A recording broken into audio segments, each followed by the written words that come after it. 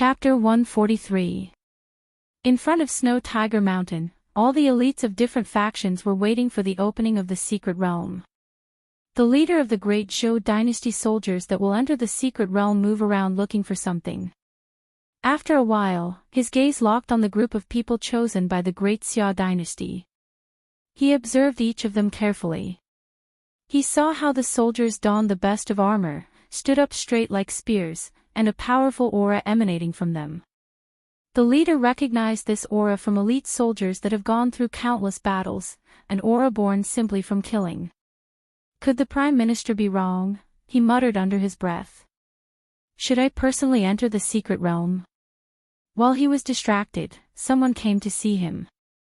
The great Zhou leader recognized this person as the leader of the great Wu soldiers that would enter the secret realm.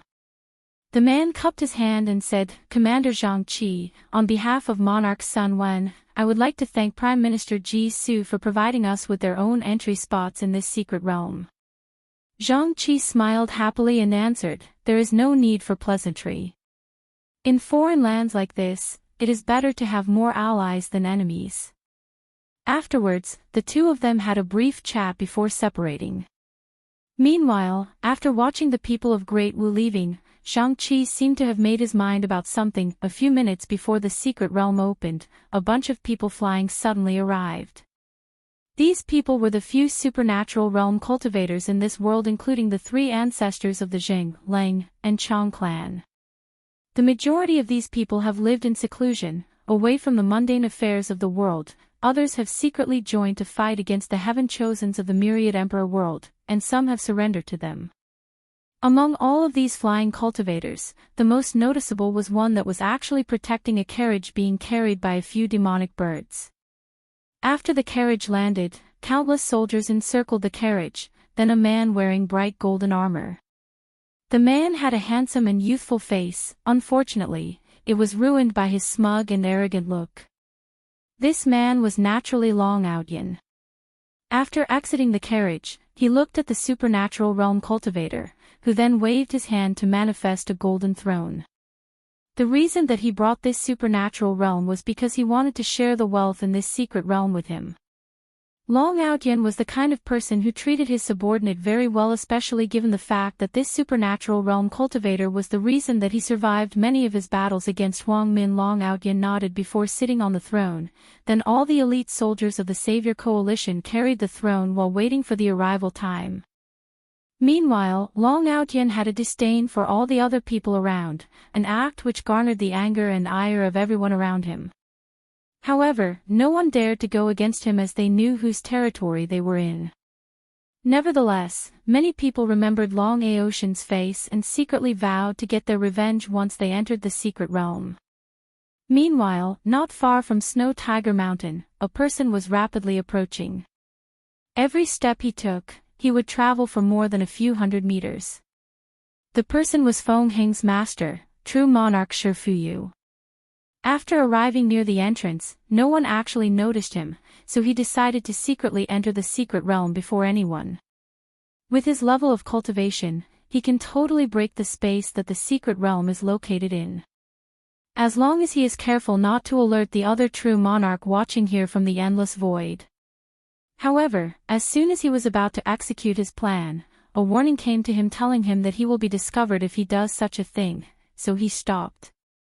Shi Fuyu frowned as he knew that this warning was his intuition or sixth senses that activated. He first thought that maybe the true monarchs had discovered him, but he soon refuted this idea. The technique he used to hide himself is very special that would allow him to even hide in front of a great emperor, so they should not be able to notice him. As a matter of fact, if it was not the fact that this was a small thousand world and the space was actually quite fragile, which could result in powerful fluctuation if he tried to forcefully open the secret realm, Shi Fuyu did not have to worry ever about being discovered. However, now, his intuition was warning him, so he decided to be cautious. Instead of barging in like he previously planned, he secretly attacked his primordial spirit to one of the people that were going to enter the secret realm. When the time arrived, the Jing clan ancestor took out a token, then activated it with her origin essence. Then, countless runes appeared in the air forming a door. Without hesitation she allowed the 3 clans to enter first before entering herself. She was followed by the people of Great Xia, then, all the other people rushed through the door. Luckily, Wang Wei had anticipated this and made sure that each faction decided between themselves the order between themselves.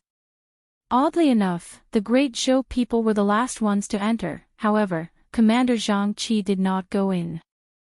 Meanwhile, after all the factions entered the secret realm, they were immediately attacked by all the puppets. Unfortunately, these puppets have finally met their match. Even with their self-reconstruction abilities, they were no match for all the soldiers participating in the secret room. This was expected given the fact that all the people here were considered elites among elites. However, midway through the battle, when most of the puppets were destroyed along with their cores, the participants started fighting with each other. Everyone wanted all the treasures of the secret realm for themselves.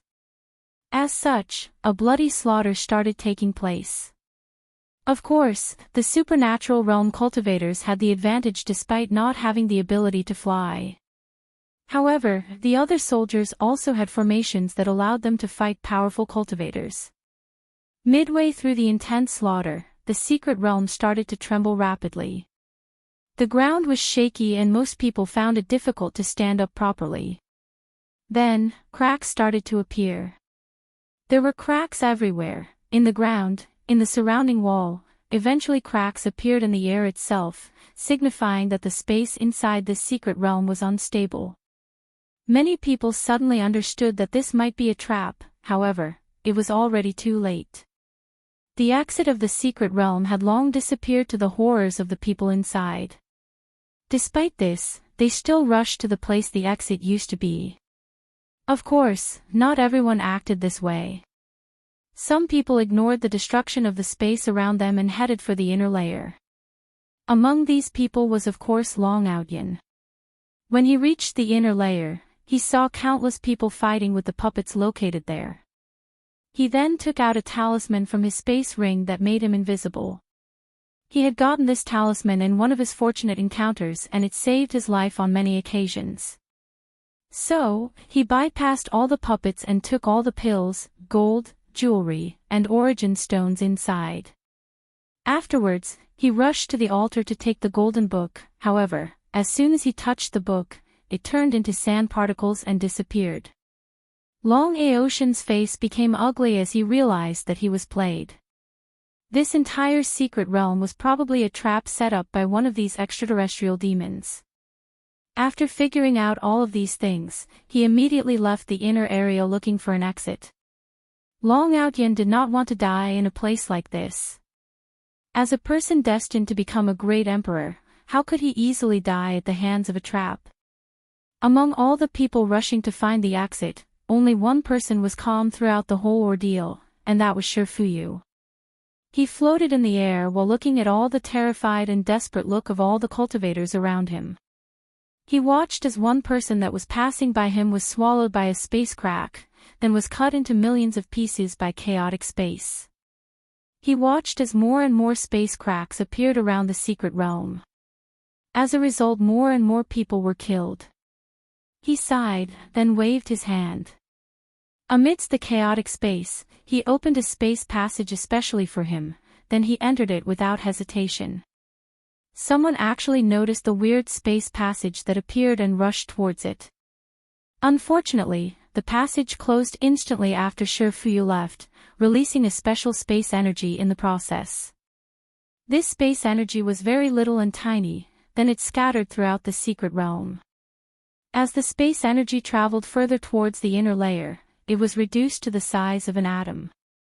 Meanwhile, Long Outyin, who had just rushed out of the inner layer, suddenly felt a powerful earthquake, which made him fall to the ground. As such, he instinctively used his origin chi to protect his body from the fall. At the exact moment that Long Outyin fell on the ground, he landed exactly on the atomic-size space energy. His origin chi then blended with the space energy, activating it and instantly opening a space passage that swallowed him and transported him out of the secret realm. Meanwhile, a few seconds after Long Aotian's departure, the secret room exploded, essentially destroying everything and everyone inside. Chapter 144. Snow Tiger Mountain. The people that did not enter the secret realm looked at its destruction with shock and confusion. A few people suddenly realized the meaning behind this explosion and immediately ran away. Meanwhile, in the clouds above the Snow Tiger Mountain, Wang Wei was floating in the air while looking at his masterpiece with a smile on his face.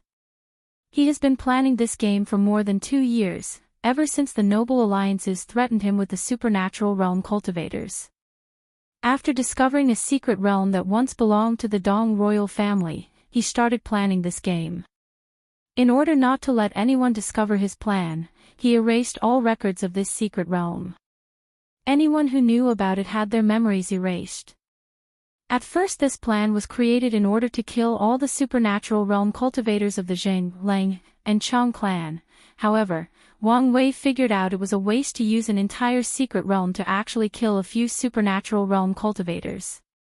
So, he increased his layout or plan to cover the entire world. With this event, the majority of the elite of this world were killed, thus weakening the strength of all the factions of this world. Not to mention all the supernatural realm cultivators that were killed in this incident. What happened 2 years ago taught Wang Wei that these people could cause serious problems to his rule if they ever banded together. Although the majority of them are actually hermit and recluse, he did not want to rely on their willingness to decide whether they would cause trouble. As such, he took preventive measures and killed the trouble in the bud. In order to do so, he had to make it look like the Great Xia was actually also a victim, so he also sent an elite group of soldiers inside the secret realm. Of course the soldiers that entered were not actually elites of the Great Xia. They were in fact all the nobles he previously captured during the invasion of the barbarian Wolf Kingdom. Afterwards, he placed the most expensive armors he could find on them, trained them for a few months to look like proper elite soldiers, then had Li Jun installed slaughter chi into their bodies to make it look like they had witnessed countless battles. As a matter of fact, in order to be cautious, Wang Wei did not even take out all the wealth that he placed inside the secret realm. Instead, he allowed them to be destroyed along with all the cultivators, or so he thought. After watching his masterpiece for a while, Wang Wei flew to the closest city of Snow Tiger Mountain and met with Grand Censorate Wang Ju. "Is everything done?" he asked her. "Yes, Your Majesty. Under your order, all the Fate Shadow Guard started a large-scale assassination against all the officials of the other factions. Whether it was generals, ministers, scholars, or alchemists. We have targeted all the backbones of these dynasties, essentially crippling them." "What was the result?" asked Wang Wei with a nonchalant look on his face. "We have accomplished a great deal of success in the Fang Divine Dynasty, the Huang Divine Dynasty and the Savior Alliance, and the Great Wu. We did get some success in the Great Shu Dynasty, however, given how weak our influences are there, the result was not as satisfactory as we expected. However, the people of Great Zhou seem to have anticipated our attack, resulting in failure. As a matter of fact, a few of our agents were killed there." Wang Wei nodded after hearing this, not that surprised by this outcome. He never believed that his opponents were all idiots.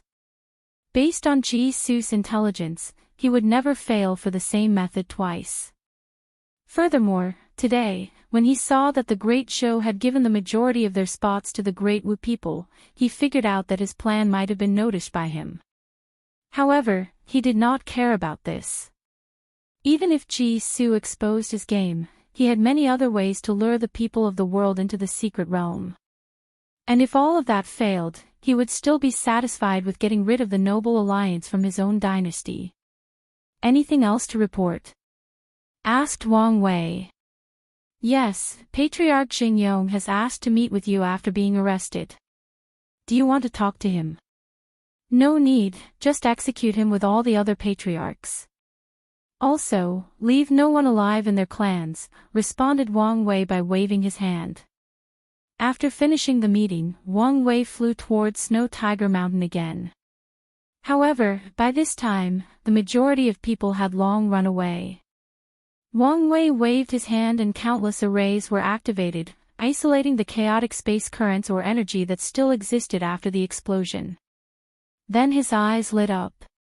Another reason that he chose this method of killing all the elites of the world was actually to create an environment for him to refine his fleshly body. Over the years, Wang Wei has spent a lot of time practicing the ancient desolate body refining scripture, and refining his bones. However, the process has been quite slow. So, after discovering the secret realm, he thought about using the power of chaotic space to further refine his fleshly body. So, after activating the formations to prevent other people from entering the area, he started to refine his fleshly body with the power of chaotic space. Of course, Wang Wei only dared to do such a thing because the level of space in this small thousand world was quite weak, otherwise, he would be ripped to shreds if he ever tried something like this back home, especially with his current realm. A few kilometers away from Snow Tiger Mountain, a man with a hood covering his face was standing on top of a demonic beast. This demonic beast was actually a tier 4-1 given the aura he exudes. The man finished reading a talisman, then looked in the direction of Snow Tiger Mountain, then he muttered, killing all the elites of the world in order to pave the way for your future conquest. This Wang Wei is not as simple as the elders said. However, this also works in my favor. The hooded man sighed and motioned for the demonic beast to move. Then, the bird-looking demonic beast turned invisible. No, it just blended into the surroundings. An act which also made this hooded man invisible. Then, they left in one direction. However, the man still muttered to himself before departing, unfortunately, my plans are not completely ready yet. Meanwhile, in the Great Zhou military barracks, Ji Song was reading information while fuming. As he breathes out loud, a powerful gas can be seen coming out of his nose. Veins could be seen popping out of his forehead, then he crushed the talisman in his hand. Immediately afterwards, a terrible bloodlust could be seen in his eyes. All the generals in the meeting room placed their heads down and dared not look him in the eyes. The reason that Ji Song was so furious was that he almost fell for the same trap twice, and by the same person too. If his big brother did not stop him, heaven knows what would have happened to him if he entered that secret realm. The more Ji Song thought about this, the more angry he became. Suddenly, the seats under him started melting as lava started falling out of his body. Little Song, control yourself, yelled Ji Su, an act which eventually calmed down Ji Song a little bit.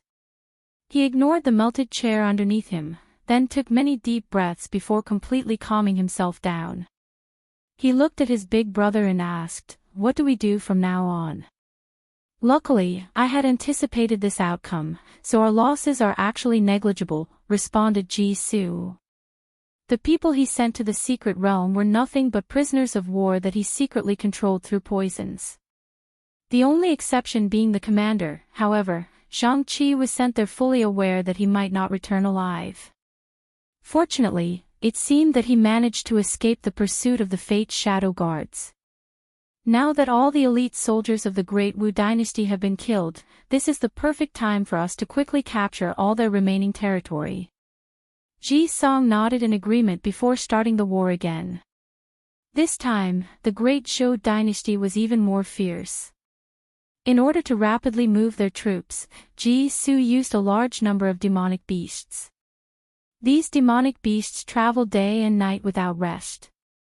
Once they reach their limits, Ji Su will place them inside his space ring, which was very large and capable of holding living beings, and replace them with new demonic beasts. In that way, the transportation system of the Great Zhou Dynasty can reach at least 70% of the Great Xia that use constructs or puppets. Of course, the Great Zhou was not the only dynasty that was rushing to conquer more land.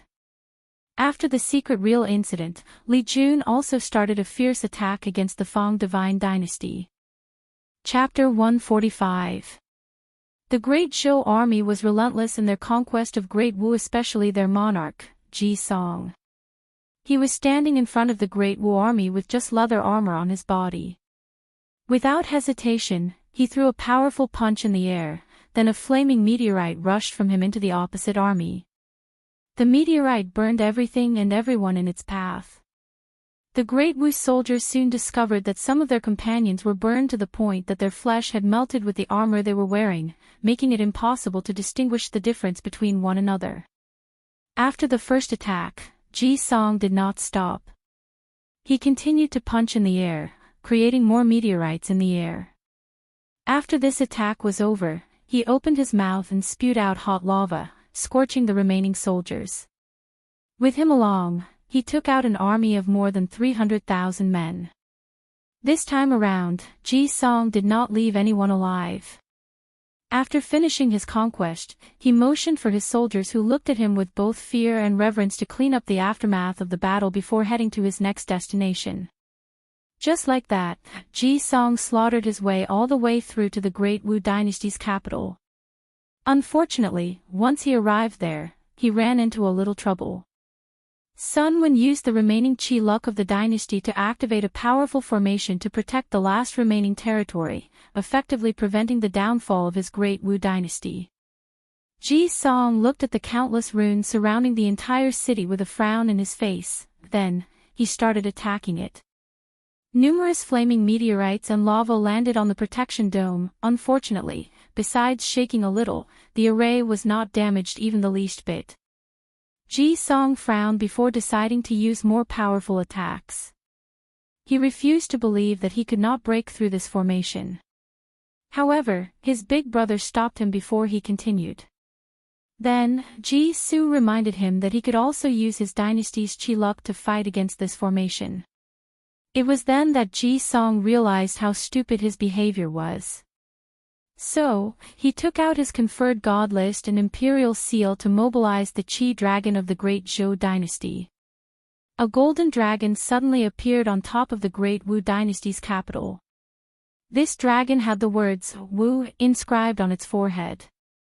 After appearing, the dragon roared to the heaven to demonstrate its superiority, then it rushed to the flood dragon of the Great Wu dynasty, and started to devastate it in a one-on-one battle. Ji Song watched this battle with a smile on his face. He could feel that his dynasty's luck would be the final winner. However, this process would take a little while as the flood dragon had the power of formation to support it for a while. However, Ji Song was patient enough to wait for the outcome. Meanwhile, in the Fang Divine Dynasty, Fang Lijuan was in a border city overseeing the battle against the Great Xia army. In just a short few weeks, she already lost another quarter of her territory again. Given the fact that her bloodline backlash has not completely healed, her strength was dramatically reduced. Of course, in her current situation, it didn't really matter whether she had any strength. The majority of her officials and generals were assassinated, leaving not only the dynasty, but the army in shambles. Even if she had the ability to stop Li Jun, her army was currently not in shape to fight against the Great Xia given the fact that the chain of command was essentially crippled. On top of that, the reinforcement she received from Huang Min quickly left back to their own territory as they were needed there. At this point in time, Fang Lijuan had to acknowledge that she has failed greatly in this trial and it is only a matter of time before her dynasty is destroyed and she will be forced to leave the warring kingdom world.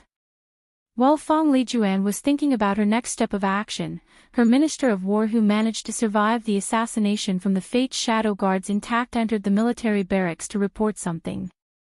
Goddess Empress, one of our scouts discovered a severely injured person close to our military barracks, said the Minister of War. Did someone from the Great Xia manage to bypass our blockade? That's not it. Oh, did you capture a member of the Fate Shadow Guard? That's not it either.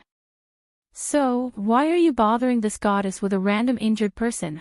Asked Fang Lijuan with a puzzled look on her face. According to the information received, this person just suddenly appeared near our barracks, without any sign or movement. Oh, responded Fang Lijuan, a little intrigued. If this person has such magical means, maybe she could use it to turn the tide of this war. Do you know who this person is? We have identified the person as the leader of the Savior Coalition, Long Outyan. Fang Lijuan frowned after hearing this, not expecting this outcome. How could a native have such magical means? However, she still decided to see him. Soon, a person lying on a wooden bed was carried in front of Fong Lijuan. He has countless scars all over his body.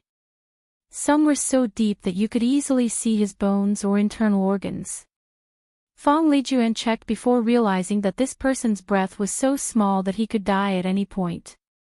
So, she waved her hand to say, "He is useless to us, so just put him out of his misery."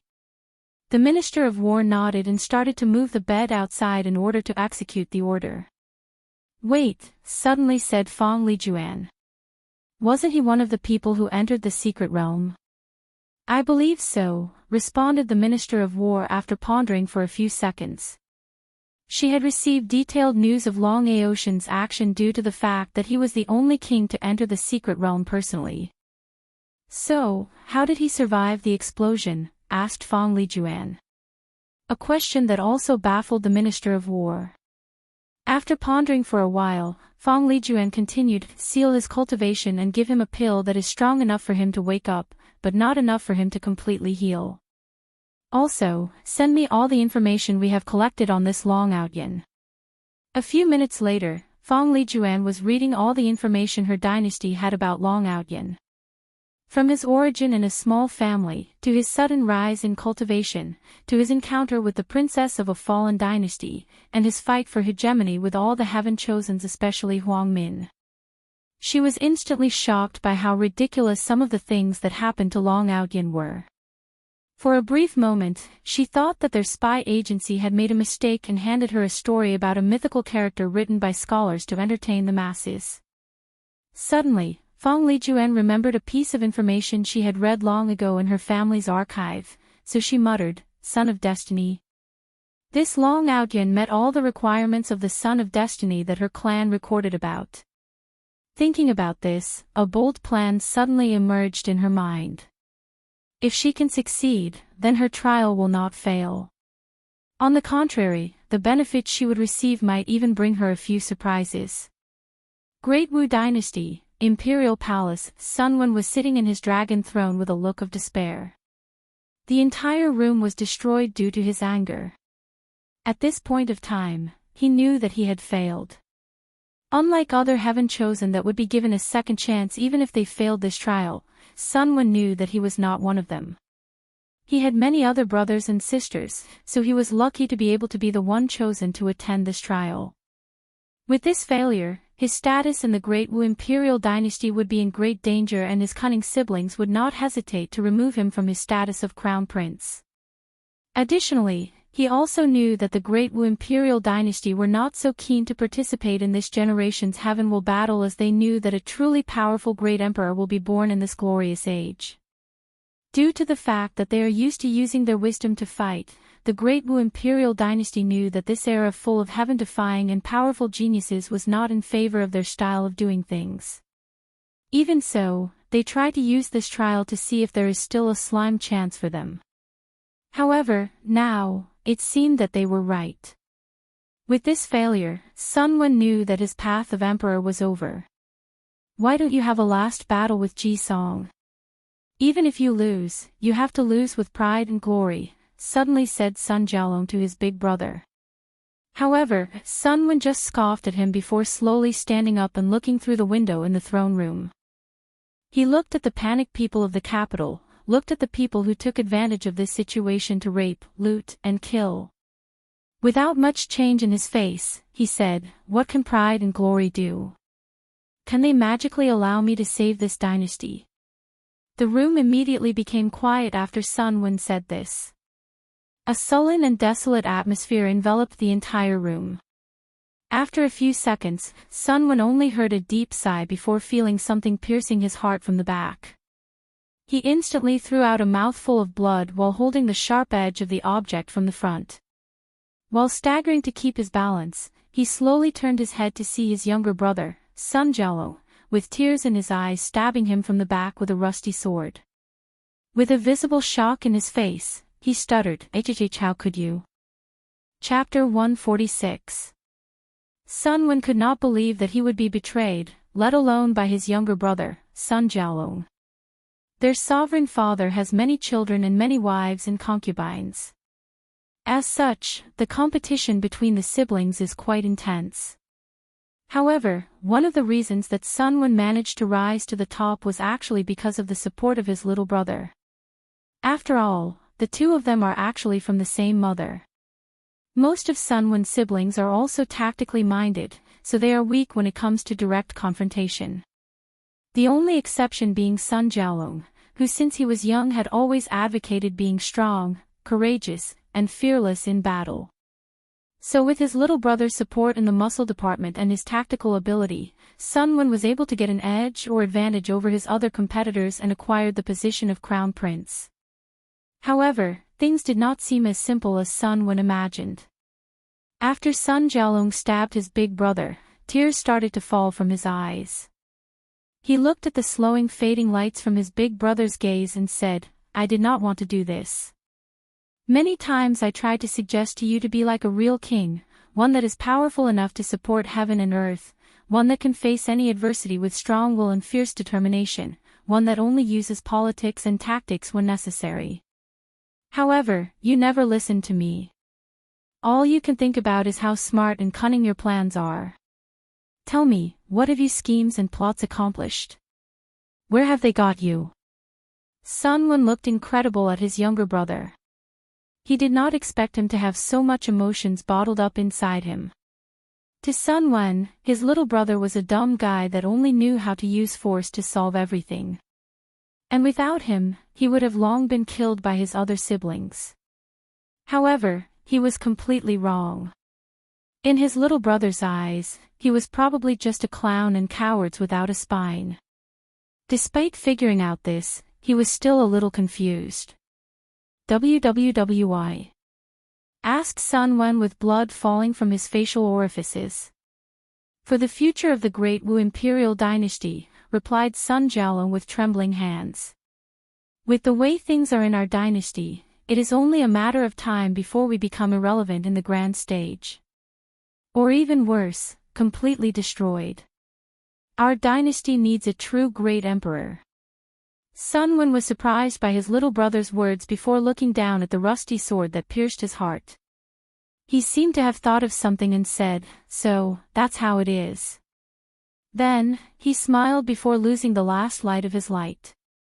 After Sun Wen's death, the rusty sword in Sun Jiaolong suddenly absorbed something from Sun Wen's body, then the rusty sword turned golden and the character for, human, became even more clear. It seemed to contain a certain spirit. Afterwards, countless golden spots started to enter Sun Jiaolong's body, transforming him completely. Whether it was his strength, comprehension, talent, and soul were improved dramatically. More importantly, his look broke from golden dragon straight to peak purple gold dragon, skipping the purple look. The process only lasted for a few minutes before stopping. Afterwards, Sun Jiaolong looked at the sword in his hand with a complicated look on his face. He loathed this sword as the requirement to activate it is to kill a powerful king after losing his kingdom or dynasty. On the other hand, he will rely on it for his future emperor's path. At first, Sun Jiaolong was going to kill one of the heaven chosens of this trial to activate the sword. However, based on his big brother's terrible abilities that he displayed in the past years, he soon realized that such a thing might not be possible. So, in desperation, he decided to make such a drastic decision. As for his other siblings back home, he did not have the chance to kill them due to the cultivators always protecting them. More importantly, Sun Jiaolong knew that if he activated this sword back in the Myriad Emperor world, a powerful vision would occur throughout the entire world, thus revealing the identity of this sword. And with the strength of their Great Wu Imperial Dynasty, it would be very difficult for them to preserve the sword. After reining in his thoughts, Sun Jiaolong looked at the protection array that was deactivated after the king's death. The Qi-Luck Flood Dragon of the Great Wu Dynasty roared in sadness before dispersing into countless motes of lights, signaling the end of the dynasty. Meanwhile, both Ji Song and Ji Su were shocked by the sudden change in the situation. However, they soon regained their bearings and marched with their army straight for the imperial palace. They thought that maybe Sun Wen had decided to surrender. Inside the dragon throne room, Sun Jialong took one last look at the fallen Great Wu and swore to himself that he would never allow such a thing to happen to the Great Wu imperial dynasty. Afterwards, he placed the body of his big brother in his space ring before crushing a talisman. Immediately afterwards, a space crack appeared and swallowed Sun Jialong, and he found himself floating in the endless void. There, he saw countless true monarchs looking at him with different gazes. Some looked at him with intrigue, some with sneer and disdain, some just looked like they took pleasure in his suffering. Of course, the particular gaze was very intense, full of anger and fury. It was the Tao protector of his big brother and his granduncle, retired Prince Sun Quan. "Why did you do it?" asked true monarch Sun Quan with a gruff voice, trying to control the fury inside of him. "Great uncle, I have my reasons." "Let's hear them then." "I believe that this is not the place to discuss this kind of thing," replied Sun Jialong while gazing at all the other true monarchs that seemed to be watching their conversation like it was a drama play in the brothels. Sun Quan took a deep breath to calm himself down, before taking out a token to activate a teleportation. As this world was discovered by their Great Wu imperial dynasty, they have placed an array to connect it to the Myriad Emperor place. Meanwhile, after the two of them disappeared, the true monarchs started discussing the situation among themselves. "I cannot believe that he actually killed his own brother. Isn't common knowledge that royal families are the most ruthless? Father killing son and brothers killing each other is a very common thing. Adding to that the competition of the heaven will, well, anything is possible." That may be true, however, they usually do these kinds of things in secret. After all, they still have to save their family's face. Well, desperate times call for desperate measures, I guess. None of that actually matters. Suddenly said some from the Divine Tao League. Can anyone identify the sword he used? No one answered the question for a while before someone said, "Could it be that sword?" Unlikely, that sword has been lost for countless eras. In fact, many people believe that this sword never existed in the first place, or disappeared with its owner. In any case, this generation of heaven will battle just got more interesting with another variable added to it. Many people had a pensive look on their face after hearing this. To be precise, they had a frown on their faces. If this sword is what they think it is, things will become more difficult for their heaven chosen. Of course, one person thought differently from the other people, and that was true monarch Yan Qin. He had the utmost faith in his young master, and he sneered at the idea that a mere weapon could actually decide the fate of the heaven will. Any person who had such an idea did not truly understand the meaning of a glorious age. Any time that one generation of heaven will was sacrificed for the next generation, it means that a fierce and brutal battle will take place in order to cultivate a very powerful great emperor. According to Yan Chen's guess based on past knowledge, there is a high chance that an eternal emperor will be born in this generation. As such, no matter how powerful the weapon in Sun Jialong's hand is, it can only allow him the ability to stand on the same footing as heaven chosens like his young master or crown prince Ji Song. And if Sun Jialong has the mindset that a weapon is enough for him to pave his way to the Tao, then that would only prove that his Tao heart is unsteady and he has no future in the path of the emperor. Meanwhile, after Sun Quan teleported back to the Myriad Emperor world, he looked deeply at Sun Jialong, his meaning very obvious. To which Sun Jialong just took out his swords and showed both the front and back to him. "Human destiny sword," muttered Sun Quan with a great shock in his face. Chapter 147. True monarch Sun Quan stared at the sword in Sun Jialong's hand with an intense excitement, surprise, and hope, especially after he explained that it was actually the human destiny sword. As the name suggests, this sword holds the destiny, fortune, or luck of the entire human race of the Myriad Emperor world. It was created by the human emperor back in ancient times as the luck condensation weapon of the Great Qin imperial dynasty. Anyone who holds it is the rightful heir of the Great Qin imperial dynasty and has the right to recreate or re-establish the Great Qin imperial dynasty. Of course, no cultivators in current time will acknowledge this so-called heir, as no one would want some random person becoming their leader just because a sword said so. In fact, there are many other benefits that Sun Jialong will have access to as the holder of the human destiny sword. For one, he will have access to the Myriad Emperor Dao scripture, which is an emperor-level technique created by the human emperor that cultivates the Dao of emperor or the Dao of sovereign. Just this fact was enough to make retired Prince Sun Quan very excited, as their great Wu imperial dynasty finally has a second emperor scripture. Besides the one created by their founder, the remaining 3 emperor scriptures were in fact quasi-emperor tier techniques, maybe just a little more powerful than that. However, they still did not reach the level of a true emperor art. Another benefit that Sun Jialong will receive is the increase in talent and strength. As a successor to the human emperor, Sun Jialong's talent must reach a certain level, and if he does not, the sword will make it up for him. A third benefit is the fact that he should have access to the Great Qin treasury. There are rumors that the Great Qin imperial dynasty, as the only dynasty that ever conquered the entire world, held countless wealth. Wealth enough to make a single man have more resources than both the Dao Opening Sect and the Emperor Enlightening Academy combined.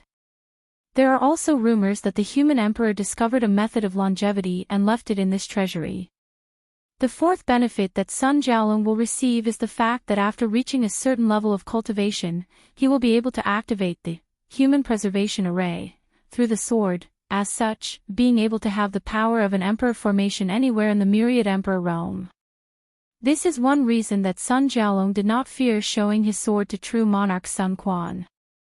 Although with his current cultivation realm he cannot yet activate the array, however, once someone tries to take the sword from him by force, the array will open up automatically to protect him. Despite this, Sun Jialong will still choose to remain low-key in the future, as the significance of this sword is too great to the Myriad Emperor world.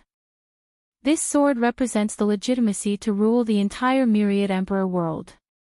Although the majority of cultivators would never accept or allow this, however, there are many of them that would. As long as Sun Jialong decided to reveal his status as the human emperor's successor, countless people would still rally behind him, thus allowing him to form a powerful force very quickly. The Myriad Emperor world has been long divided by all the factions of the world. As such, no sect or dynasty would allow another powerful faction to rise up and take a piece of the pie that was already divided. If any faction wants to get more power, there is only one way, and that is to cultivate a great emperor. And even that may not be enough. The Myriad Emperor world has reached such a stable balance that not just any great emperor can decide the direction of the entire world. Said emperor must be extremely powerful in order to do so. This balance created by all the powerful factions of the world has both a positive and a negative. The positive is that the world is generally quite peaceful. There are few large-scale wars between factions, as they usually use their heaven chosen to decide the outcomes of things. A perfect example of that is the fact that there has been no Emperor Dao war since the Middle Emperor era. In other words, no emperor lineage has fought each other until extermination since the last era. The negative part of this balance is the fact that the Myriad Emperor world has become stale or stagnant for countless millennia. Nothing new or unexpected has happened for millions of years. Many people believe that the reason that the glorious age arrived in this era was because Heavenly Tao wanted to shake the status quo of the world, so it set out to cultivate a powerful great emperor that could bring brand new and better changes to the entire world. In fact, Sun Jialong did not reveal the most terrifying part of the human destiny sword to anyone.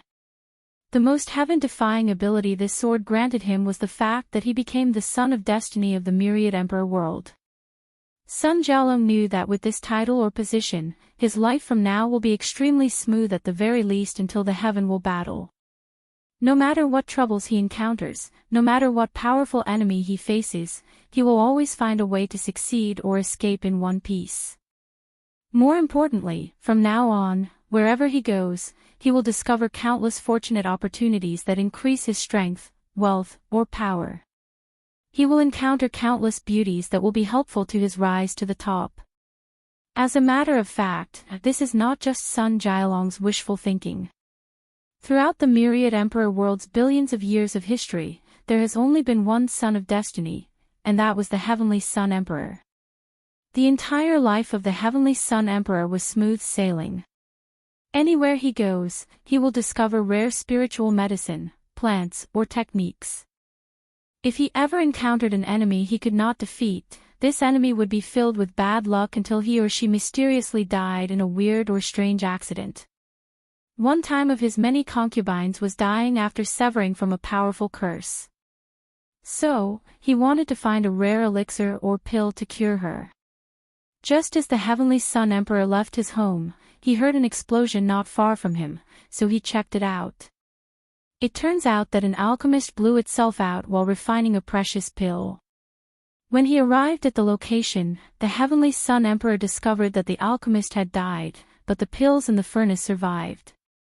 And it turns out these pills were the very one he needed to treat his concubine. So, with a smile on his face, he immediately returned home, happy that he did not have to travel far.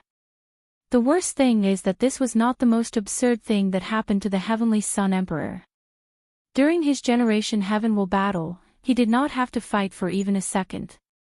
A few minutes after arriving at the site of the battle, the Heaven will appeared in front of the Heavenly Sun Emperor who was inside a man-made cave deep in the mountain. Without any effort, he took the Heaven will, proved the Tao and became a great emperor. He then took the name of Heavenly Sun to show he was favored by Heaven, that he was the Son of Heaven and Earth itself. Of course Sun Jialong will never believe that by being the Son of Destiny he will automatically become a great emperor. During the glorious age, luck is useless as only by killing all participants will the Heaven will appear before the final winner. Furthermore, the fate of the Heavenly Sun Emperor is the perfect example of why no real powerhouse should rely on luck all their lives. After the Heavenly Sun became emperor, no one was willing to accept losing just like that. So, many doubts about the ability of the Heaven Sun Emperor aroused, people kept saying that it was only because of luck that he became an emperor, an act which actually infuriated him. So, the Heavenly Sun Emperor used his powerful strength to suppress all these people. However, no one was convinced as he was just using his higher cultivation level to bully people weaker than him. In fact, one of the most famous recorded incidents at that time was that a Heaven Chosen of that time spit directly in the face of the Heavenly Sun Emperor, refusing to bow to him even if it killed him. The Heaven Chosen directly called him a weak coward who relied entirely on luck to go through his whole life. After that incident, the Heavenly Sun Emperor did kill the Heaven Chosen. Instead, he set out to prove everybody wrong by attacking one of the most powerful forbidden land of the myriad emperor world, the Netherworld. Unfortunately, the Heavenly Sun Emperor's action just proved that the world was right about him. After entering the Netherworld, he never came out again, showing that even the Son of Destiny cannot rely on its heaven-defying luck for everything. Meanwhile, after checking the sword from Sun Jialong's hand, retired Prince Sun Quan immediately returned to the Great Wu Imperial Dynasty to discuss future plans with the sovereign and retired elders. Back to the trial, in the Fong Divine Dynasty, Long Outyin woke up after a few days in a coma. He looked around with difficulty before saying with a tired voice, "Where am I? Wait, I'm still alive." "You are indeed alive, thanks to your luck and this goddess' help," said a sweet and enchanting voice. Chapter 148. Long Outyin moved his head in the direction of the voice with great difficulty. Then, he saw the most beautiful woman he had ever seen in his life. She was wearing a white hanfu, fully displaying her divine and sacred bearing. Her eyes were cold and indifferent, making every man wanting to do everything to curry her favor, to elicit a simple smile from her, to see any kind of jubilance emanating from them. "Are you a fairy?" "No, maybe a goddess," muttered Long Outyin subconsciously after seeing Fong Lijuan. "You can say that," she replied, still with a cold look on her face. However, Long Outyin did not care about this. The colder she was, the more he wanted to conquer her. Of course Fong Lijuan could see the possessive nature in Long Aotian's eyes, but she did not care about it. Most men that she meets have the same look, so she is used to it by now. "You should not move so quickly, otherwise your wounds will open," warned Fong Lijuan when she saw Long Outyin trying to get out of the bed. However, he refused to listen to her. How could he allow his future wife to see him in such a weak state? As such, Long Outyin wanted to show that he was fine by getting. Unfortunately for him, he was still in a terrible state. Although the space he teleported through was somewhat stable, it was not enough for him to survive unarmed. As such, Long Outyin was almost grinded into tiny dust particles during a chaotic space teleportation. After trying to get up, all the bandages on Long Outyin suddenly started bleeding, signaling that his wounds were reopened. Fong Lijuan sighed after seeing this, then walked next to him to help him change his bandage. An act which placed a wide grin in the face of Long Outyin. However, Fong Lijuan did not say anything during the entire process. Afterwards, Long Outyin finally listened to her warning and rested properly instead of moving. Meanwhile, Fong Lijuan was sitting in her room looking at the bandages that she had just finished wrapping. Worthy of a son of destiny. Only a few seconds after meeting him, my IQ seemed to have been lowered. When would I, Fong Lijuan, help a man change his bandage? After saying this, a ruthless look appeared in her eyes, then she smiled cunningly. In the next few days, Fong Lijuan accompanied Long Outyin during his recovery. As such, the two got to know each other pretty well. Although Long Outyin was a little shocked when he discovered that she was an extraterrestrial demon, he convinced himself that only a person with such a background can be so beautiful, and worthy of him, a future great emperor. Unfortunately, his recovery was going very slow.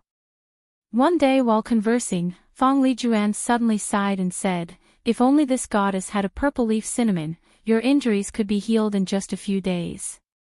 What's that? Oh, it's a very rare and precious herb used for healing. Unfortunately, I did not bring any with me from my world. Long Outyin frowned for a while before asking, "Can you describe this herb?" Fong Lijuan had a puzzled look on her face due to Long Aoshan's words, but she did not pay much attention to it before describing the purple leaf cinnamon. However, to the surprise of Fong Lijuan, Long Outyin took out a strange herb from his space ring and handed it to her.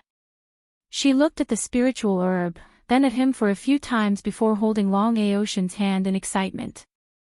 "That's the purple leaf cinnamon. How come you have such a thing? With this medicine, your injuries can heal very quickly," said Fong Lijuan with a smile on her face.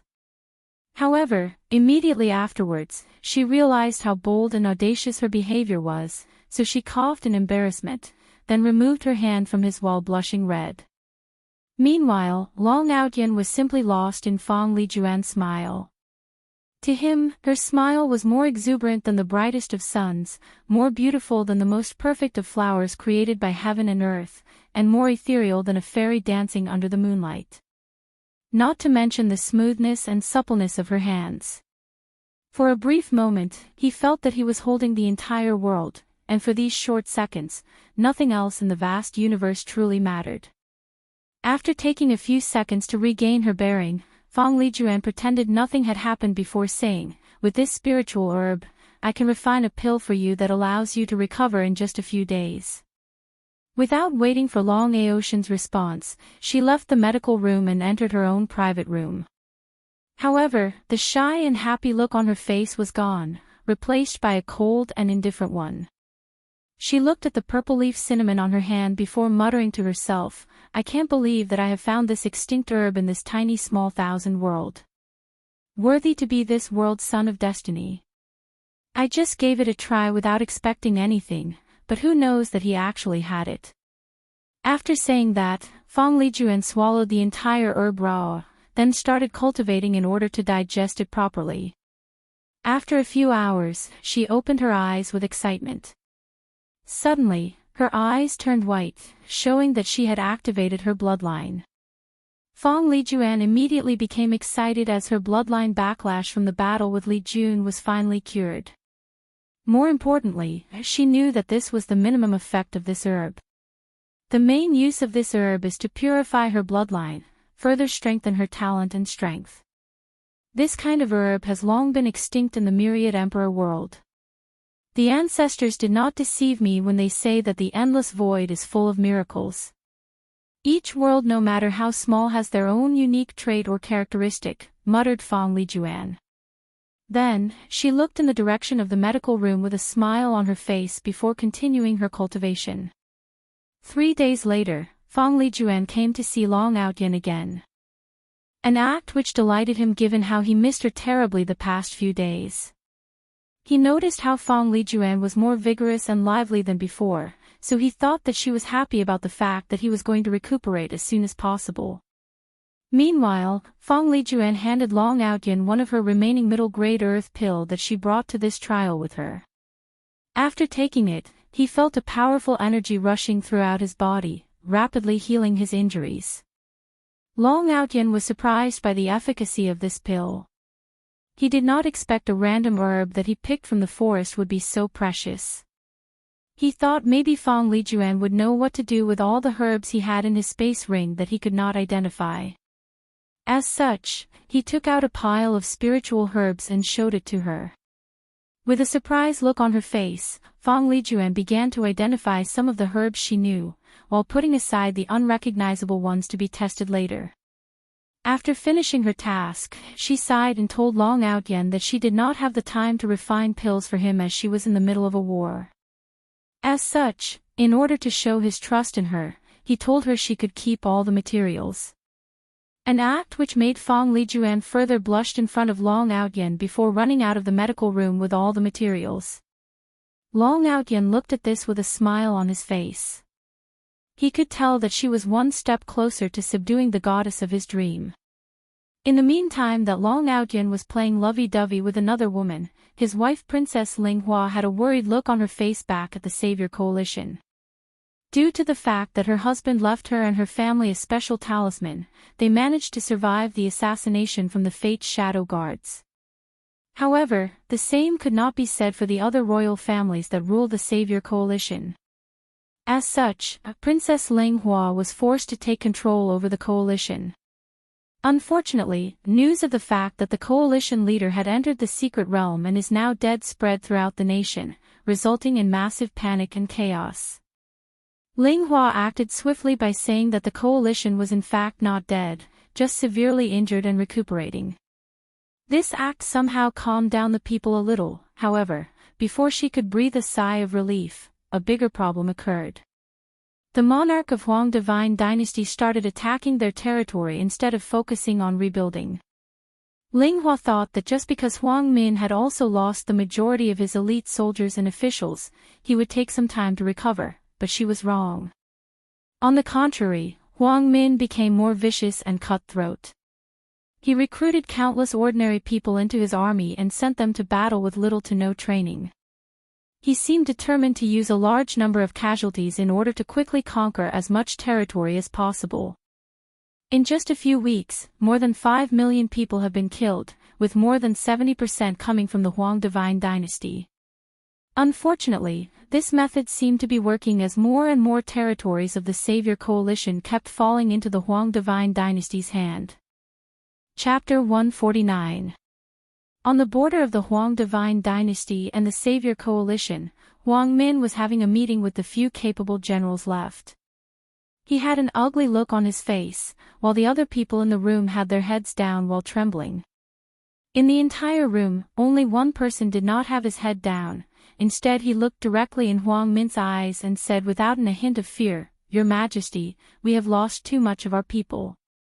We cannot continue to sacrifice so many of our people."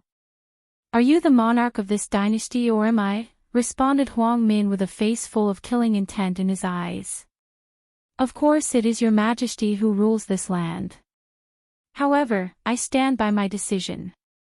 If things keep going on like this, it is only a matter of time before our territory becomes unstable, resulting in countless rebellions all over." "It doesn't matter," replied Huang Min with ruthless eyes. "As long as I conquer the territory of the Savior Coalition as soon as possible. So, go execute my orders and recruit more people into the army." The minister who previously spoke sighed after hearing this, then bowed before saying, "In that case, Your Majesty, I refuse to listen to this order." After hearing this, Huang Min instantly appeared in front of this minister and held him in the air by the throat. What did you say? I am sorry, Your Majesty, but I refuse to let the blood of countless ordinary people be stained in my hands. Do you want to die? Do you want all 9 generations of your family to follow you into samsara? If the king wants the minister to die, then the minister has to die, replied the suffocating minister. However, despite Huang Min's threat, he had both a calm look in his face and a strong determination. However, his look greatly angered Huang Min as it reminded him of people who defied him, people who dared to disregard his noble and divine bloodline. So, with a burst of anger, he used all of his origin chi to directly pinch this minister's head like an exploding balloon. As a result, blood and brain matter scattered everywhere in the meeting room. All the other officials looked at their clothes drenched in the blood of their comrade, and a look of fear appeared in their eyes. The realization that the same fate could happen to them and their families at any given moment brought extreme dread to all of them in the room. So, they lowered their heads even more. Meanwhile, Huang Min could feel the intense fear emanating from his officials. He licked his lips with intense pleasure as he enjoyed placing the fear of God to these natives, making them realize that compared to them, he was truly a god that can determine life and death. He looked down at them before saying, "Any of you still want to disobey this emperor's order?" No one answered him as the room instantly became quiet. Even the sound of breathing could not be heard. So, Huang Min nodded in satisfaction. Afterwards, an official went to execute his order. Countless common people were forcibly recruited into the army, then separated from their loved one and sent to the war in the frontier. Using countless lives as sacrifice, the Huang divine dynasty's border continued to grow rapidly. Meanwhile, Huang Min was overseeing the entire war at the borders. The reason that he was in such a hurry was because he had an intuition that something would happen to him. He figured out that it was only a matter of time before either the Great Xia people reached his border after conquering Fang Lijuan's territory, or the Great Zhou people will come after him once they have settled the territory of the Great Wu. So, Huang Min's plan was to increase his dynasty's luck solely based on the territory size, then absorb enough luck for him to reach purple gold before immediately leaving this trial. Huang Min knows perfectly well that his plan is actually quite flawed as he would be backlashed by karma if he did such a thing. However, he was desperate and he did not have much time to plan anything better. As for the repercussions of his actions, he believed that his Huang divine clan would find a way to help him deal with it. Meanwhile, in the Savior Coalition, Princess Linghua had just made a plan to respond to the emergency situation of the coalition. Her plan was simple. She used a technique to turn into Long Outyen, then started making inspirational speeches to all the people in her remaining territory. She told them of the cruel methods that the people of the Huang divine dynasty had to suffer under their ruler's hand, and motivated all the capable men and women to take arms and defend their home. Of course, Ling Huan made her appearance look sick and weak to explain the reason that the coalition leader did not take action personally. And her plan worked wonderfully. All the people were banded together under the idea of defending the country and fighting foreigners. Whether it was men, women, and even children, they took anything that can be used as weapons and headed to the border to fight these invading barbarians. Unlike the people of the Fang divine dynasty that were forced to enter the army, the Savior Coalition volunteered of their own free will to join the army in order to defend their dynasty. While the people of the Savior Coalition were sacrificing their lives for a noble cause, their leader was drinking wine and chatting with a beautiful goddess. Due to his powerful body, Long Outyen only took 3 days to heal his injury after taking the Earth Tear pill. Now, he was having a romantic dinner with Fang Lijuan. "Warner, this wine from your home world is truly the finest delicacy that I have tasted in my life. How many times has this goddess told you not to call me Warner? It is already your honor to allow you to call this goddess by her real name." "I know, I keep forgetting. So, Warner, how is the war going?" Fang Lijuan sighed, before ignoring the rude behavior of this audacious man. "Of course it's going terrible. It is only a matter of time before the Great Xia reaches the capital, thus completely destroying this goddess dynasty. Is there anything I can do to help?" If we team up together, we can definitely stop Li Jun. Is not that this goddess refuses your help, but with your strength, it will be useless for you to intervene. Not to mention that Li Jun has a female companion that is not far in strength with him. On top of that, the true big boss of the Great Xia, Wang Wei, has not even shown up yet. Long Outyin secretly formed a fist with his right hand.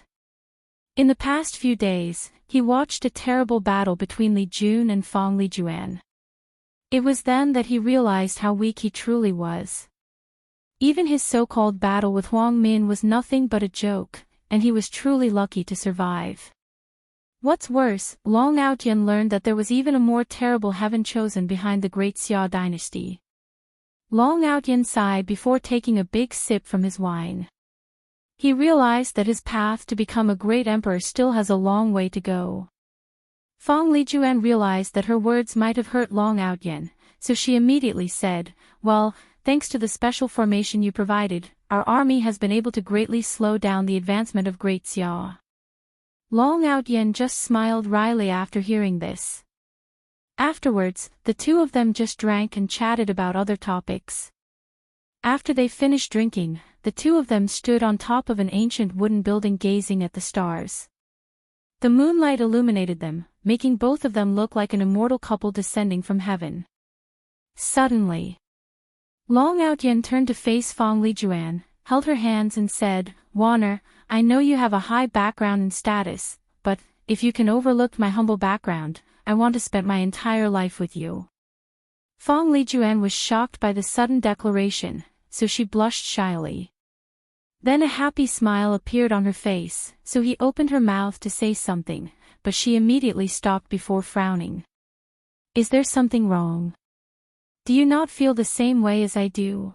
asked Long Outyin with a worried look on his face. "That's not it," replied Fang Lijuan after sighing. "The truth of the matter is, I am actually already engaged." "What? With whom?" asked Long Outyin with a flustered look on his face. "To Huang Min." "Him?" asked Long Outyin with fury in his face. "In that case, I'll just kill him to annul the engagement." Chapter 150. Fang Lijuan immediately stopped Long Outyin from doing anything stupid, then she said coldly, "How are you going to kill him? With your feeble strength?" Long Outyin gritted his teeth to calm himself down, then he started walking back and forth thinking about this situation. He was ready for Fang Lijuan to reject him, but he believed it was because she feared that her powerful family would not allow their union. As such, Long Outyin was prepared to show his worth to her family. And if that did not work, wait until his strength is enough to use force to suppress her family until they allow them to be together. But now, things seem a little complicated. After a few seconds, Long Outyin looked at Fang Lijuan and asked, "How come you are engaged to him? Do you have any feelings for that guy?" "Do not insult this goddess." "How could I have any feelings for such a disgusting person?" replied Fang Lijuan with a look of disdain on her face. Words that were very comforting to Long Outyin. "As for the reason we are engaged, it is because of our divine clan." "Divine clan? How so?" "His Huang clan and my Fang clan are the two most powerful clans of the Divine Dao League, with each of us being the only clans with two great emperors. As such, for countless generations, when two heaven chosens or divine child appeared in these clans, the two families will betroth them to each other in an attempt to either support one another for the heavenly throne, or to cultivate a next generation with a very pure and powerful bloodline. As it turns out, in this generation, this goddess and Huang Min are the divine child of our clans, so we were betrothed ever since we were born." Long Outyin looked pensive after hearing this. "How does your clan decide the status of Dao child?" Fang Lijuan was a little surprised by this sudden question, and she could guess Long Aotian's thought, but she just shook her head and replied, "Our bloodlines were tested after we were born to determine our positions as divine child. Bloodline this, bloodline that, everything is about bloodline," said Long Outyin with a raised tone, almost screaming. "I have heard that the other heaven chosen do not have bloodlines. Couldn't your family just accept a talented person without bloodlines?" Fong Lijuan just sighed after hearing this and said with a lowered head, "Our family has been preaching the concept of bloodline superiority for millions of years. Do you think that they would just change their mind just because of your words?" Long Aotian's face became ugly after hearing this.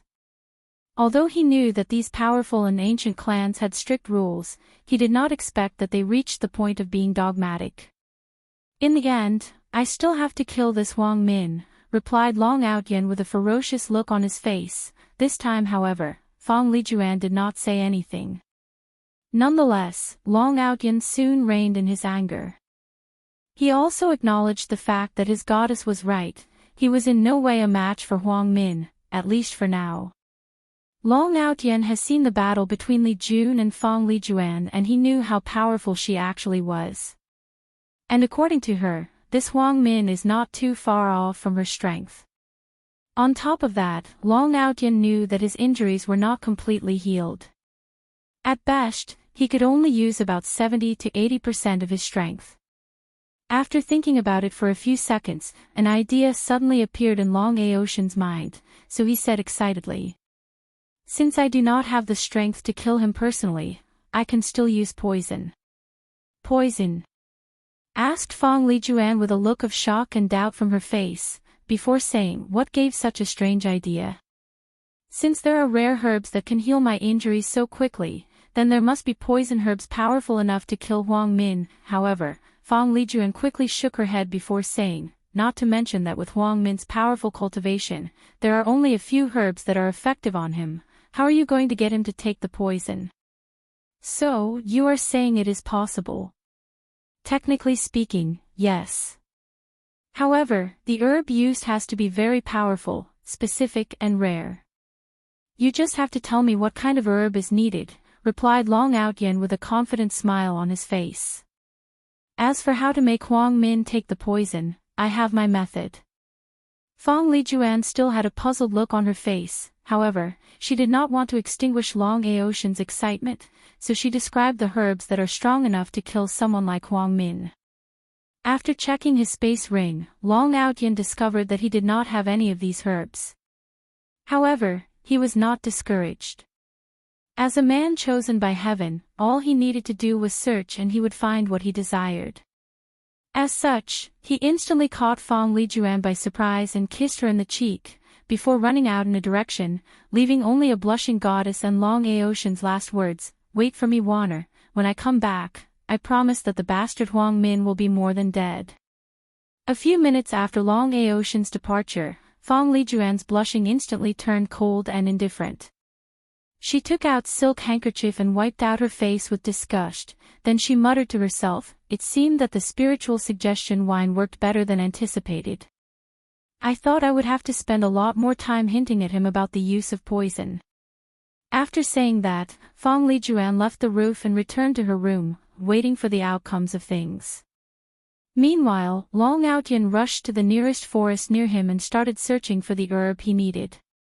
However, even after searching for a week, Long Outyan did not find anything, so he became a little discouraged. Just as he was about to give up his search and headed out to a different place, suddenly a powerful flying demonic attacked him. Long Outyan immediately fought back. However, he soon realized that this demonic beast was in fact a Tier 4 demonic beast. So, he immediately ran away. With his injured body, it would be suicidal to fight with it. However, the demonic beast had different thoughts. It kept chasing Long Outyan and attacking him. After a few minutes of no success, the demonic beast seemed very angry, so it opened its mouth to gather a powerful lightning, then shot at Long Outyan. Boom! A powerful explosion resulted after this attack. Although Long Outyan jumped in time to evade the attack, the shockwave created by the blast still hit him. Unfortunately for him, he happened to be running close to a cliff, so he was sent over the cliff due to the attack. Long Outyan cursed the beast out loud before trying to use his origin chi to hang on the cliffside. However, his injuries suddenly acted up, forcing him to throw a big mouthful of blood and falling down the cliff. Knowing that this might be the end of him, Long Outyan used his origin chi to protect his body, then closed his eyes hoping for the best. However, Long Outyin was not splashed to death as he anticipated. Instead, he fell inside a river or water source of some kind. After swimming out the river, he praised his luck once again before navigating around looking for a place to exit. Soon, an enticing scent attracted Long Outyin and he followed it.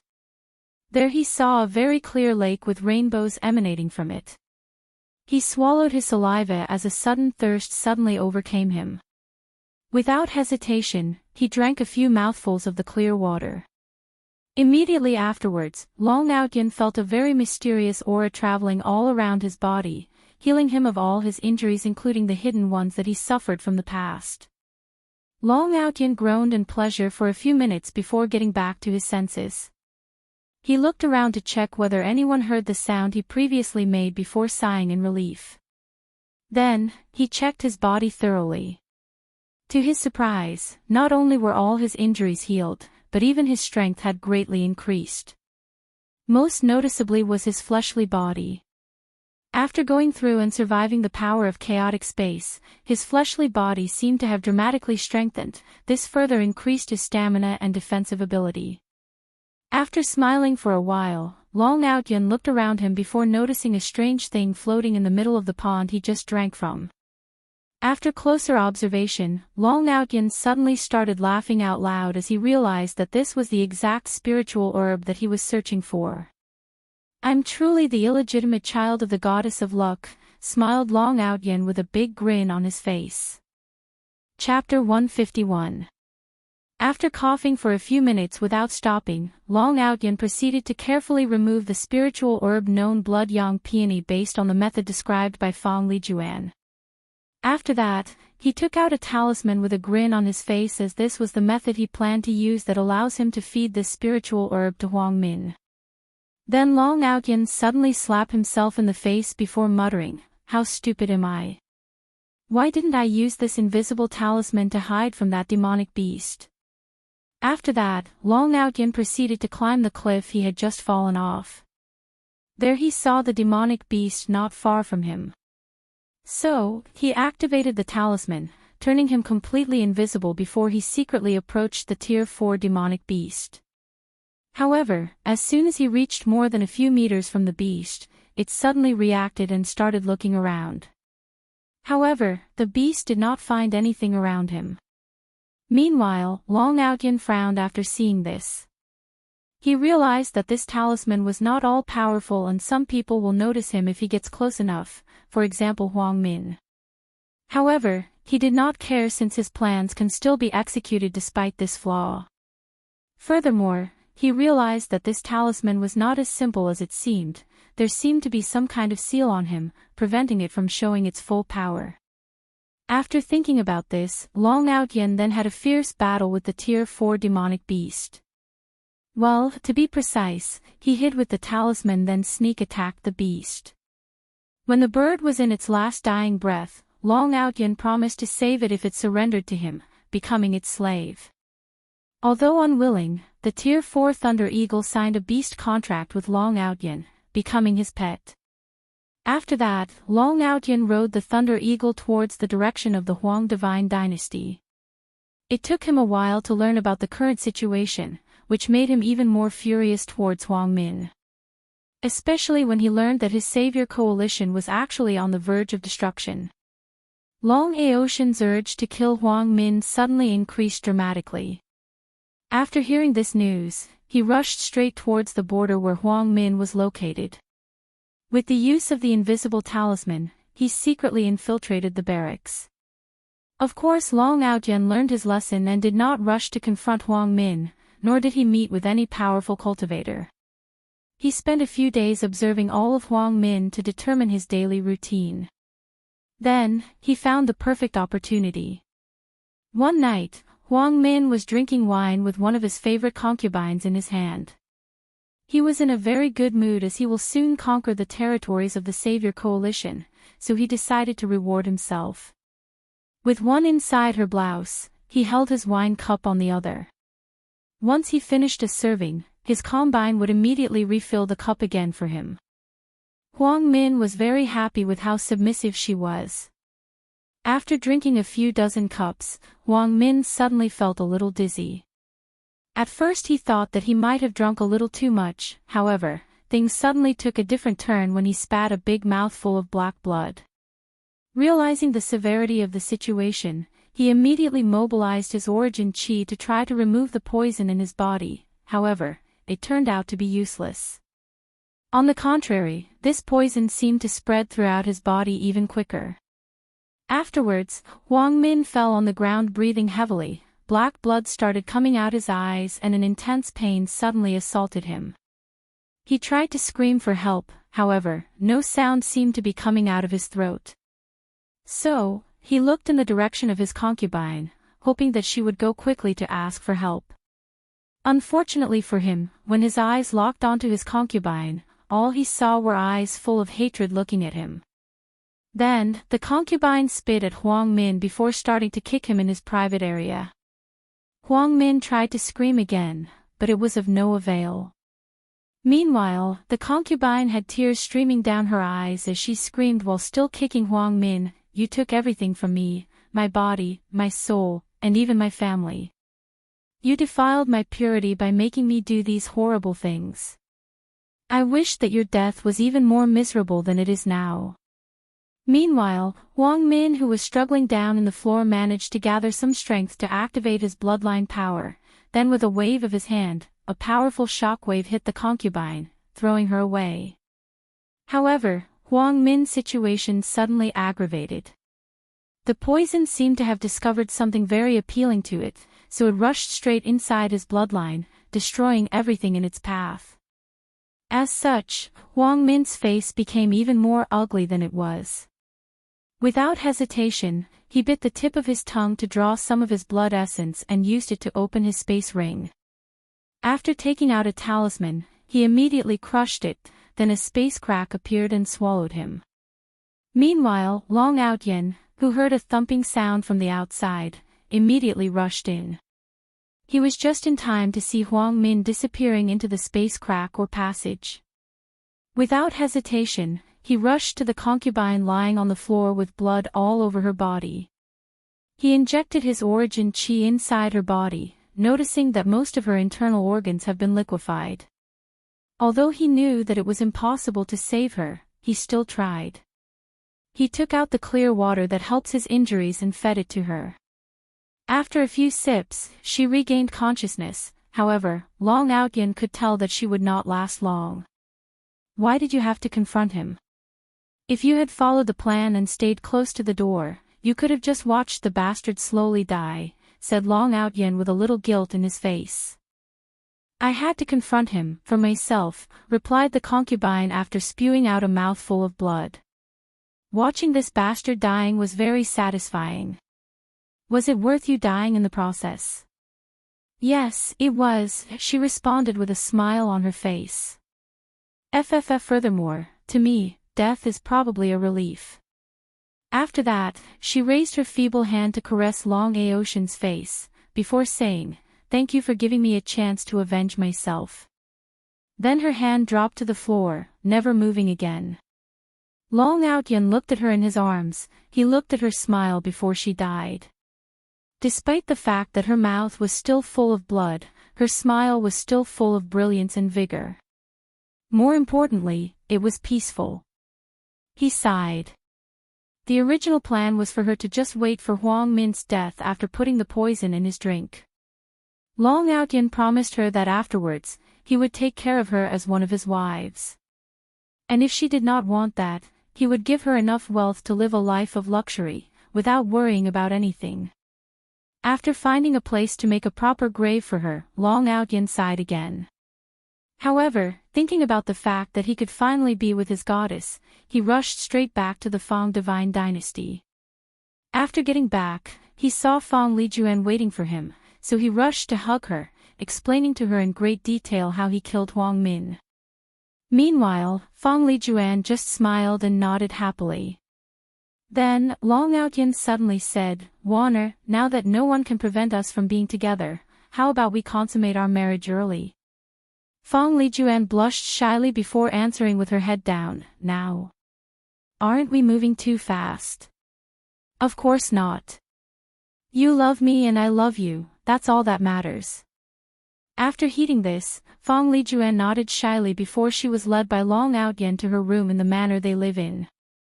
There, Long Outyen started kissing Fong Lijuan with great passion. However, when he was about to remove her clothes, she stopped him and said, "Wait, give me a few minutes to prepare." After that, she went to change her clothes, while Long Outyen removed all of his clothes. After a few minutes, Fong Lijuan came back wearing bright dark rouge in her lips with a very thin veil on her body that could be removed by the slight breeze of the wind.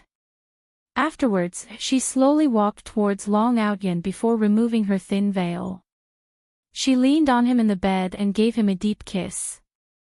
An act which greatly excited Long Outyen. After a long, deep and passionate kiss, Long Outyen wanted more.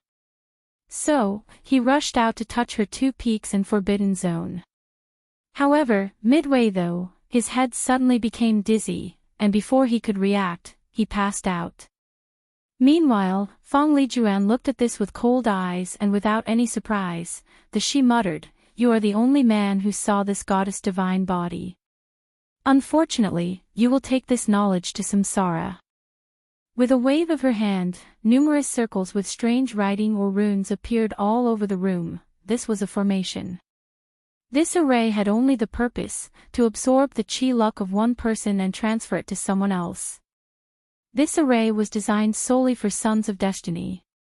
Fong Lijuan had this idea or plan the moment she realized that Long Outyen was the son of destiny of this warring kingdom world. As for Huang Min's death, it was just because she wanted a reason to annul their marriage, thus gaining her freedom. After thinking for a brief moment, Fong Lijuan finished activating the array. A massive golden energy from Long Outyen suddenly entered her body, then she looked at how her chi dragon changed from purple to the peak of purple gold. After her transformation was done, Fong Lijuan dressed herself before taking the space ring off of Long Aotian's mummified corpse. Since he was already dead, Long Aotian's connection to the ring was cut off, so Fong Lijuan easily managed to browse through it. In there she found many strange and rare things, but one thing in particular caught her attention. It was a talisman. After checking it out, she muttered, "Is that the—" However, before she could say anything, her Minister of War barged into the room bringing terrible news.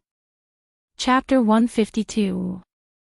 The Minister of War looked at the mummified corpse of Long Outyen on the bed and she was not that surprised. Although many people were worried that their goddess had fallen in love with a native in a small thousand world, she never worried about this. Although she did not know the reason that the divine child was acting lovey-dovey with this Long Outyen, she did not believe even for a second that she had actually fallen in love with him. As the person who watched Fong Lijuan growing, the Minister of War knew how deep the pride and arrogance the divine child had inside her. In her opinion, Fong Lijuan is the kind of woman who looks down on all beings, both women and men. She also knows that the divine child is also very ambitious. So, unless there was a reason, she would never get close to someone without a reason.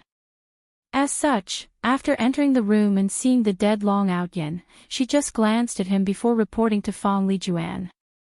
"Goddess Empress, we just received an emergency news that the people of the Great Xia have long bypassed our blockade and have already taken over the capital. Now, they have already infiltrated this city and are now headed to this manor." After hearing this, Fong Lijuan did not show any emotions in her face, then she looked directly at the mummified Long Outyen and sighed. "Worthy of a son of destiny," she muttered under her breath. In fact, there is a reason that Fong Lijuan had to get intimate with Long Outyen, having to go as far as showing her naked body. Sons of Destiny are very tricky individuals to kill. According to the research she read back home, there are 3 ways to kill a child of destiny of any world. One is to use overwhelming strength to instantly kill them, cut off their powerful luck or destiny, and lastly, use emotional manipulation. The first 2 methods are very straightforward, but very difficult to accomplish. As long as you give a son of destiny the slightest of breathing room, they will find a way to escape as they are harder to kill than cockroaches. As for cutting off their luck, only a few special individuals or techniques can do such a thing. And often, one has to suffer from backlash after executing these techniques. The last method is more effective, but requires more planning. Another way to get rid of a son of destiny is to overwhelm his mind or spirit through emotions like anger or lust, just like Fang Lijuan did. During these intense emotions, the son of destiny's judgment are at all-time low, thus easy to fall into traps like poison, sudden attacks, or trapping formation. However, during these scenarios, the son of destiny has to be quickly executed or some random event will occur that facilitates his escape. Just like this sudden attack on this city. Fang Lijuan knew that if she wasted a few more minutes that maybe the attack of the great Xia would be the catalyst that allowed Long Outyen to wake up and escape. After thinking about this, Fang Lijuan waved her hand, then Long Aoshan's body turned into a blue crystal, following which he dispersed into crystallized particles that scatter into the air.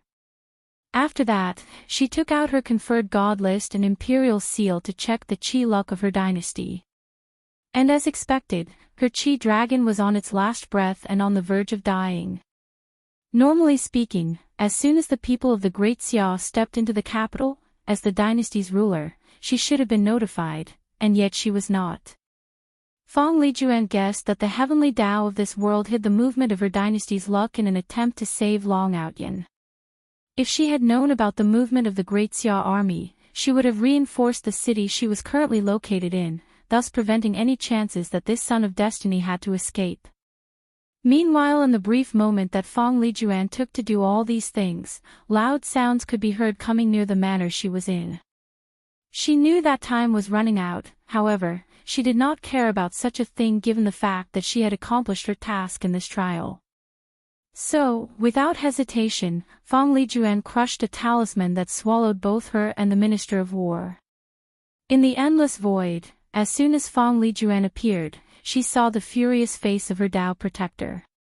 "Are you happy now?" asked the true monarch Tao protector of the Divine Tao League. "I don't know what you mean," replied Fang Lijuan with a calm look on her cold and beautiful face.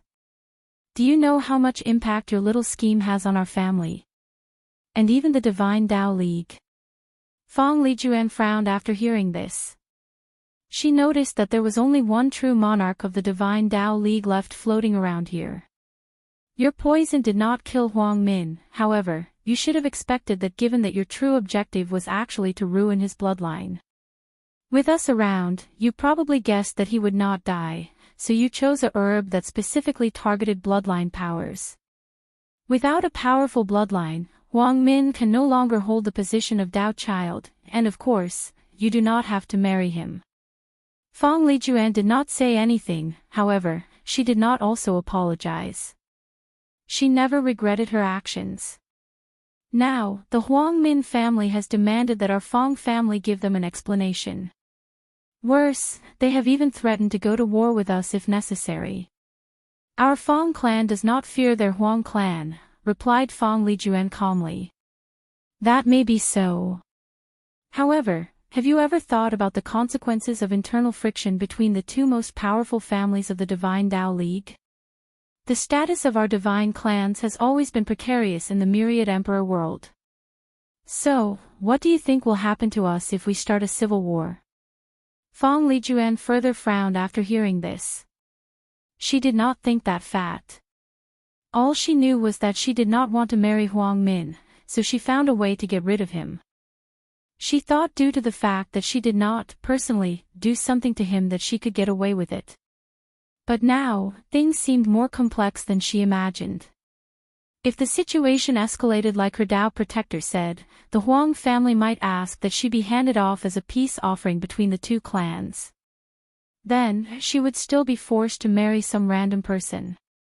However, Fang Lijuan suddenly thought of the talisman she discovered in Long Outyen's space ring. If this talisman is the one she believed it to be, then not only would her clan 100% support her from the pressure of the other divine clans, she will have a powerful boost for this generation's heaven will. As such, Fang Lijuan instantly removed the little regrets she had due to her actions and remained firm by her decision. After seeing the stubborn look in her grandniece's face, the Tao protector sighed before taking out a void boat, placed her and her companion on it before opening a space channel and leaving this world to head back home. Meanwhile, back in the Warring Kingdom world, the Great Xia dynasty had just finished conquering the Fang divine dynasty, when they received a sudden news. Both the leaders of the Savior Coalition and the Huang divine dynasty have been killed, thus leaving these territories without a proper leader.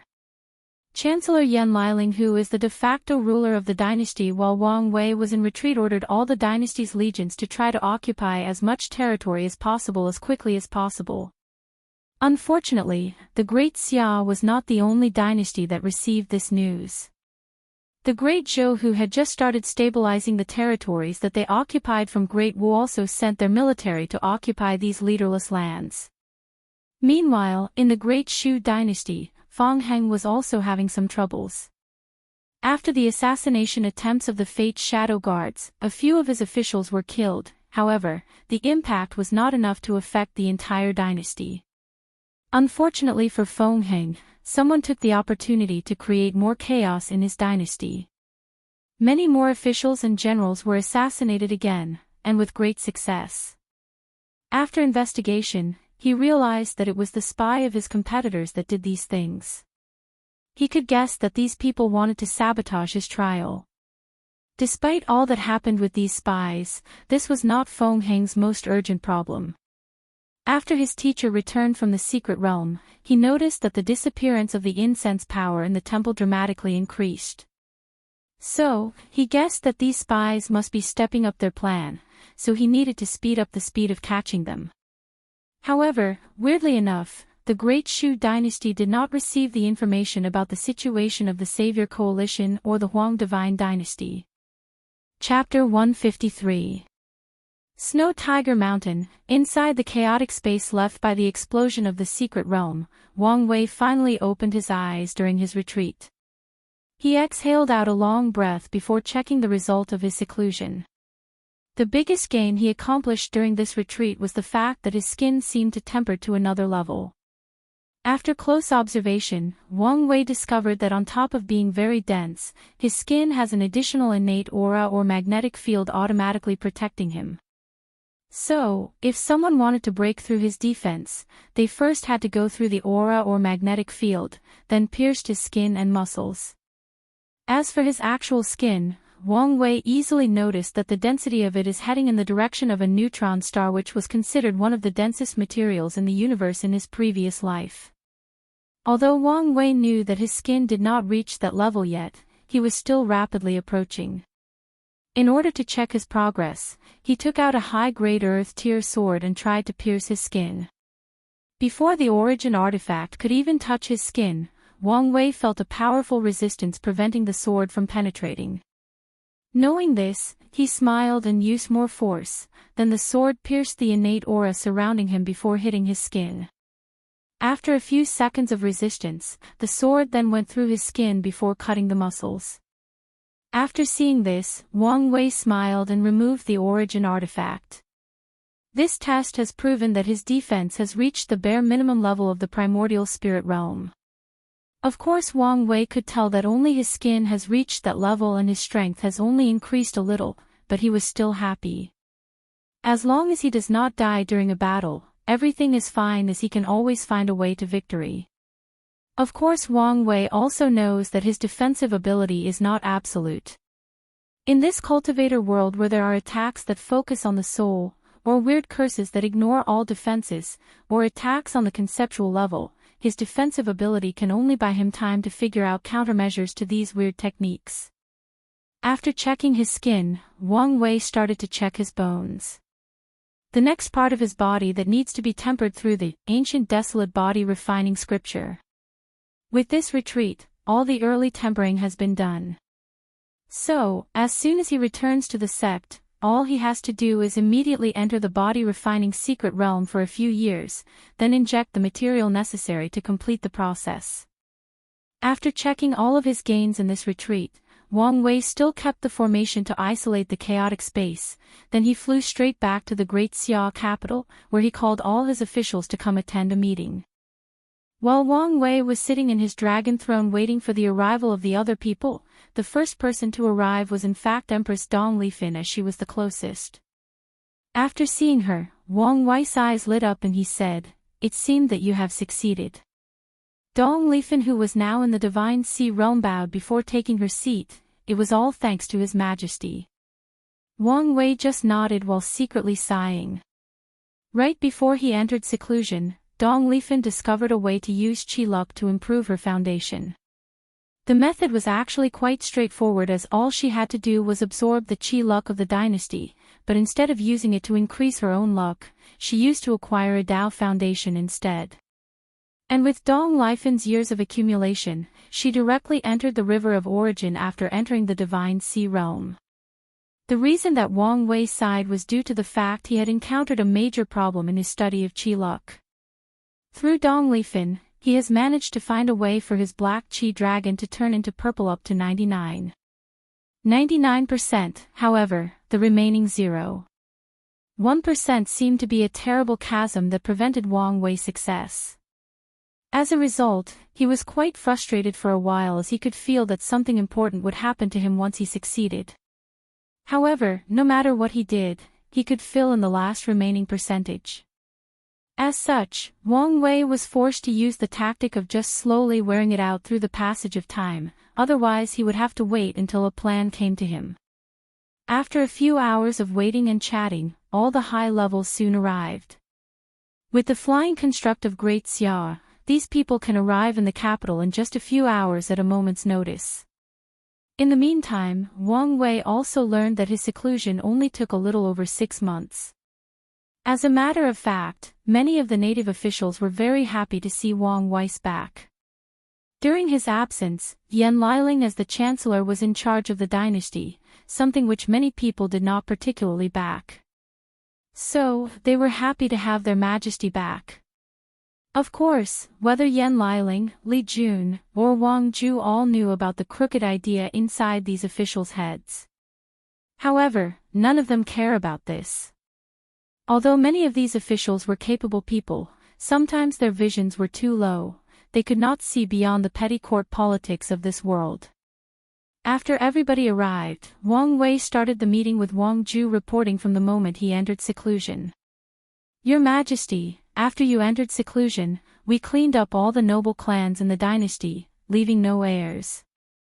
However, according to the information that the Fate Shadow Guards gathered, these nobles still have a few illegitimate children scattered throughout the world, but all of them seem to be people without leakless bodies, so we did not know whether to place them in the executing list." Wang Wei waved his hand, as he did care about these people that could not even cultivate, let alone be a threat to him. Not to mention that he was soon leaving this world. Even if these people somehow managed to come back for revenge, he still had total confidence in himself. Wang Ju nodded and continued to explain the development of the Fate Shadow Guards during the past few months. Then, it was Yan Liling's turn. "A few weeks after your retreat, we managed to conquer the Fang Divine Dynasty. However, Fang Lijuan was gone right before we took over all her territory. I am assuming that she crushed her talisman and left the trial. Soon after we conquered the Fang Divine Dynasty, some random people suddenly sent us news that both the coalition leader and monarch Huang Min were dead, thus leaving their territory in chaos and for the taken. So, I quickly rallied our army to conquer as much land as possible. Unfortunately, the same news was also sent to the Great Zhou Dynasty. Currently, we have managed to conquer 3/4 of the territory of the former Huang Divine Dynasty, while the Great Zhou got the entire Savior Alliance and the remaining quarter territory of Huang Min's territory." Wang Wei had a pensive look on his face after hearing this before asking, "So our borders finally touch with the Great Zhou?" "That is correct. Has there been any fighting between the two of us?" "No," replied Li Jun. "Currently, there is an unspoken truce between the two dynasties as we focus more on digesting the territory that we have occupied." Wang Wei nodded when he heard this before asking, "Do you know the people who sent the sudden information?" "According to our investigation," replied Wang Ju, "we discovered that the information came from a group of people from the Great Shu Dynasty." "Oh, how come?" The Fate Shadow Guard discovered a special group of people determined to undermine the stability of the Great Shu dynasty. More importantly, Feng Hing seemed to spend a great amount of time and resources hunting down these people. According to our analysis, these people are most likely sent by his competitors from the same sect to disturb his trial. It seems that Feng Hing's position in the Tai Profound Gate is not completely secured, replied Wang Wei with a pensive look on his face. After hearing the most important events that occurred during his absence, Wang Wei then began to take care of the little details in his dynasty. For example, due to the large area of the dynasty, the concept of city, county, and states was not enough to govern all the territory. So a new system of prefecture was added. A group of states was called a prefecture, then a governor was chosen as the leader of said prefecture. The tenure of the governor position was only after a few years, then based on the person's performance, he will either be promoted or moved to another prefecture. This method was used to prevent one governor from amassing too much power and prestige due to being stationed in one place for a long period of time. Although Wang Wei did not care about this kind of thing, he began to plan for the future of his dynasty after he left this world. After everything was over, Wang Wei began to prepare with his clash against the Great Zhou dynasty, or Ji Song to be precise. Unfortunately, before these two giants could clash, something happened that affected the entire world and all the heaven chosen still remaining. Chapter 154. A few days after Wang Wei left his seclusion, in a city far from the great Xia capital. This day was supposed to be an ordinary day like every other day. The people woke up, prayed for blessings for His Majesty, had breakfast, then went to work. The kids were sent to the free schools created by the Great Xia. Some went on their own family's flying horse carriage, while others took a public one. As for the less wealthy one, the school designated a special flying horse carriage to take them from their home to school. This was supposed to be a normal or average day. Unfortunately, it was not. At around noon, the entire city suddenly started trembling. At first people thought that it was a dragon moving to its back, or using modern terms, an earthquake. However, the trembling was different from that. Instead of shaking everything, the trembling seemed to be rhythmic. To be precise, it sounded like countless hoofs stampeding at the same time. Before the people of the city could react, the alarm of the city sounded, alarming the people that the city was under attack. Unfortunately, before anyone could react, the sky suddenly turned black. When the people raised their heads, all they saw was a black mass rapidly enveloping the entire city, obscuring the clouds above them. No, it seemed to be obscuring the heavens itself. After closer observation, some people realized with horror that this so-called black mass was actually a horde of flying demonic beasts. Before anyone could react, the flying beasts suddenly attacked all the citizens of this city. The sky then rained fire, ice, thunder, swords, and winds. Any derivations of the five-element attacks were used by these flying beasts. As a result of that, countless people died instantly. In just a few breaths, the casualties of this city were 100,000. On top of that, some special beasts actually used poison with a large area of attack, further increasing the casualty of the people. The city lord acted swiftly and had the city guards attack these flying birds, but there were too many birds. What's even worse, another beast's horde in the millions suddenly destroyed the city gate, then started to slaughter all the people of the city. The city lord sighed after seeing this, as he realized that this city would not survive this attack. The city lord regretted that his city was not one of the cities equipped with formation, otherwise the situation would not have reached such a dire strait. However, the city lord did not complain for long, as he knew that the Great Xia could not place a city-covering array in all the cities of its territory. The amount of resources needed for something like that is simply not possible.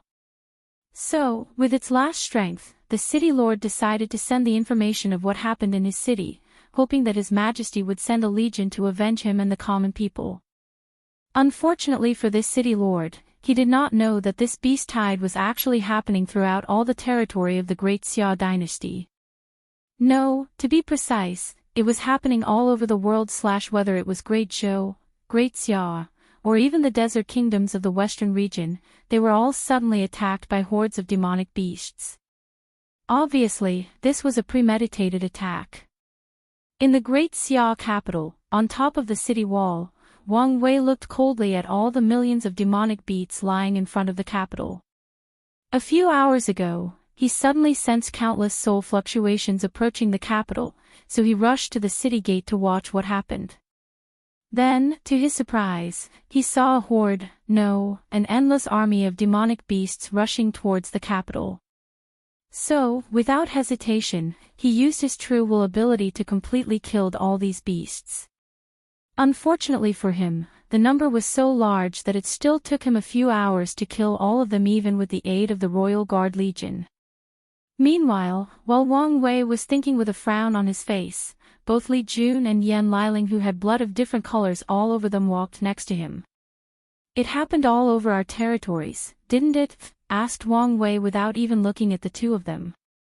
"Yes," replied Yan Liling with a look of sorrow in her face. "I have just received news from all over our territories that basically, the majority of cities were attacked." "How were the casualties?" After sighing, Yan Liling answered, "The cities that had protection arrays were relatively fine, however, the others were hit pretty hard. With the help of the flying constructs, we managed to reach certain places in time, but we still lost entire states of population, not to mention the countless towns that did not even have proper city gates." Wang Wei did not say anything, but Li Jun sighed before saying, "I should have known something was wrong with the demonic beasts when they suddenly attacked our armies during my first fight with Fang Lijuan. There is no need for you to blame yourself, as even I ignore the sign of the constant activity of the demonic beasts," replied Wang Wei, before continuing, "Go call Dong Lifan." A few minutes later, Dong Lifan and many other officials arrived on top of the city wall. Without hesitation, Wang Wei took out the conferred god list and his imperial seal before saying to her, "I need you to use the chi luck of the dynasty to activate all the arrays scattered in different cities in our territory." As soon as he finished saying that, many officials were shocked before hurrying to persuade him, "Your Majesty, you can't. If you do that, the luck of the dynasty will run out and disperse rapidly, thus creating instability everywhere." "Yes, Your Majesty, do not make such agitated decisions." Many people disagreed with Wang Wei's decision, and they were right to be worried. If a dynasty's luck is scattered, many problems could arise. For example, countless national disasters could happen.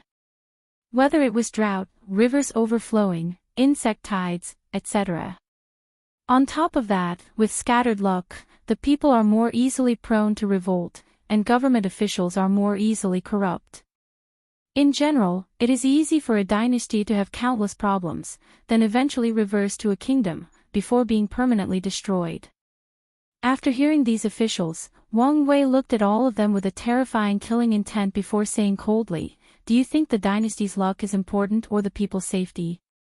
Do you think that without a vast population, the dynasty's chi luck would be so prosperous?" After finishing screaming at these officials, he ignored them and continued to talk to Dong Lifan. "After you activate all the arrays, you will discover that they can all fit together, so use the dynasty's luck as both an energy source and a catalyst to fit them together. Afterwards, do not attack the demonic beasts, but use spiritual suggestions to have all of them relocate there." Wang Wei then took out a map and showed her the place that she needs to move all the demonic beasts to. It was a vast and inhabited plains in the northern territory of Great Xia. As a matter of fact, Wang Wei knew that these officials were partially right, but as usual, they could not see the overall situation. If things remain the way they are, it is only a matter of time before the Great Xia dynasty falls. At the same time, Wang Wei also knew that he could not use all the chi luck of the dynasty. That is the reason that he did not use this opportunity to kill all these demonic beasts with these powerful arrays, as that would use too much luck. So, his plan is to gather them all in one place, then gather his army to kill all them. Meanwhile, Dong Lifan was a little confused as for the reason that His Majesty asked to do such a task instead of doing it himself, but she did not ask during such an emergency. After connecting with the dynasty's Qi dragon, in her mind, she suddenly saw a map of Great Xia with countless red dots. She gasped as he realized that these endless dots were actually the demonic beasts in the territory. After taking a deep breath to calm herself down, she also noticed many green dots in the map. She instantly knew that these green dots were actually the array in different cities. With a focus of her spirit, she activated all the green dots, then they formed a strange pattern covering the entire map in Dong Lifen's mind. Afterward she started to influence the red dots that have suddenly become agitated. Dong Lifen suddenly realized the difficulty of her task. The difficulty did not lie in the activation of the formations. No, it was to slowly guide all these red spots in the designated place without allowing them to cause any more trouble, like attacking the cities in their path. Meanwhile, Wang Wei looked at the sweat coming on Dong Lifen's head and did not say anything. This is the reason that he did not ask either Li Jun or Yan Liling to do this task. He knew how difficult it was to control the dynasty's Qi luck with such precise control. Only him and Dong Lifen, who have spent months studying luck in detail, could do such a thing. Meanwhile, all over the territory of Great Xia, a powerful dome of energy appeared covering all the remaining cities. Then, a golden dragon appeared traveling around the territory. Afterwards, millions upon millions of demonic beasts started a journey heading north. The sound of their hoof running at full speed echoed throughout the heavens. Countless people cuddled up in their homes with their loved one, praying that they can be the lucky few that see the dawn of the next day. Nevertheless, no matter the end result, tonight will be a sleepless night for many people of Great Xia, no, of the Warring Kingdom world. Chapter 155.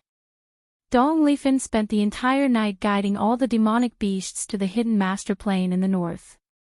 Then, Wang Wei had many cultivators use earth spells to form a barricade around the entire plan to prevent these demonic beasts from escaping. As for the ones that were able to fly, he personally killed all of them to prevent them from causing more troubles. On top of a giant wall more than a few kilometers high, Wang Wei looked at all the demonic beasts inside the hidden master plane, which was the place chosen by him to place these beasts. He sighed as he could not see the end of these beasts. He wondered how many of them were. Billions? Trillions? Well, no matter the actual number, the answer would always be too much. On top of the wall, Dong Lifen was also looking at these endless amounts of beasts with a pale complexion in her face. The reason for that was due to all the work she did the previous night, and also because of intense fear.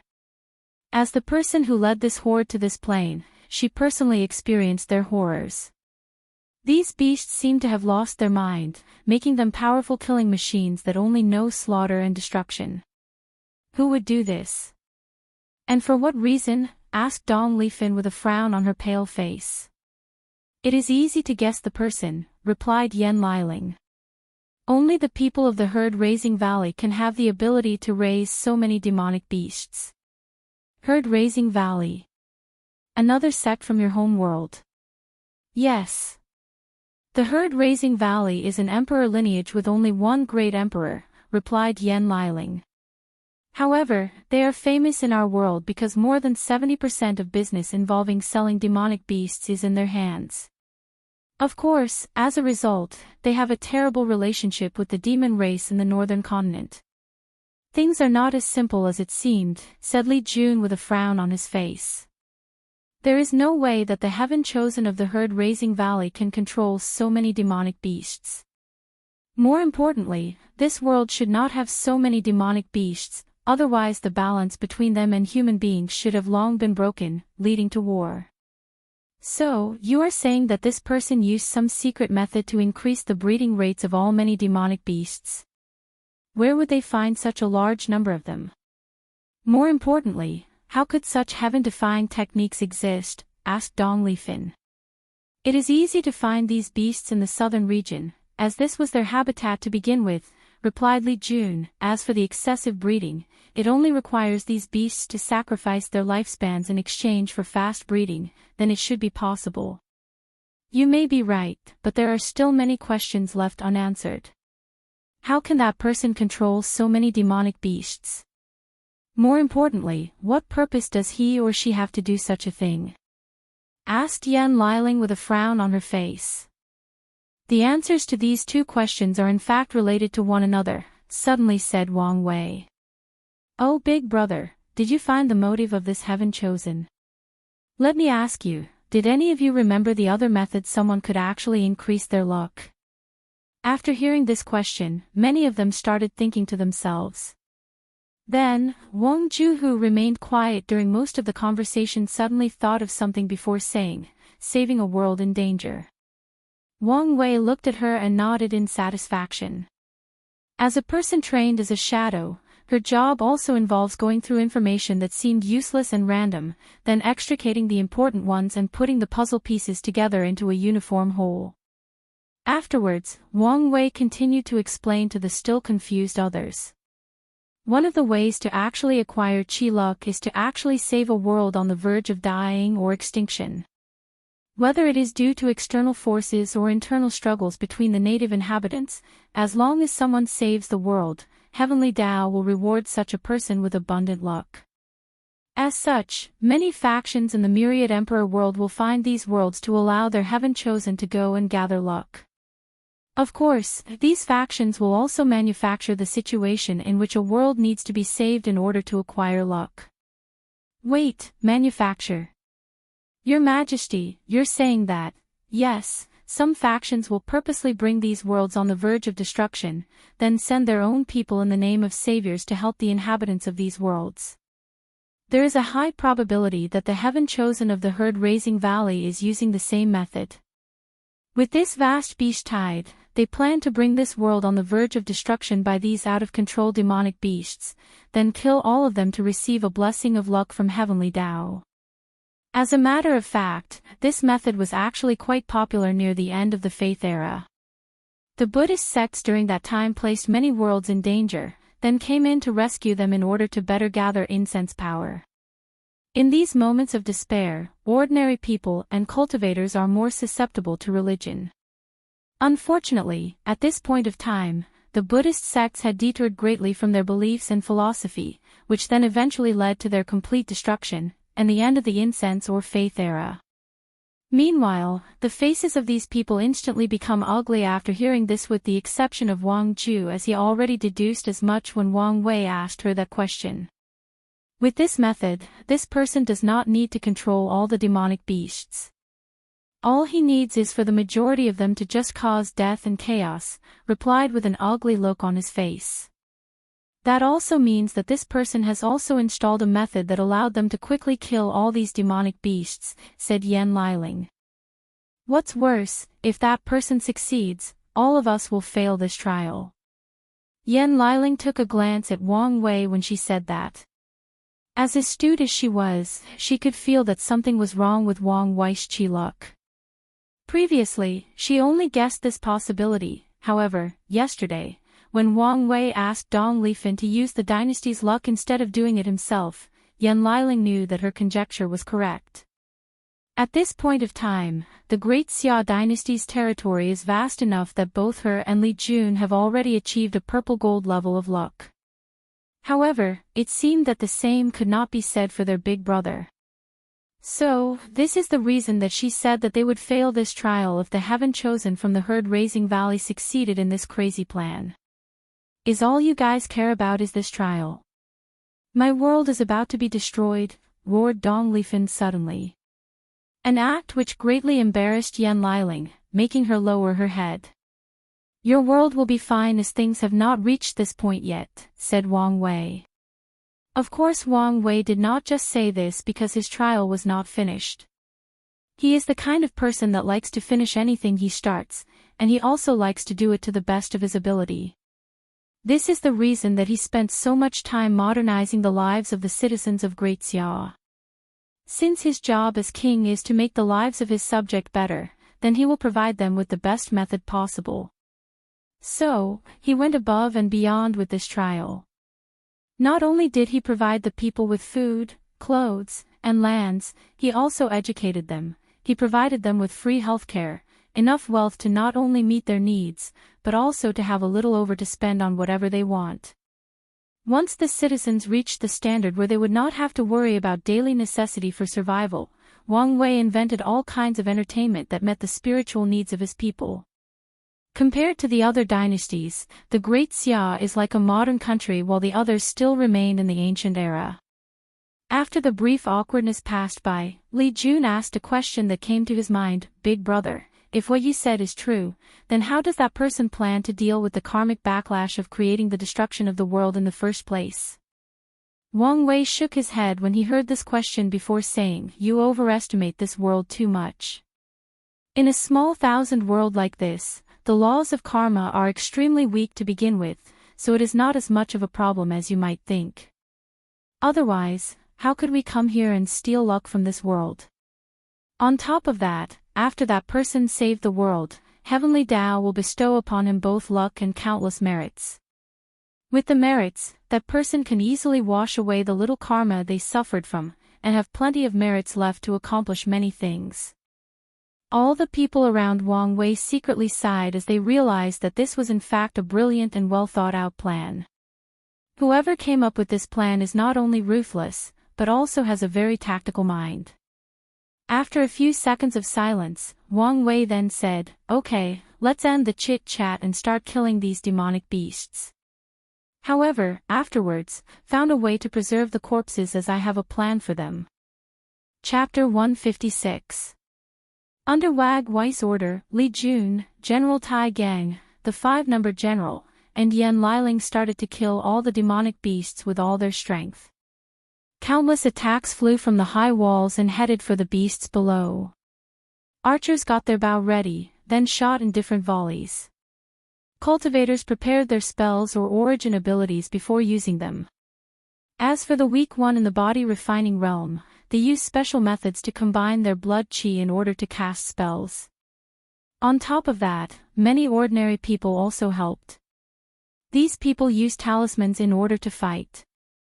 All they need to do is crush or tear up these talismans, then throw them to the demonic beasts and they would activate by themselves. Powerhouses like Li Jun and Tai Gang rushed into the horde of beasts below, then unleashed a slaughter on these demonic beasts. In fact, even Dong Lifan participated in this battle.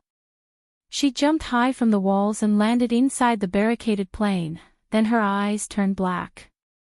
Following which, all the demonic beasts that looked at her started screaming, then they threw a mouthful of blood before lying on the ground dead.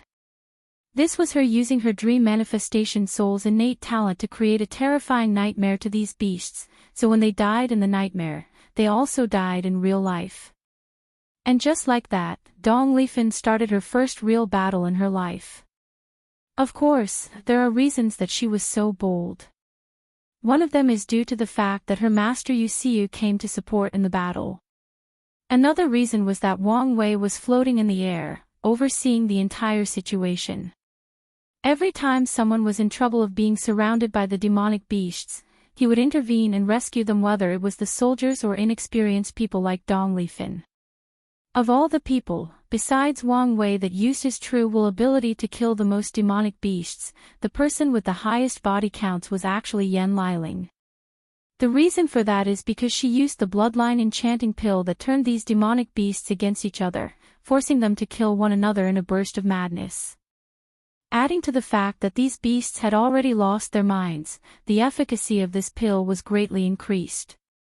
After this pill was used against the cavalry of the barbarian Wolf Kingdom, Yan Liling thought this pill might come in handy in the future, so she refined more in her spare time. It turns out that she was right about that. While the Great Xia was dealing with this beast tide in their own way, the same problem actually plagued the people of Great Zhou. Inside the Great Zhou Imperial Palace, Ji Song had an ugly look on his face. So many cities and people have died due to this sudden disaster. Besides, unlike the Great Xia that has a powerful array that can surround the entire territory, the Great Zhou did not have this kind of method, as neither Ji Song nor Ji Su were actually proficient in runes and arrays like Wang Wei. Although many cities also had their own arrays, they could not fit perfectly into a hole like the ones in Great Xia. On top of that, the Great Show does not have flying constructs that allow them to send reinforcements throughout its territory. As such, the casualties were extremely high in just a single day. Inside the throne room, all the ministers and officials had an ugly look on their faces as they could not come up with a better plan besides using soldiers to fight directly with the demonic beasts. In the end, Ji-Su sighed and said, "Little Song, in this case, it is better to abandon this trial and leave this word. After all, your chi luck has already reached the peak of purple gold." Many officials' faces became even more ugly after hearing this, but they did not dare say anything and just lowered their heads.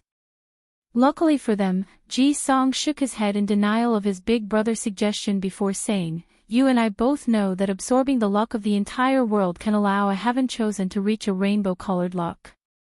Ji-Su remained silent after hearing this. He knew that on top of the purple gold luck, there is still the multicolored level. However, this level of luck is only available to great emperors. As a result, there is a level between the purple gold and the multicolored luck, the rainbow level or seven-colored luck. The ultimate winner of this trial will be able to accomplish this level, depending on how prosperous the dynasty they created is. However, even the worst of them will still have a two-color rainbow luck. After pondering for a few seconds, he said, "You can still achieve the rainbow chi luck through luck stones." However, Ji-Song still shook his head as he knew what kind of thing the luck stones were. As the name implies, they are stones born between heaven and earth that contain absorbable luck. However, there are downsides to these stones. For one, they are very unstable and volatile. One stone can have a 99% chance of containing luck, with 1% chance of containing negative luck or misfortune. Or 99% chance of containing misfortune, while 1% contain positive luck. So, what happens when someone absorbs a stone that contains misfortune? Well, all kinds of terrible things. You might be walking outside, then a meteor suddenly drops on top of you, an enemy you thought you had killed might suddenly pop up and become more powerful than you, or a sudden accident that made you have chi deviation during cultivation. That's not even the worst parts of the luck stones. A lot of them actually contain powerful curses on them. After absorbing them, many terrible things like a cultivator's blood being instantly drained, the soul was tarnished, or unable to use one of their body parts. There are even weird curses like making a man impotent, turning people from one sex to another against their will, or constantly vomiting insects without stopping. In general, the luck stones are not a good thing. What's worse is that a person's luck or destiny has no effect on the luck stone. So, even if a son of destiny were to choose a luck stone, he still has a high probability of being screwed over. Because of this, there has been a profession trained to identify the probability of acquiring good luck stones. However, Ji-Song never believed in those people as he thinks that they are nothing but scammers. After a few seconds, Ji-Su continued, "Even if you do not use the luck stones, our great Zhou imperial dynasty can still find a luck-condensing artifact from an already destroyed dynasty for you to absorb. That way, you did not have to be affected by karma since these dynasties have long been gone in the annals of history." However, Ji-Song still remains determined in his decision, so he said, "You and I both know that acquiring a rainbow level of luck through these methods are only temporary. After breaking through the supernatural realm, my luck would instantly return back to purple gold. But, I accomplish it through this trial, the rainbow luck will be permanent, thus bringing me another advantage for my path of emperor." Ji-Su sighed as he knew that his little brother was right, and he could guess the real reason that he did not want to leave the trial, so he did not continue to persuade him again. However, Ji-Song looked deeply at his big brother before saying, "I know you must have a way out of this situation, so just say it." Ji-Su nodded and said, "The only solution that I can think of is to use the dynasty's luck to directly kill the majority of the demonic beasts. But, if we did that, the entire dynasty's luck would be consumed." "Isn't that the same as letting the demonic beasts destroy it?" replied Ji-Song with a puzzled look on his face. "Yes, however, we can take some unorthodox measures to quickly recuperate afterwards." What plan do you have? We can do this, explained Ji Su. Meanwhile, in the Great Shu dynasty, the people there also faced the ravage of the demonic beasts. However, of all the remaining powers in this world, they faced the least casualty. The reason for that was due to all the temples located throughout the territory. When the demonic beasts attacked, the temples activated themselves and protected the territory. The reason for that is the fact that Taoist temples are the nemesis of both demonic beasts and the demon race. Their power naturally restrains these beasts, even if they are currently mindless. When these beasts reached near the temples, the Taoist sages that were enshrined in the temples suddenly manifested to either kill or seal all the demonic beasts. Fueled by the prayers of billions of people, the Taoist sages unleashed unimaginable powers. As such, although a few places were hit hard, but it was nothing compared to the casualties suffered by both the Great Xia and Great Zhou. Inside the main Taoist temple, Feng Heng was reviewing documents about the situation throughout the dynasty when someone came in and handed him a new piece of information. After reading it, he muttered, "The Western region, huh? It seems that I will have to borrow some power from my master." Chapter 157. In the endless void, the few remaining true monarchs looked at one person who had two demonic beasts beside him, one tiger and one lion. These demonic beasts exuded the pressure of supreme, meaning they were in fact Tier 9 demonic beasts. This person was the true monarch of the herd-raising valley. "Shouldn't you explain yourself?" said retired Prince Ji Han, the current Dao protector of Ji Song. "I have nothing to explain as there were no rules that stated that this method could not be used during this trial," responded the herd valley true monarch, who then readied his demonic beasts for battle before continuing. "I will not let anyone intervene in this trial," he declared boldly.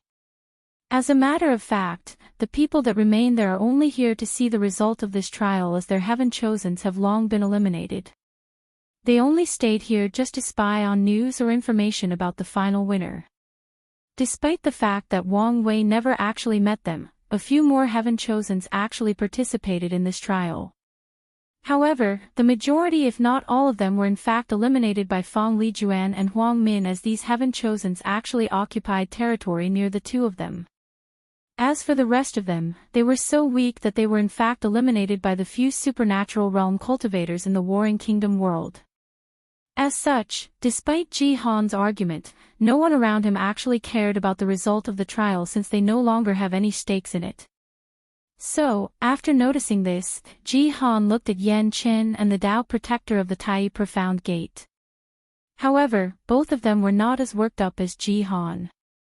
The reason that Feng Heng's Dao protector was unbothered by the whole thing was because he reached the ultimate state of inactiveness in Taoism, referred to as Taishuang indifference, which was named after the absolute beginning emperor.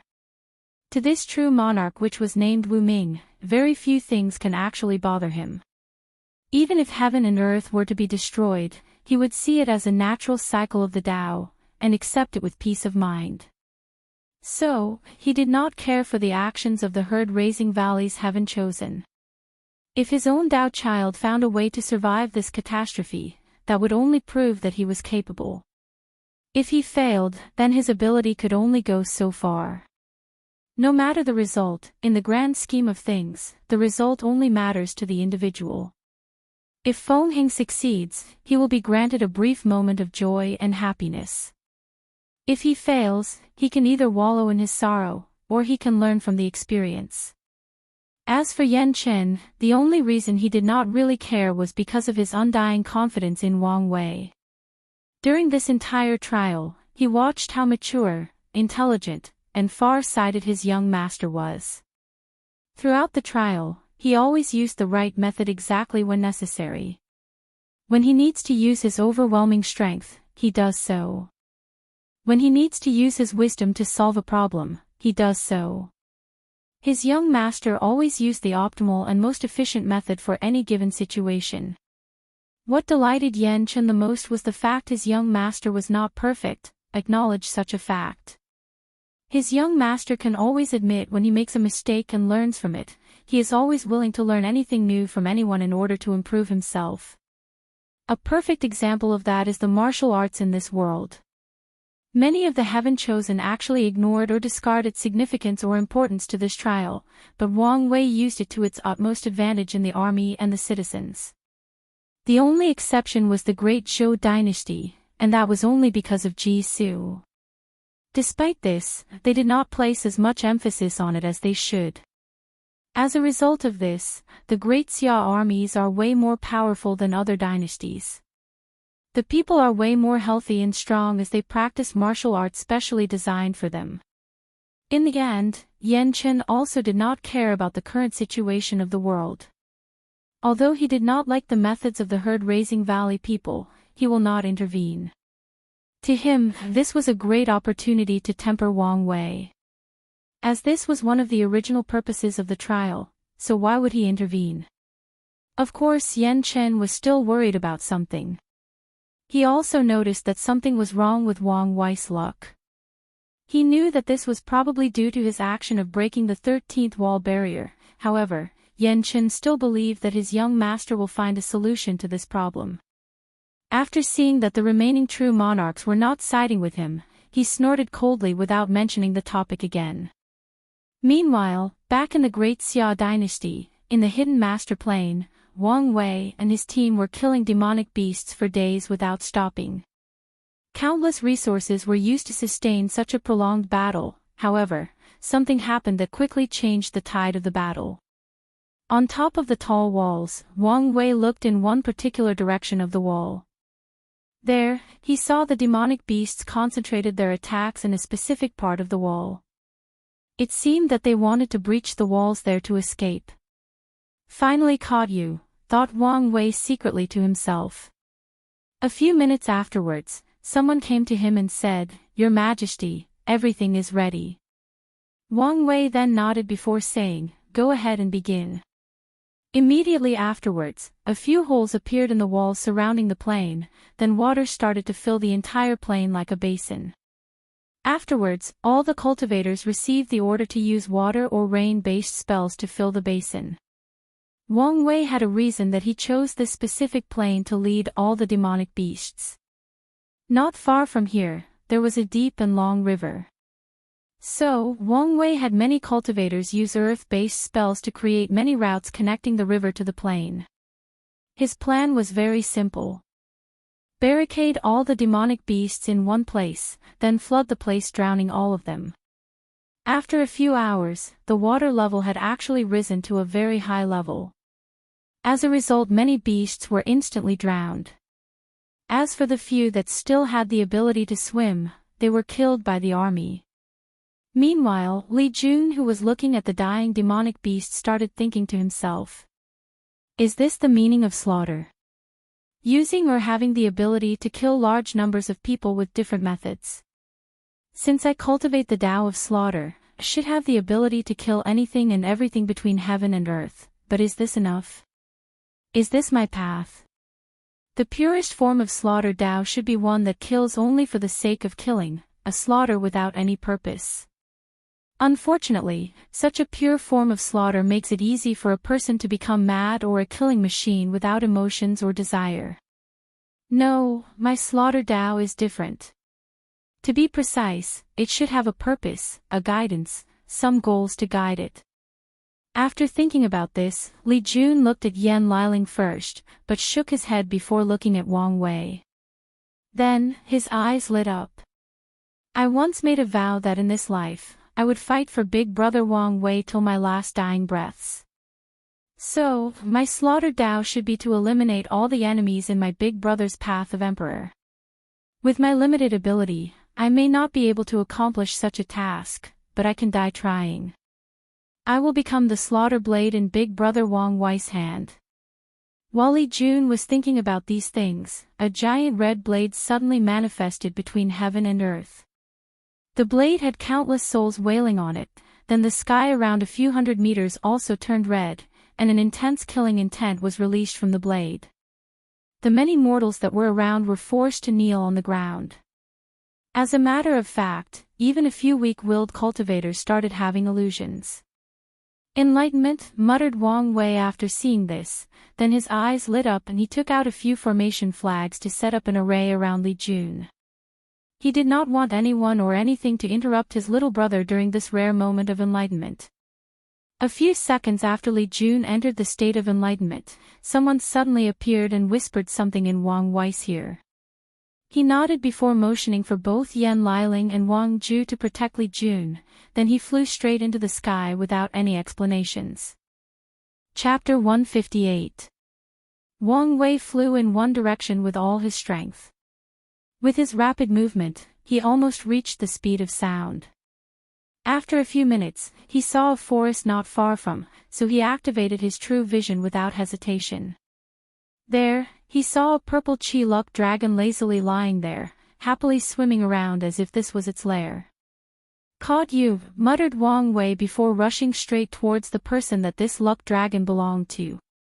However, midway through, he was intercepted by a bunch of flying demonic beasts. With just a few punches, these demonic beasts exploded into millions of drops of blood, before scattering on the ground. However, there were just too many of them. No matter how many he killed, they kept on coming for him. What's worse was the fact that Wang Wei noticed that the person he was chasing suddenly started running away. So, without hesitation, he landed on the ground, then rushed after that person. In just a few seconds, a burst of clouds suddenly appeared. Boom! Wang Wei broke through the speed of sound, traveling at a speed of 343 meters per second. Despite his newfound speed, the demonic beasts kept coming at him. However, Wang Wei did not care nor stop to engage them in battle. He straight up just rammed his powerful fleshly body into these demonic beasts. When these beasts hit the innate aura that surrounds his skin, they just explode into countless flesh and blood, while Wang Wei just continues passing by them without even looking back at them. As such, he just left a path of carnage in his wake. After a few seconds, Wang Wei saw a hooded person waiting for him. It seemed that person knew that they could not outrun Wang Wei, so they stopped. Standing a few meters from the heaven chosen of the herd-raising valley, Wang Wei then said, "So, you dare to do such an atrocious thing, but you do not dare to show your face. Sacred son Wang Wei, are you angry that your people actually suffered or that they suffered while under your care?" Responded a beautiful and melodious voice. Then, the person removed their hood, revealing a beautiful woman. This woman had a wild and savage temperament, yet she still dressed like an aristocratic lady that has never worked a day in her life. What's more, her wild temperament and noble dress seemed to blend perfectly together, adding a touch of charisma to her. What's more noteworthy about this woman was her eyes. In her eyes, Wang Wei saw countless beasts roaring together. There were even mythical beasts like dragons, phoenix, and Pishio. Then, all the beasts seemed to blend together. "I'm curious, how did you find me so quickly?" she asked. It was the trap beast in the plain. At first, they were mindless and rushing around with any purpose, but suddenly, they started working together to break the walls that caged them. Immediately, I knew that someone was actively controlling them, so I had my shadow guard searched around for anything suspicious, as I knew that you could not be too far in order to provide such detailed order. It turns out like this. Given that your great Xia is currently the most powerful dynasty, I wanted my little babies to do some more destruction. However, it seems that I was a little too rushed with my action. Wang Wei did not say anything more. The reason he even answered her in the first place was to observe her, after which, he suddenly said, "Myriad beasts physique." "That is correct. No wonder you can control so many beasts with your cultivation level," replied Wang Wei with a sudden realization. He always wondered how this person could control so many demonic beasts. Even with the idea that this person did not have to control all the beasts to enact her plans, she still would need the ability to somehow influence all the demonic beasts and give them a general direction to do things. After all, only a person with high cultivation in the herd-raising valley could actually influence all the demonic beasts of an entire world. Now, he finally understood the reason. This heaven chosen possessed the number 30 heavenly physique, the myriad beast's body. This physique is actually very special. It provides the owner with the ability to control and communicate with demonic beasts through the soul. It brings its owner a great affinity with demonic beasts, thus preventing them from rarely getting attacked by them even as mortals. And more importantly, it allows the owner to be able to upgrade the bloodline of low-level demonic beasts until they reach the point of being called demon race. As such, another name for this physique is Lord of Demons. Of course, as a result, the demon race loathed this name and has hunted down anyone with this physique since ancient times. Unless the owner of the myriad beasts physique takes refuge in a powerful emperor lineage, their fates are always dead at the hands of the demon race. Of course, all of these abilities are not the reasons that this physique is special. The real reason is due to the fact that it allows its owner to absorb the blood essence or source blood of any demonic beast or demon race and acquire not only their bloodline's talents, but also cultivate a very powerful fleshly body. Because of this, people with the myriad beasts physique have also hunted the heaven chosen of the demon race with imperial bloodlines in order to absorb their source blood and steal their talents. This resulted in the long feud between the myriad beasts physique and the demon race. In fact, one of the most powerful owners of this physique actually acquired a few drops of blood essence from a phoenix in a secret realm. This was a rare thing since innate life forms like dragon and phoenix have never appeared in the myriad emperor world. From records and a few remaining secret realms, cultivators know that these powerful demon race existed before the Null Era. However, they did not survive through modern times. After taking a moment to review the information he knew about the myriad beast physique, Wang Wei came back to his senses and prepared to deal with the current situation. "Let me introduce myself," suddenly said the heaven chosen of the herd-raising valley. "My name is Lu Meishio, this generation's young beast lord of the herd-raising valley. Normally speaking, it would be my pleasure to know any beautiful woman. But, do you think I care about your identity in this situation?" "Ah, you are indeed right," replied Lu Meishio, then she waved her hand. Following which, all the beasts around instantly became bloodlust and started attacking Wang Wei. No, to be precise, they started a suicide bombing attacks against him. Countless demonic beasts started exploding together, forming a massive chain reaction. Boom! All the explosions blended together to form a massive mushroom cloud explosion with Wang Wei in the middle. The radius around a few kilometers in the forest was caught in the explosion. Meanwhile, on top of a flying bird, Lu Meishio watched all of this, then she rapidly made a few movements with her hands while chanting something. Following which, a special energy wave emanating from traveled to all the demonic beasts still alive in the forest. Then, the wave traveled through the bloodline of the demonic beasts, instantly reaching every corner of this world. Whether it was the Great Xia, Great Zhou, or Great Shu dynasty, or the western desert or northern frozen land, the energy wave reached all the demonic beasts there. The only place that remained unaffected was the southern region. Following Lu Meixia's origin ability, all the demonic beasts suddenly roared together in the sky, then they exploded themselves. Every single one of them.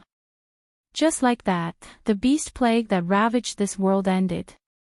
Countless people all over the world watched this happen with a puzzled look on their faces, not knowing what exactly happened except for Wang Wei. After the explosion, he was completely fine. This attack did not even break his innate field that protects him. However, he was still pushed a few hundred meters away. After the more 5,000-degree heat subsided along with all the dust clouds, Wang Wei looked in the direction of Lu Meishio. He suddenly felt something was wrong, so he rushed towards her. However, he was instantly repelled by a golden shield that manifested in front of her. Then, Wang Wei sensed a powerful will manifesting around him, then countless golden lights suddenly rushed inside Lu Meishio's body. "Heavenly Dao's blessing," muttered Wang Wei, who then activated his true eye's vision. He saw how after absorbing the golden light, Lu Meixia's chi dragon turned from purple to purple gold. Afterwards, a tiny golden spot came from the sky and landed in her hand. She looked at it with a frown before saying, "So little merit." Well, given the situation, it could not be helped. According to her original plan, she should have killed all demonic beasts a little later, after they had caused more destruction. Unfortunately, Wang Wei's arrival forced her to advance her plans to an earlier time. After her transformation was finished, Lu Meishou absorbed the merit in her body, then crushed the talisman in her hand. Then, a space crack appeared and swallowed her. Meanwhile, Wang Wei, who noticed her escaping, rushed towards her. However, she had already entered the space crack by the time he arrived. Nevertheless, he did not give up. He plunged his hand inside the space crack and grabbed something. Without hesitation, he used all his millions of gene of force and yanked something out. Wang Wei suddenly heard a terrible shrill, then he took out a beautiful and fair arm from the space crack. He looked at it with a frown, then he looked in the sky before muttering, "Lu Meishou. You should know that I'm the kind of person who can hold a grudge for a long time." Then, he placed her hand in his space ring, hoping he could use it in the future. Chapter 159. Wang Wei looked at his own hand that he had just removed the space crack. Besides his clothes that were cut into many pieces, he was perfectly fine, his skin was not even cut in the process. He nodded in satisfaction before flying back to the hidden master plane. By the time he arrived, Li Jun had already finished his enlightenment. Wang Wei observed closely. The only difference from before was the fact that the killing aura his body naturally emanated was gone. He looked completely like a normal person. However, Wang Wei could still feel the slaughter aura hiding deep in his body, it is just that Li Jun could control it at will now. After nodding to Li Jun, Wang Wei ordered all the people to guide the water back to the river it originated from. The majority of these demonic beasts were killed by drowning, while others died mysteriously. Wang Wei guessed that they died to Lu Meixia's origin ability. After the entire plain was drained, Wang Wei ordered that the body of these demonic beasts be preserved as he had a major plan that needed to use them. This plan could be what finally helped him achieve the last transformation of his Qi luck. While Wang Wei was doing damage control back in Great Xia, in the endless void, Lu Meishou appeared in front of her Tao protector with one hand missing, and blood spilling all over the void. Her Tao protector waved her hand to seal the bleeding empty arm socket before saying, "You do not need to worry. With the sect's help, it is only a matter of time for you to regrow another arm." Lu Meishou nodded, but a look of hatred could be seen flashing in her eyes. Once she has the chance, she will take her revenge. Meanwhile, Yan Chen and Ji Han were looking at Lu Meixia's Tao protector with a smirk on their faces.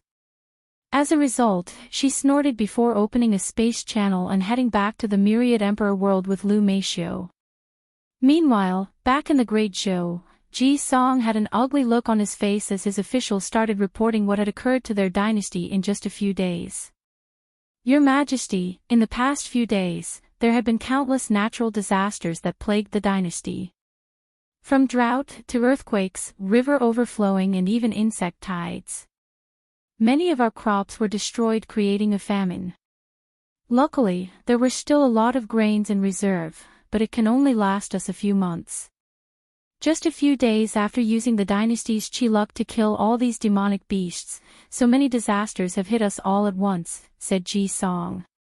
Then, he crushed the edge of his throne before saying, "Why did all of these demonic beasts have to die after we used our dynasty's Qi luck?" "This is likely the plan of the heaven chosen of the herd-raising valley," replied Ji Su. "Although I did not figure out the exact plan, I have a feeling that person was forced to advance her plan earlier than anticipated. None of that matters now. What's important is how to fix the current situation of our dynasty and prevent its eventual collapse." "Well, this is my plan to fix our problems," replied Ji Su. A few days later, in the Great Shu dynasty, Feng Heng was walking with a happy smile on his face. The reason for that was because he finally caught the spies from his competitors. After spending so many years and resources, he finally caught all of them. Finally, Feng Heng can rest in peace as he does not need to worry about the whereabouts of the incense power.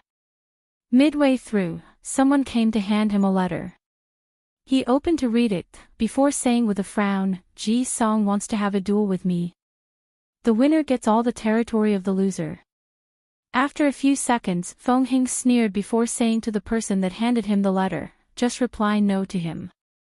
After saying that, Feng Hing placed everything behind him as he entered a prison. This was the place where all the spies were locked up. After approaching the cell, he saw more than 5 people who had bruises all over their body. A powerful seal was placed on their cultivation to prevent them from escaping. Without hesitation, he said, I do not have time to play around with you guys, so tell me where you placed them. What are you talking about? Said one of the prisoners. However, immediately afterwards, another one but headed the one that spoke. I'm talking about the incense power. Where did you guys put it? All the prisoners frowned after hearing this, but this time, no one actually spoke to him this time, an act which made Feng Hing's face very ugly. This was very rare for him as a Taoist that always strived to reach a state of inactive, not to be bothered by the people or things around, to always let nature take its course. He then took a deep breath to calm himself down, then he said, do not force me to use the soul search method on you guys. As you know, since I'm still in the divine altar realm and have not opened my divine consciousness yet, this process will 100% result in severe damage to your souls. All these spies shuddered after hearing this.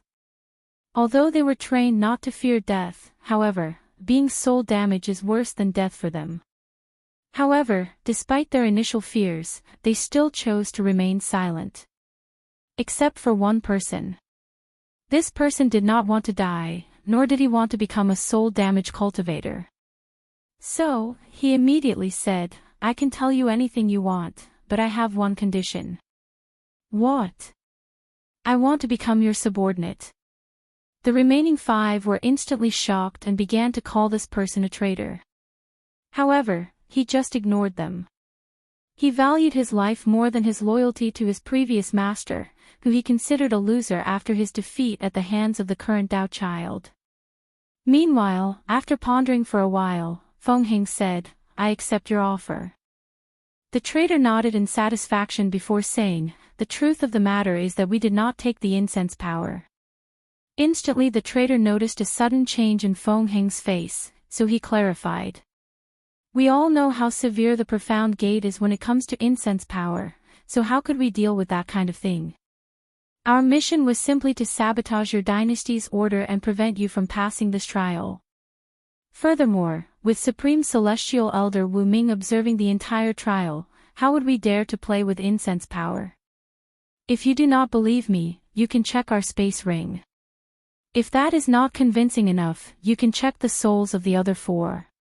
Feng Hing's eyes lit up after hearing. How could he forget that a true monarch was observing this trial? And this person was also his Tao protector. With him as a witness, the sect will believe his innocence. After thinking about this, Feng Hing suddenly felt like a heavy burden had been lifted off his shoulder. However, in order to be safe, he decided to follow this traitor's advice.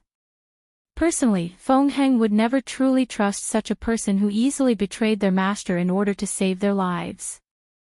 However, he can still use this person as a way to gather more information about his competitors back in the Tai Profound Gate. Meanwhile, in the Great Zhou dynasty, Ji Song was sitting on his throne leading a court meeting, then he asked his brother, what did he say? He declined our challenge, replied Ji Su with a sigh. However, Ji Song was not surprised, as if he anticipated this, so he asked, what's next? We go to Plan B, replied Ji Su with a sigh in his face. He knew that this was inevitable, but he still tried to stop it from happening.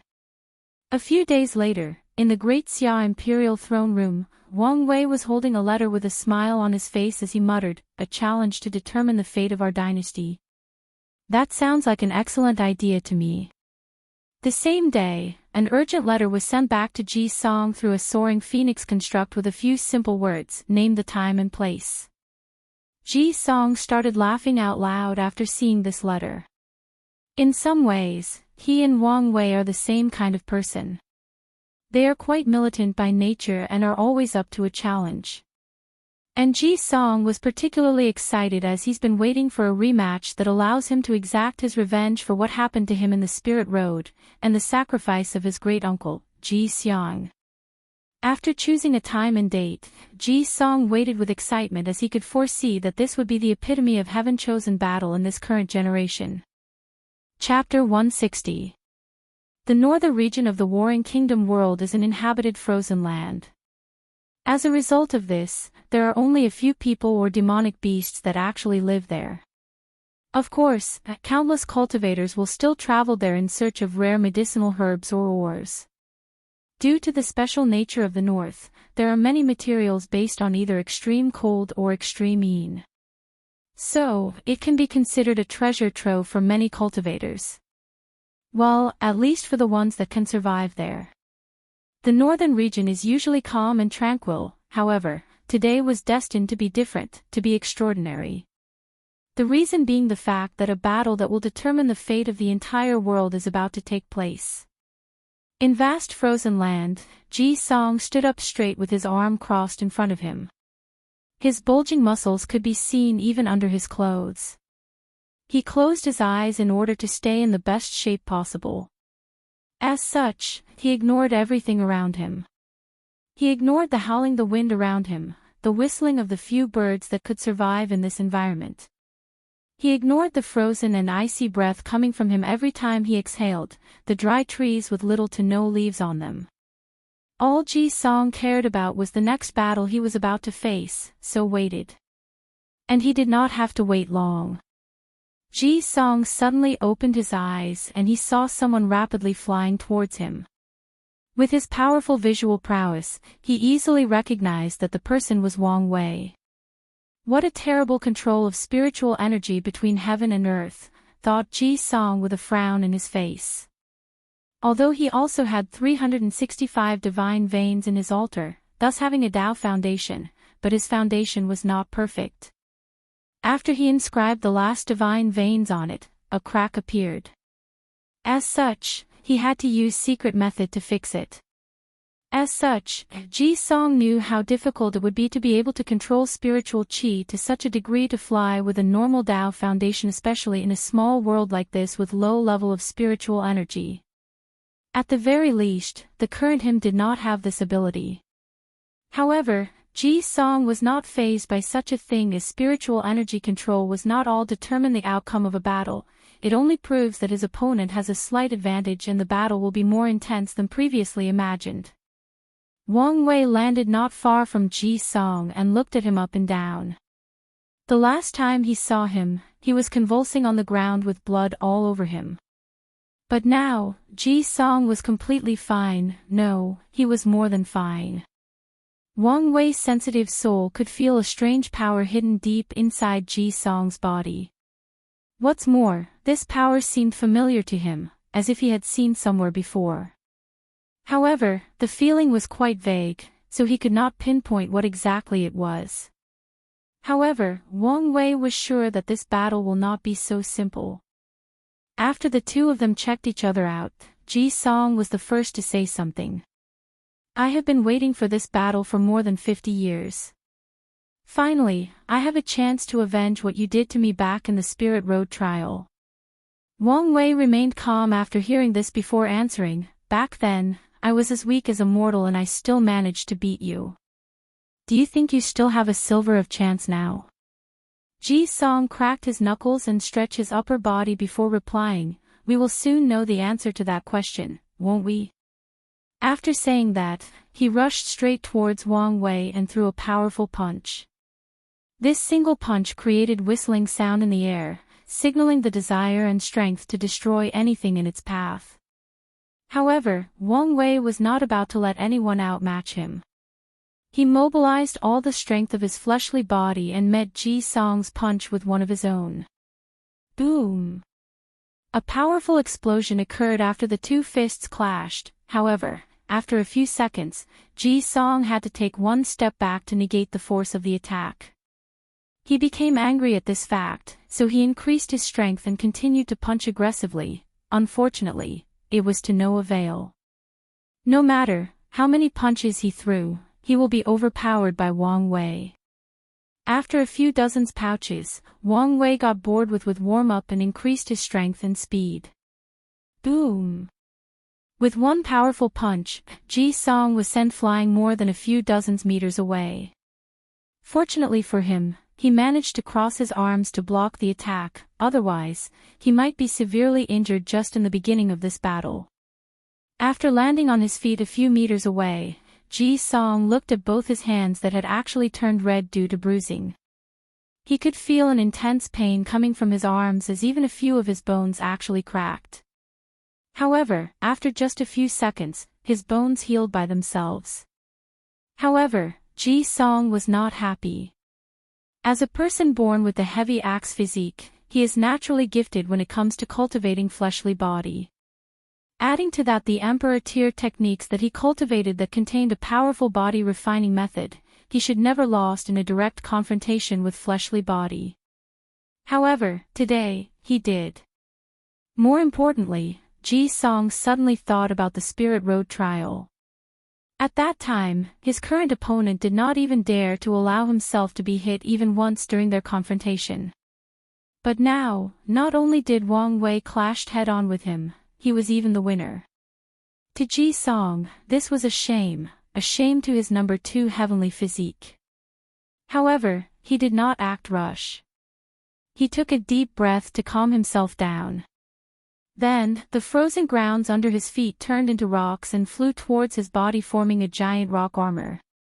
Ji Song's nearly 3 meters body became a more than 10 meters rock golem or giant. He looked at Wang Wei and rushed instantly towards him. The odd thing was that his newfound size did not decrease his speed. On the contrary, he became even faster. Ji Song roared, "Earth's might," after throwing a powerful punch. Meanwhile, Wang Wei suddenly felt that the was not facing Ji Song's alone, but the earth beneath his feet. He seemed to be facing the might of the entire northern region, the might of Mother Earth.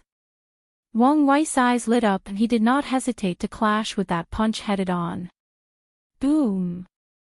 The air exploded, frozen pieces of land could be seen flying everywhere. A powerful shockwave traveled thousands of kilometers from the epicenter of the clash. The few individuals that were located in the northern region suddenly felt a powerful earthquake and they were shocked. Countless animals suddenly started to riot.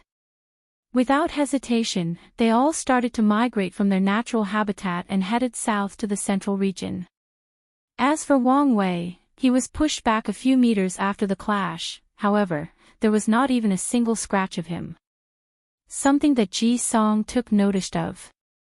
After being pushed back a few steps, Wang Wei instantly became excited and rushed towards his opponent and threw a punch. This time he used all of his millions of gene of force. With another explosion, the two of them clashed again. However, the two of them were evenly matched for now. After seeing this, Wang Wei's eyes lit up as he finally met an opponent that can match his fleshly body. So, he became excited and threw punch after punches. Boom! Boom! Boom! Countless explosions occurred one after another. At first Ji Song could keep up with Wang Wei, however, after a few hundred punches, he was forced in the defensive. He placed his hands in a X position to defend himself. Meanwhile, all the lands in a few hundred kilometers circumference around the battle was completely destroyed. Pieces of frozen land could be seen lying everywhere. The few frozen trees were destroyed into countless pieces. Even the clouds in the sky were dispersed by the shock waves generated by these two people's clash.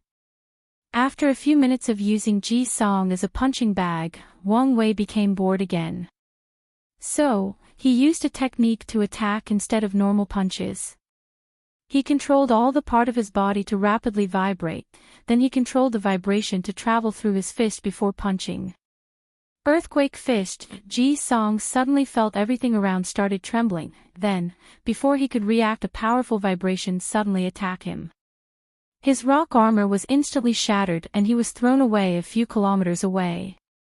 What's even worse was the fact that this vibration started to destroy every part of his body.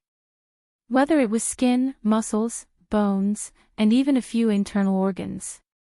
As such, he threw a big mouthful of blood after landing. However, Ji Song acted quickly. As soon as he landed, he opened his mouth and inhaled. Suddenly, countless green lights suddenly entered his mouth from the ground, then immediately started to heal his injuries. After a few seconds, Ji Song got up from the ground, all healed up and ready to battle again. However, he knew that he had just used a lot of his origin chi to use this technique. Chapter 161.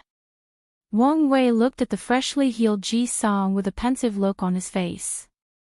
He could tell that Ji Song did not use his own natural healing ability, but absorbed energy from the earth to heal himself.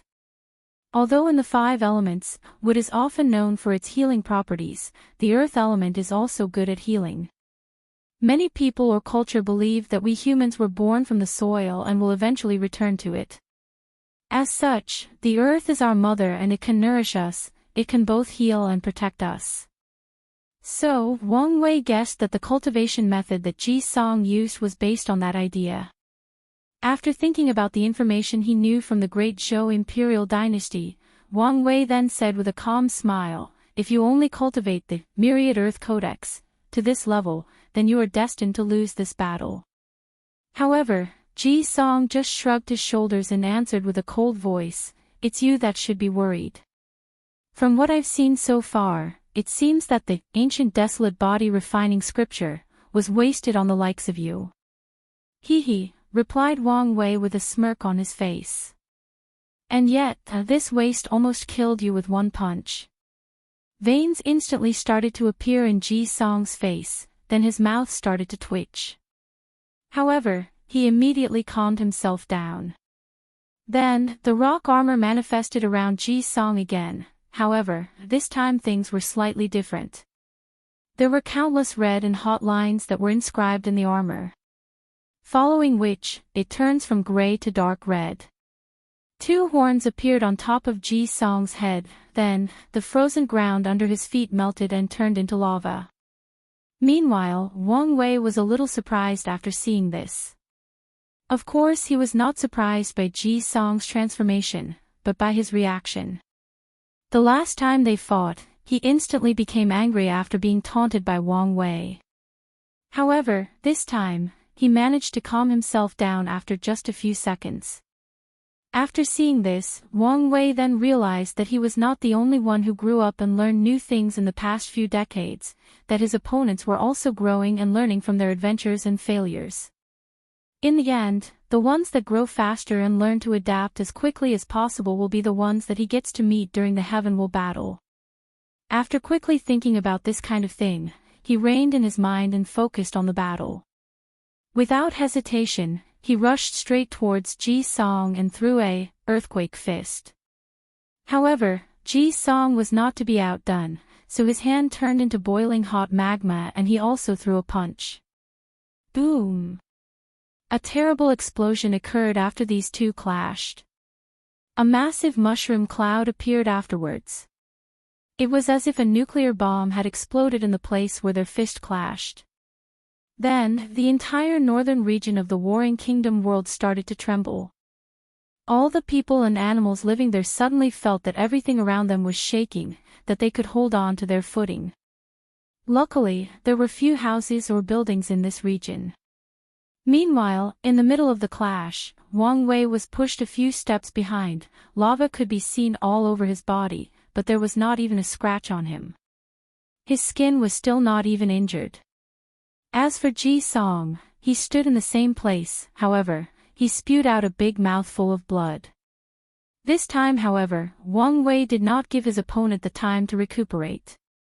He instantly activated his divine veins and threw a punch. He used the Lion Fist attack in his grandfather's cultivation technique, Overlord Fist. A lion suddenly appeared after Wang Wei threw his punch, and roared to create a soundwave attack. However, this attack was not a regular Lion Fist. No, Wang Wei used the vibration from his Earthquake Fist to fuse with the soundwave attack of the lion's roar. As such, Ji Song suddenly felt his eardrum burst, then a powerful shockwave was started to do a number on his internal organs. So, without hesitation he opened his mouth and also roared. However, what came out of his mouth was not sound waves, but burning lava, which instantly created another powerful explosion after hitting the lion's roar. Wang Wei reacted quickly and created a shield around him with both his origin qi and the spiritual qi in the environment. He rushed straight into the explosion, bearing all the blunt of the shockwave that it created. In just a few seconds, he appeared in front of Ji Song, who could not see anything due to all the fire and smoke around him. Nevertheless, he still sensed some sort of danger, so instantly created more lava around his armor and cooled it down, thus reinforcing his defensive ability. Meanwhile, after Wang Wei reached in front of Ji Song, he used the tiger fist, this time. A tiger manifested from Wang Wei's punch, then revealing an intense killing intent that wanted to overwhelm Ji Song's senses. However, he woke up after less than a second of being in a trance. However, by that time, the tiger had already turned into a red light pierced straight into his body, trying to destroy anything in its path. Ji Song's instant armor managed to buy him a brief moment of rest. However, he knew that he would not be able to stop this attack. So, he immediately redirected it into his right arm, thus sacrificing it. Pest! A red light pierced Ji Song's right arm, but Ji Song did not scream or back down. Instead, he instantly counterattacked. He lifted his leg and stomped on the ground, then the frozen earth seemed to have been cracked by a heaven-defying axe.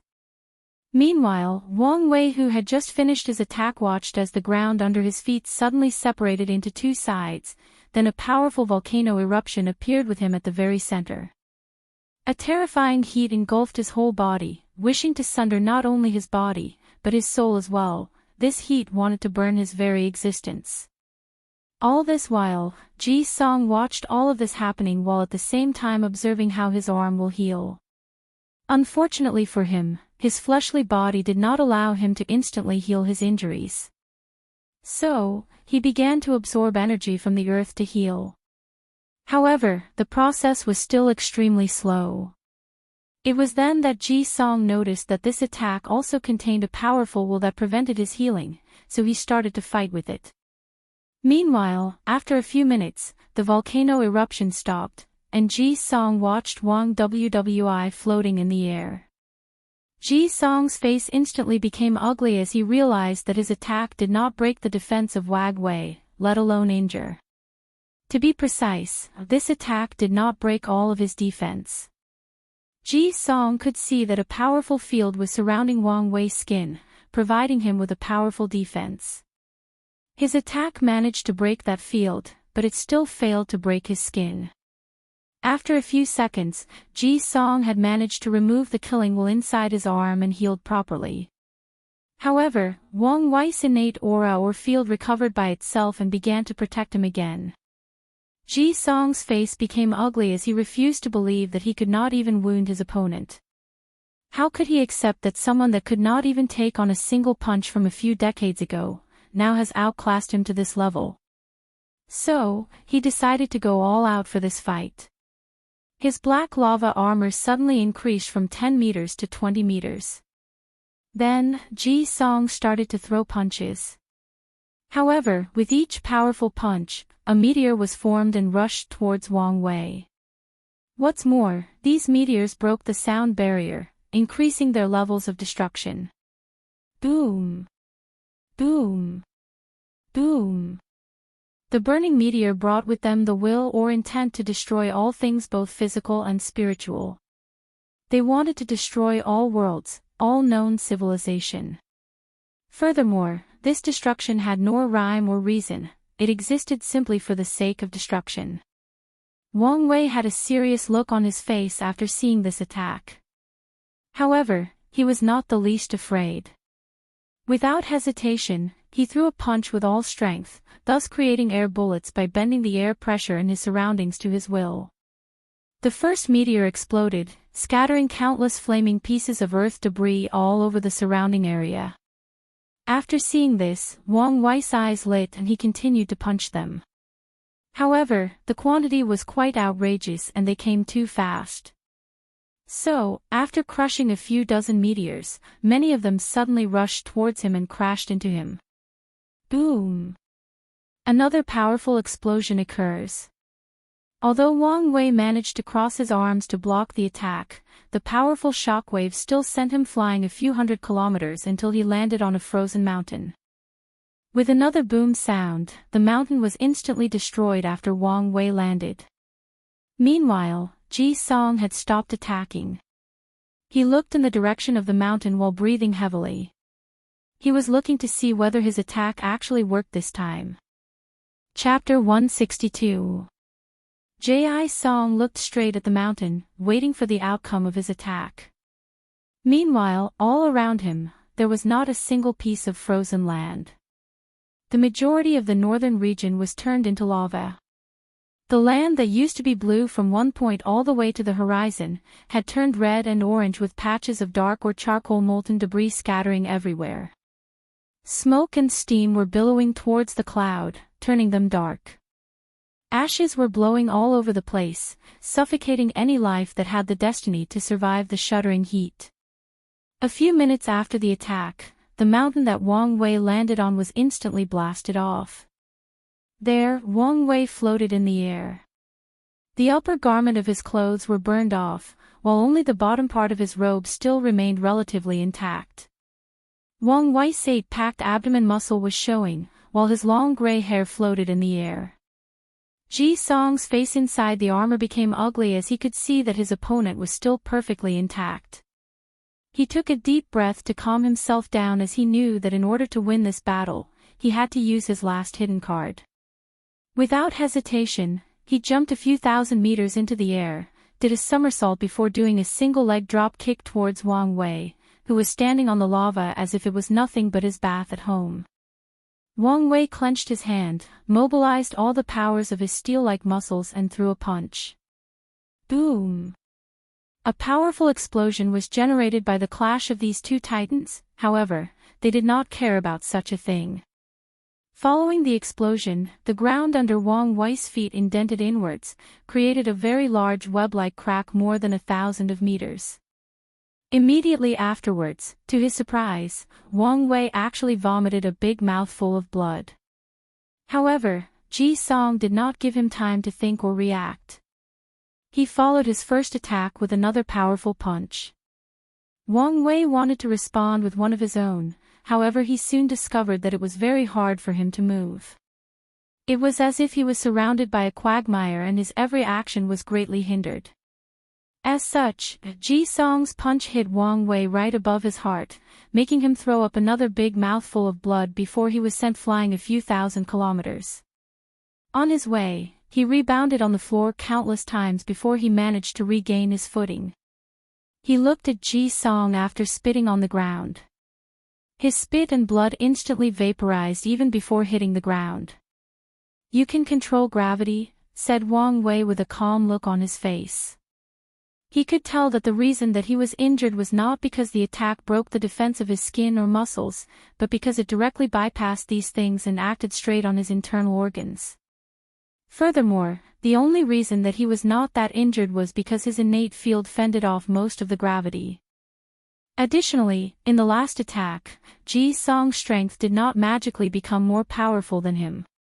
No, he bent the gravity around him and redirected it towards Wang Wei, thus increasing his strength. It was like using gravity to lift an object by controlling the direction of the gravity from downward to upward.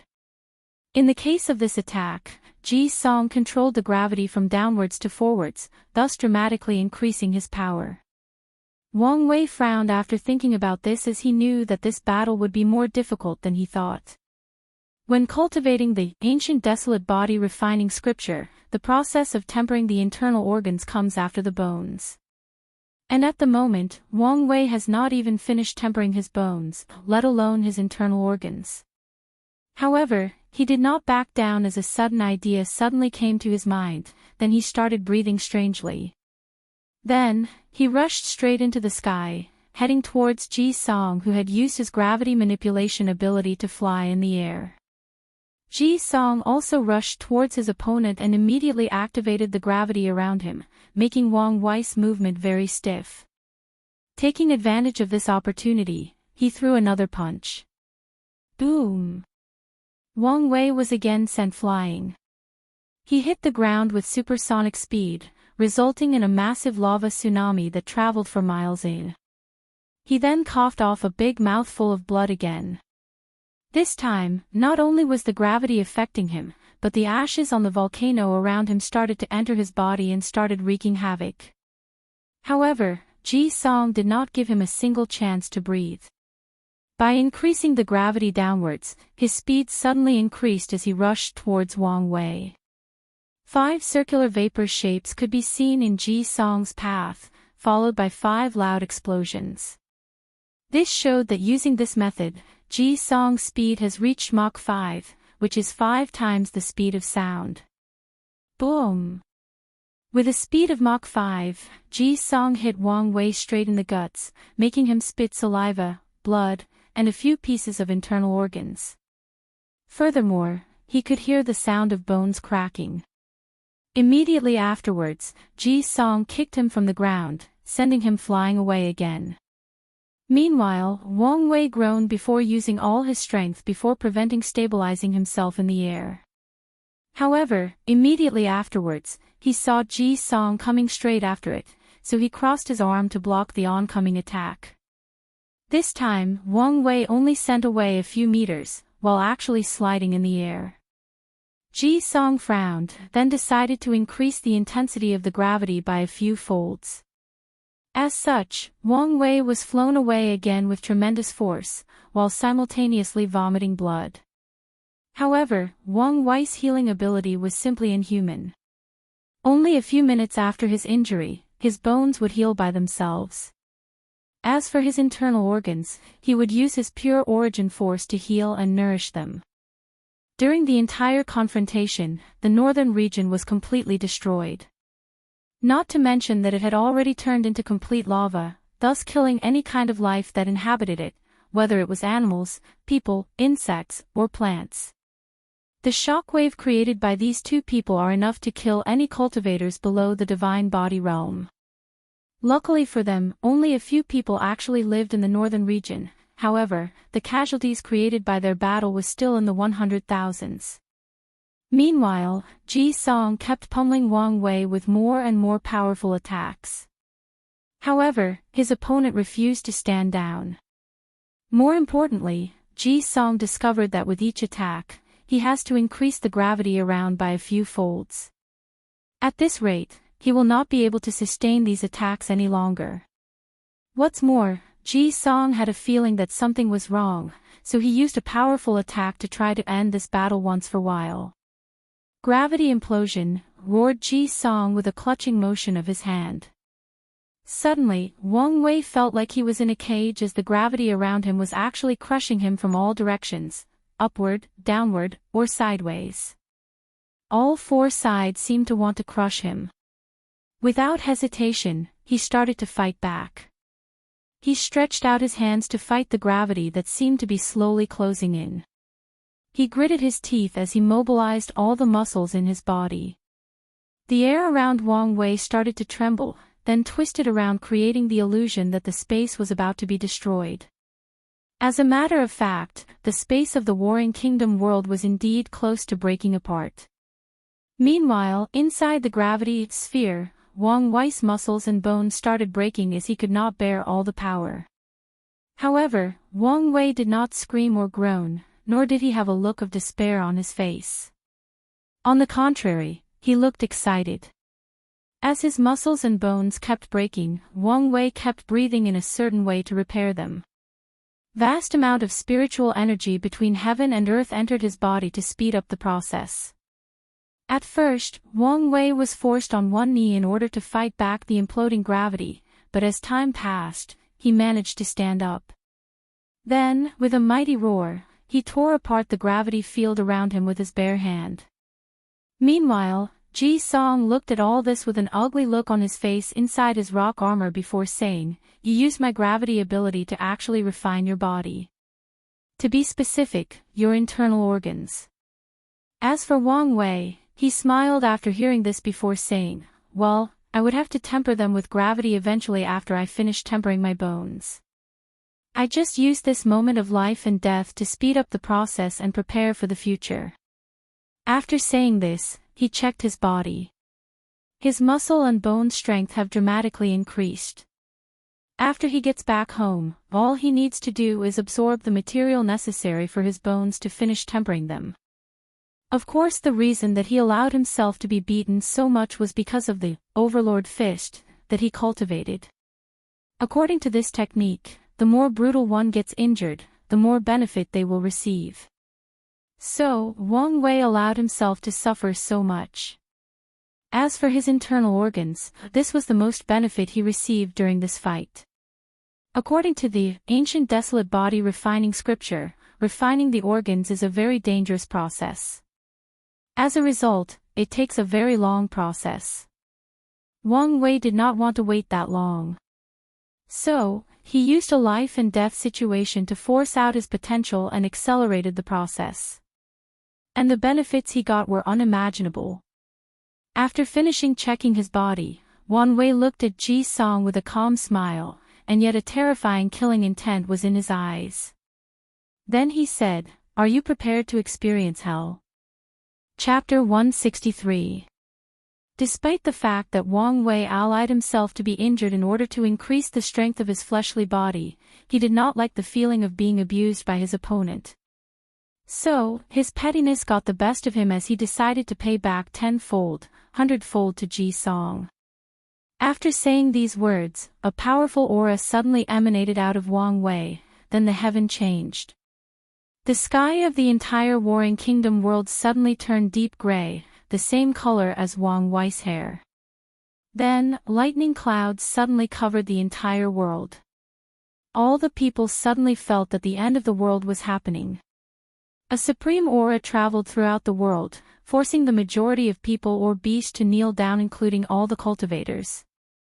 There were only a handful of people capable of still standing, however, they still had to endure a powerful suppression. Great Xia dynasty, Li Jun and Yan Liling felt the pressure and they both had a frown on their face. "Is that?" asked Yan Liling. "Yes, that's Big Brother Wang Wei's aura. I've never seen him so worked up." "I suddenly felt sorry for Crown Prince Ji Song," replied. "Are you saying that His Majesty did this?" asked Dong Lifin, who was kneeling on the ground.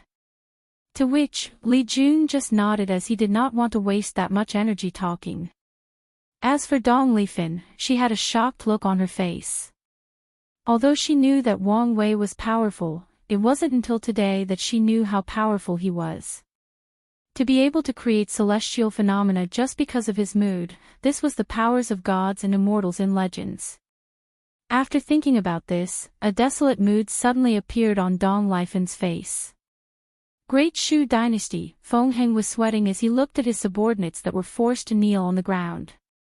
He wanted to do something, but he was also bearing tremendous pressure, so he went back into his temple and activated all the formation. Feng Heng then sighed in relief.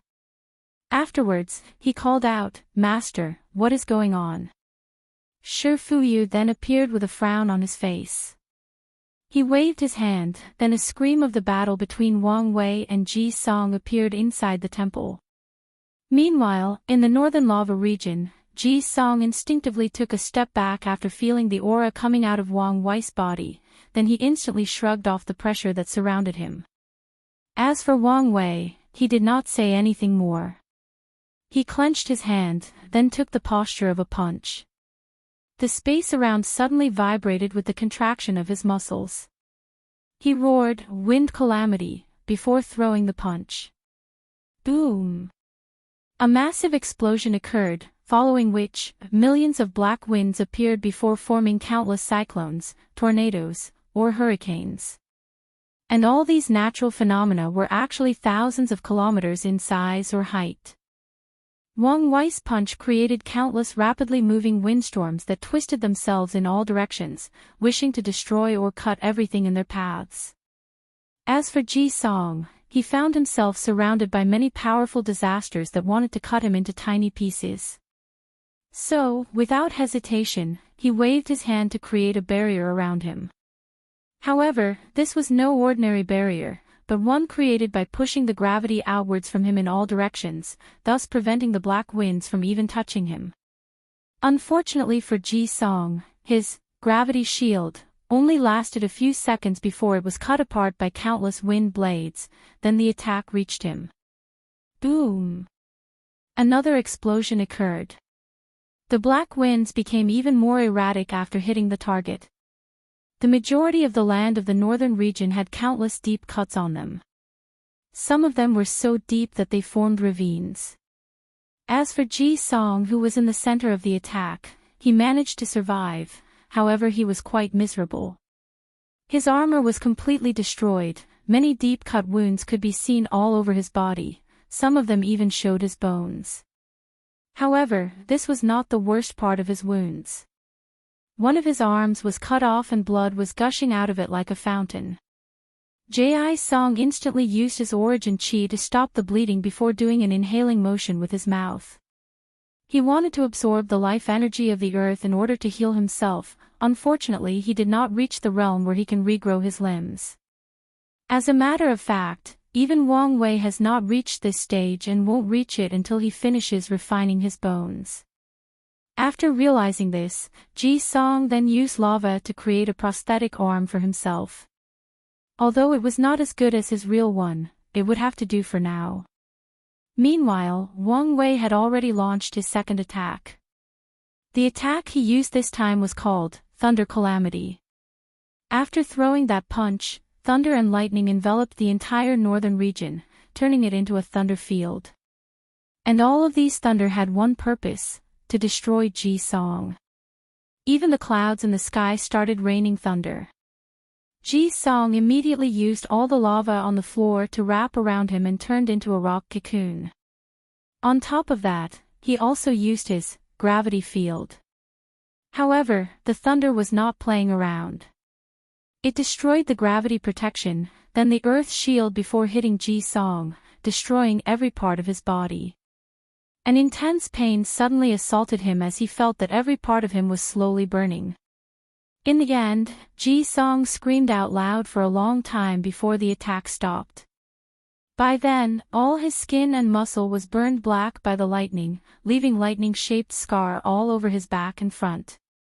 Meanwhile, Wang Wei took a very brief moment to admire these two powerful attacks that he learned from the ancient desolate body refining scripture over the past few years. Since his body, skin and muscle used both wind and lightning to temper them, there are techniques in the scripture on how to use these elements as a form of attack. Previously, Wang Wei did not completely learn about them, but managed to comprehend them fully during his retreat in chaotic space. After that, Wang Wei used the thunder in his muscle to boost his speed. With more than 7 booms, he reached Mach 7 speed and instantly appeared in front of Ji Song and grabbed him by his head, before flying into the air. Ji Song took the opportunity to attack Wang Wei with another gravity punch, however his attack had no effect this time. Wang Wei's innate field detached itself from his skin and turned into a shield that blocked the attack. Ji Song was surprised as he never saw this field behave this way before. Of course, he did not know that this was an ability that Wang Wei just developed after the beating he received. Despite his failure, Ji Song did not stop. He continued to attack the innate field, however, it was of no use. Wang Wei dragged him by the face into the sky, then he rushed straight into the ground with all his force. Boom! Wang Wei slammed Ji Song on the ground with tremendous power, creating powerful shockwaves that traveled.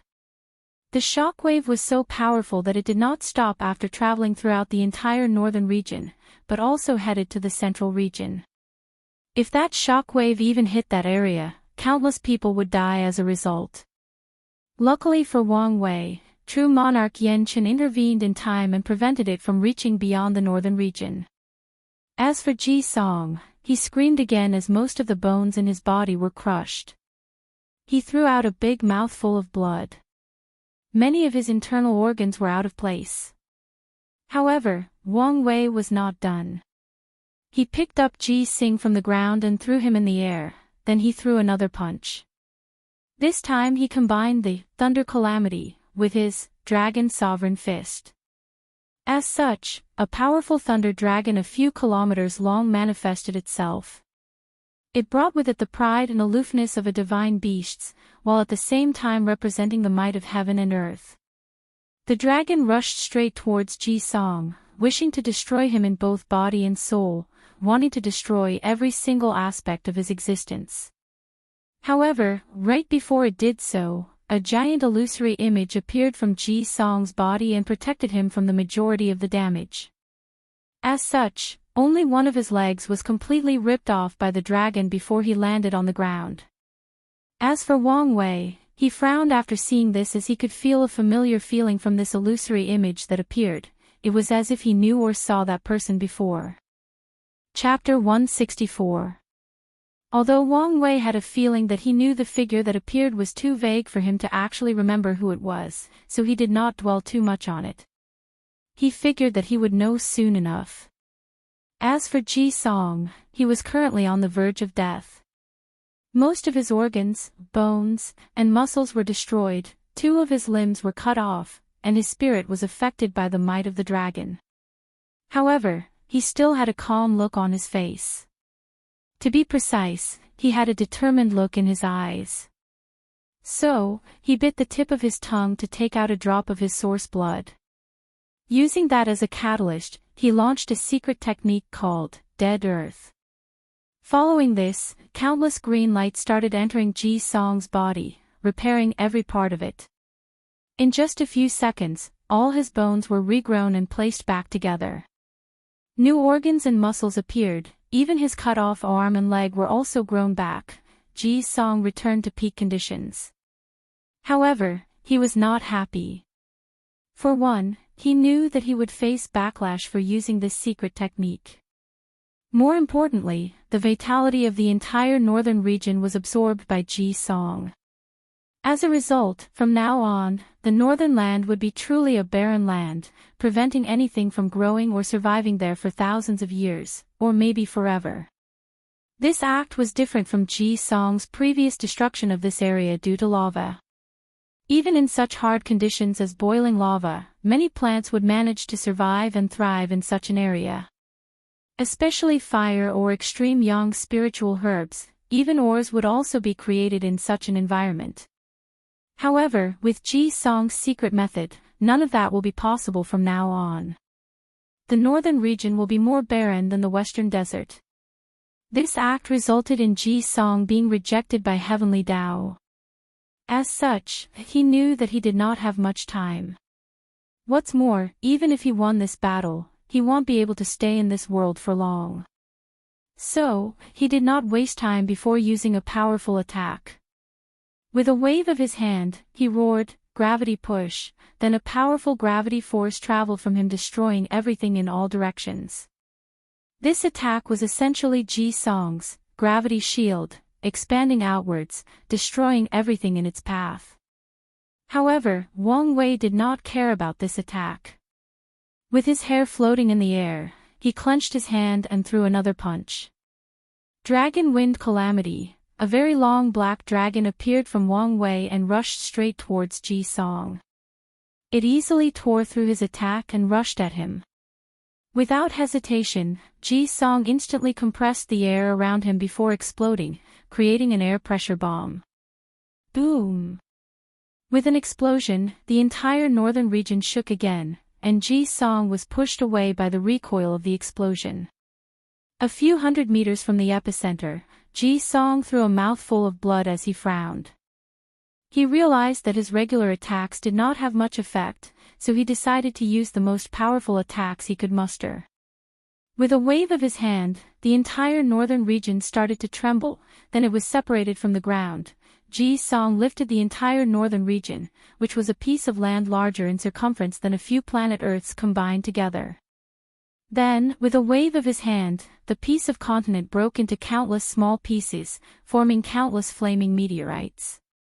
"Meteor rain," roared Ji Song, then waved all these meteors towards Wang Wei. This was not a normal meteor shower, but one that Ji Song used gravity to accelerate their traveling speed. Wang Wei raised his head in the air to look at all the flashing lights coming towards him. It was a beautiful sight, as Wang Wei had never witnessed a meteor shower before, let alone having one thrown at him. After taking a brief moment to admire the view, Wang Wei also prepared to use his most powerful attack. This attack was an upgraded version of his earthquake fist that he just created. Wang Wei started to mobilize all the vibration from his body, whether it was his near-neutron star-dense skin, his diamond-strong muscle, or his steel-like bones, they all vibrated rapidly. And he did not stop there. The innate field around him also started vibrating, along with the thunder and wind lodged in his skin and muscles. Heck, even his soul also vibrated at a rapid rate. Then, he concentrated all these vibrations in his fist, and threw a punch as he roared, "World-breaking fist." The moment that Wang Wei threw that punch, everything in the world became silent. For a brief moment, all the birds stopped chirping, the flowers stopped swaying, insects lost their ability to flap their wings, and humans lost the ability to speak. Then, the entire world turned black, losing its light. All that happened in just a blink of an eye. Then, the entire world started shaking. Whether it was the eastern region where the Great Xia was located or the central region where the Great Shu and Great Zhou dominate, everything started shaking. Following which, all kinds of natural disasters began. Earthquakes appeared everywhere, tsunami could be seen all over the eastern coasts, volcanoes started to erupt, tornadoes or cyclones were formed all over the central region. Meanwhile, sandstorms ravaged the western desert. Space cracks started to appear all over what remained of the northern region. Many people were about to be killed as a result of these catastrophes. At that time, in the endless void, both true monarch Yan Chen and Ji Han's face instantly changed after seeing this, so they acted immediately. They waved their hands, then the entire warring kingdom's small thousand world and all the people inside shrink into a hand-sized ball. Then with another wave of their hands, countless runes appeared around the crystal-clear ball that was actually an entire world. After doing this, all the natural disasters that plagued this world subsided, saving the lives of its inhabitants. Yan Chen sighed in relief before grinning widely. Then he said, "I cannot believe that the young master's attack actually reached the destruction level of the primordial spirit realm. Originally, we refined this world to be able to bear peak divine body realm level attacks, but it seemed that this was not enough." While Yan Chen was happily chatting to himself, Ji Han had an ugly look in his face as his heaven chosen was the one to face such an attack back to the battle. After Wang Wei threw that heaven-defying punch, the meteor shower launched by Ji Song was completely annihilated. There was not even a speck of dust left, they were completely atomized by the vibration created by that attack. And it was not just them that were completely annihilated. Even the space around Wang Wei was also mostly destroyed, creating a vacuum void full of chaotic space energy floating in the northern region. Normally speaking, only cultivators in the void-shattered realm can actually break space, hence the name. However, due to the fact that Wang Wei's attack exceeded this world's bearing capacity, space was thus shattered. As for Ji Song, he still managed to survive somehow. Right before the attack hit him, the same illusory image appeared to protect him again. This time, Wang Wei managed to see what it was. "Retire Prince Ji Xiang," muttered Wang Wei. Then, he seemed to have thought of something and said in shock, "Dharma body." The reason that he was surprised was because the illusory image that appeared to protect Ji Song actually resembled the Supreme Realm's Dharma body. After thinking for a few minutes, Wang Wei guessed the gist of things. He guessed that true monarch Ji Xiang must have used a secret method to sacrifice himself in order to heal Ji Song's foundation that was ruined back in the Spirit Road trial.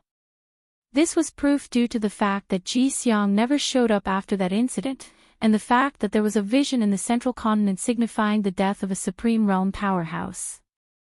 At that time, many people went to investigate and found nothing, including the Tao opening sect's shadow of this generation. However, divination did reveal that the dead supreme was related to the great Zhou imperial dynasty. So, after seeing this Dharma body on Ji Song, Wang Wei suddenly put two and two together.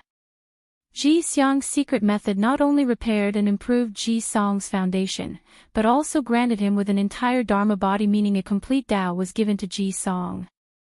So, in the future, when he broke through the supreme realm, he will have two Dharma bodies, which is an unprecedented feat. After thinking about these for a few seconds, he looked at Ji Song's body that was floating in the void. He was in terrible shape. 3 of his limbs were completely gone, leaving only his left leg. His internal organs and bones were totally liquefied, leaving only his skull and a bag of skin still intact, floating in the air. By all accounts he should be dead, but a powerful force was protecting his head and soul, then providing him with a powerful life force to keep him breathing. Wang Wei looked in one direction before saying out loud, "I know that you are here, so come out." Immediately afterwards, a shadow appeared not far in front of Wang Wei. Chapter 165. The person that appeared in front of Wang Wei was of course Ji Song's big brother, Ji Su. He witnessed the entire battle in order to prevent the worst from happening to his brother. Ji Su looked at the terrible sight of his brother with a sigh. During his battle, his little brother was completely outmatched in every way. The worst part is the fact that his opponent did not use all his strength. By now, it is already common knowledge that Wang Wei is a young emperor, and every young emperor contained a pseudo-domain-like ability. However, he did not use that even once during that fight. Although Ji Su knew that his little brother had prepared on how to deal with that ability, it was not certain how effective the method would be and whether it would affect the outcome of the battle. After sighing a few more times, Ji Su took out a saint pill and fed it to Ji Song. The pill's only purpose is to keep alive for as long as possible, so that he can properly heal after returning back home. All this time, Ji Su looked at Wang Wei with the utmost vigilance. Any sudden movement will prompt him to instantly react. However, Wang Wei just smiled nonchalantly before saying, "You do not need to be vigilant. Even with your peak divine body realm cultivation, you are not my match. If I wanted to do something, you could not stop me." Ji Su frowned after hearing this, but he did not say anything, and he still remained vigilant. He was not afraid of a confrontation. After witnessing that battle, he knew that Wang Wei's attack or destructive ability had reached the lowest threshold of the primordial spirit realm. However, there is still much instability with his strength. Although his destructive power and defense have reached that level, his stamina and more importantly, his speed, have not reached that level. So, Ji Su is confident that with his cultivation level in the peak divine body realm, as long as he uses a few techniques, his speed can reach that level and he can run away with his brother if necessary. So, after pondering for a few seconds, he said, "You are the winner of this battle. According to our agreement, the territories of Great Zhou belong to you." After saying this, he crushed a talisman, then he and his brother were swallowed by a space crack. Meanwhile, Wang Wei sighed after seeing this. The truth of the matter is that he was not in the best shape as well. Although he was not injured, his entire body was aching after he threw that last punch. He even had a terrible headache, signaling that even his spirit was greatly fatigued. On top of that, Wang Wei was actually in quite the conundrum. His ability to fly was due to his terrible control of spiritual energy between heaven and earth. However, there was currently no such thing as spiritual energy around him. His last attack created a vacuum environment, meaning there was no spiritual energy, no gravity. So, Wang Wei was just floating in empty space. His powerful fleshly body allows him to breathe there, and his innate field prevents him from floating away. However, he could not fly, so he was literally stuck there.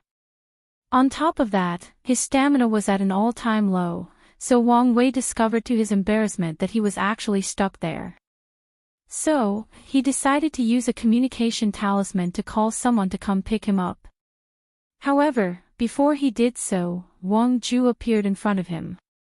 Wang Wei sighed in relief after seeing her and asked to be carried away.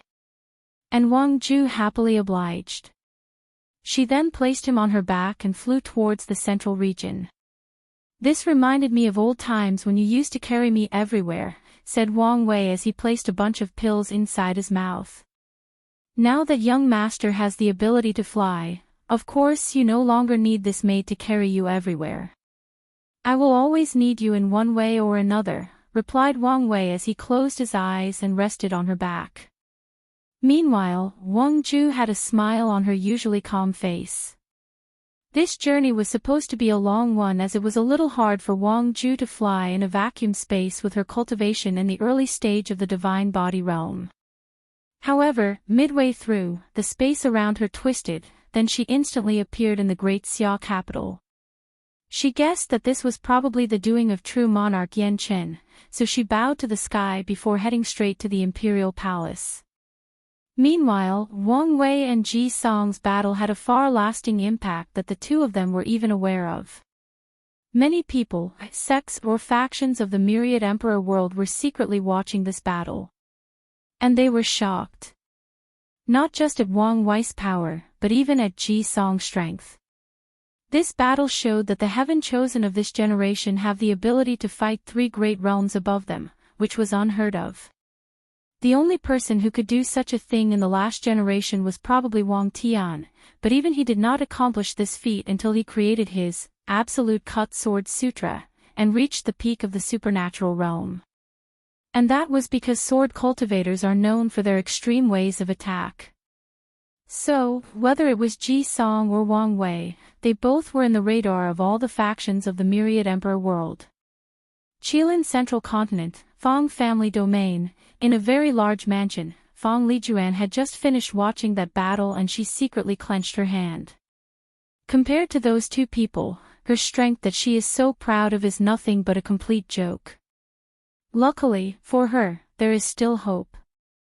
After thinking about this, she looked at the talisman in her hand, and her cold eyes lit up.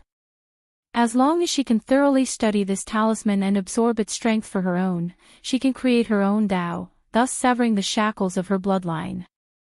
So, Fong Lijuan closed her eyes and began to understand or be enlightened on this talisman. Huang Family Domain. Huang Min had also just finished watching the terrifying battle. His face was extremely pale, while his face had an ugly look on it. Immediately afterwards, he called one of his maids and asked, what was the result? "Young master," the Fong clan hesitated at first, pondering whether to accept our request. However, suddenly, they changed their mind and decided to protect Fong Lijuan at all cost even if they have to go to war with our Huang clan. Huang Min frowned after hearing this before asking, what about the response of our Huang clan? The clan does not seem to want to go to war with the Fong clan. How come? Well, your father the patriarch wanted to fight with the Fong clan, however, the grand elder strongly disagreed. "Damn stupid uncle, why does he oppose father at every turn?" replied Huang Min with veins popping of his forehead. "What reason did he use to prevent the war?" The maid lowered her head after hearing this question, then she said, "The great elder said it was not worth it for the clan to go to war and waste so many resources for a wasteful person, isn't it?" asked Huang Min with red eyes and gritted teeth. "A person who has their bloodline destroyed is a waste, isn't it?" The maid lowered her head and did not say anything. As such, Huang Min then waved his hand to dismiss her. A few minutes later, a middle-aged man appeared in Huang Min's room. It was his father. So, Huang Min rushed to meet him with a look of expectancy on his face. However, his father just sighed and shook his head, an act which made Huang Min's face become very ugly. His father then said, "The Fong clan seemed adamant in supporting Fong Lijuan for this generation's heavenward battle. But why? Didn't they see the battle between those two? Could they really believe that Fong Lijuan has any chance at all?" Who knows, shrugged his father. It may be because an eternal emperor might appear in this generation, so they wanted to take their chances. Or, Feng Lijuan might have acquired something in that trial that boosted their confidence. In the end, what truly matters is the fact that they are more than willing to go to war with us in order to protect her. Huang Min looked at his father with bloodshot eyes for a few seconds before taking a deep breath, then he asked, "What about the issue of my bloodline?" After hearing this question, Huang Min's father just sighed again before saying, "I'm afraid that there is nothing the clan can do about this. The herb used on you is a very rare and extinct one. As such, the herbs needed to create an antidote are also extinct long ago. Since the poison herb was found in the Warring Kingdom world, couldn't the ones for the antidote be also found there?" "Things are not as simple as you make it out to be," replied Huang Min's father with a sigh. "According to our agreement, the final winner of the trial will get control over the entire small thousand world. At this rate, it is obvious that the sacred son of the Tao opening sect will be the final winner. Do you think that the Tao opening sect will allow our Huang clan to go hunting for precious herbs in their territory? What's more, even if we get the herbs, who would refine the antidote for you? You know that the only powerful alchemist in our clan belonged to your uncle's faction. So, what am I going to do now?" Huang Min's father patted his shoulder before saying, "You do not have to worry. With me here, nothing will happen to you and you can live a life without any care or worries." After saying that, Huang Min's father left. As he walked away, he could hear the sound of things being destroyed or thrown all over. He sighed but continued on his way. Meanwhile, in the herd-raising valley, Lu Meishio also just finished watching the battle between Ji Song and Wan Wei. She too was surprised by the immense power displayed by her peers. As such, she had a deep frown on her face for a few minutes after the battle ended, then she sneered before saying, "Do you think everything is over because I left the trial?" Chapter 166. Warring Kingdom World, Great Xia Dynasty. Wang Wei spent a few days inside his cultivation room to heal his injuries and recuperate his lost stamina. Of course, Wang Wei was not just doing this, but also reviewing what he learned during this battle.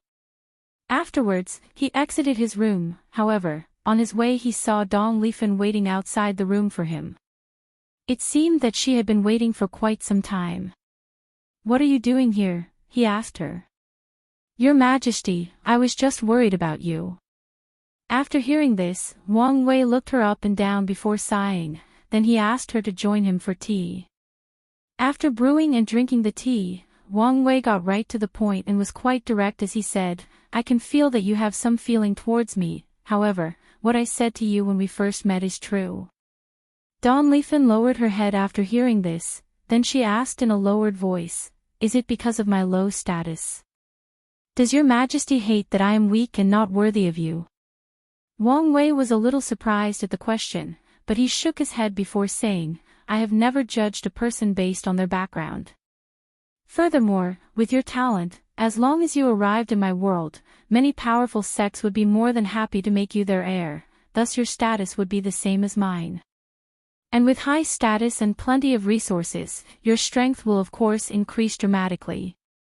Then, if it is not humble birth, could it be that I'm not beautiful enough?" asked Dong Lifen with her head still lowered. "I'm not that superficial," replied Wang Wei with a sigh. "The truth of the matter is I believe that a fated person is out there waiting for me. Although I know that it is a little ironic coming from the guy whose Tao involved controlling his own fate and the fate of myriad worlds and races, but when it comes to love, I still believe in fate. I believe that when I meet that person for the first time, I will instantly know that she was meant for me, that we belong together. Many might argue that this kind of love is superficial and shallow, but I still believe in it. I still believe that she and I will be together for eternity, that she will accompany me in my pursuit of the end of the Tao. And not just as my wife, but as my equal, as my companion, as a fellow pursuer of the truth." After saying this, the face of someone suddenly appeared in his mind. Even with Wang Wei's unforgettable memory, the face was quite vague or blurred, however, he had a feeling that he would instinctively recognize that person the day that they actually met. Meanwhile, Dong Lifan was surprised by Wang Wei's words as she had never seen him like this. More often, he gave her the feeling that he was mighty and strong, that nothing could truly bother, that he had a solution to every problem. After thinking about this, she sighed before saying, "Well, whoever this woman is, she will be the luckiest woman in the world to have your Majesty's affection." "I'm the one who will be lucky," replied Wang Wei with a smile on his face. After that, the two of them drank their tea in silence. In the end, Dong Lifan got up to leave. However, Wang Wei stopped her one last time and said, "I can see that you have a very ambitious side when it comes to cultivating and pursuing the Tao, so let me give you a piece of advice. If you truly want to go far in the path of cultivating, do not let anyone dictate your worth. Whether it is societal customs, your origin or birth, heaven and earth, and even me. You alone can determine what you are worth, what you are capable of and what height you can reach." Dong Lifan's eyes lit up after hearing this as he realized the importance of these words. She decided to remember them and meditate on them when she has time. As such, she bowed politely to Wang Wei before leaving with fast and steady strides. After finishing his discussion with Dong Lifan, Wang Wei went out to deal with the affairs of the dynasty. His territory has just been exponentially increased, as such, there are many things left for him to deal with. Meanwhile, in the Great Shu dynasty, Feng Heng had also watched the battle between Ji Song and Wang Wei. At first, he was also shocked, but eventually calmed himself down. However, he noticed that his master seemed unsettled the entire time. So, he finally asked the reason. "Disciple, I think you are in trouble," said Shi Fuyu with a frown on his face. "Master, what do you mean?" After thinking for a few seconds, he replied, "This Wang Wei reminds me of a young version of your sect's ancestor. The absolute beginning emperor." "Yes. Master, since you were alive back then, what kind of person was your ancestor?" "Not a lot of records are left about him in the sect." After pondering for a while, Shi Fuyu asked, "Tell me what you know." "All I know is the fact that the ancestor's real name was Li Taishuang, and he took the name Absolute Beginning after proving the Tao. And he is most famous for ending the incense/faith era." Shi Fuyu nodded before continuing, "Things were not as simple as you state. Back then, during the incense era, Buddhism reigned supreme throughout the entire world. Due to the technique of absorbing faith or incense power, the cultivation speed of most Buddhist cultivators was faster and they had more strength than other people even commoner to the heaven chosens of that era. During that time, even the Tao opening sect was nothing as they only had 3 great emperors by the end of the incense era. Although there were countless different sects or philosophies of Buddhism, they were still united when facing outsiders. The only group that could compete with Buddhism back then was the Heaven Race or God Race. God Race? Do you mean the Divine Clan of the Divine Tao League? Asked Feng Heng with a puzzled look on his face as he had never heard of any Heaven Race or God Race. After seeing the puzzled look on his disciple's face, Shi Fuyu sighed melancholy before shaking his head. "No, they are different. As a matter of fact, the divine clans got the idea of inheriting bloodline from the Heaven Race. As for the Heaven Race, they were the physical manifestation of concepts like thunder, fire, water, earth, etc. As such, they were always referred to as Thunder God, Fire God, and so on. Isn't that the Spirit Race?" However, Shi Fuyu still shook his head before saying, "It's still different. The God Race was created when countless mortals and cultivators prayed to a specific concept, such as praying to fire and treating it as a god.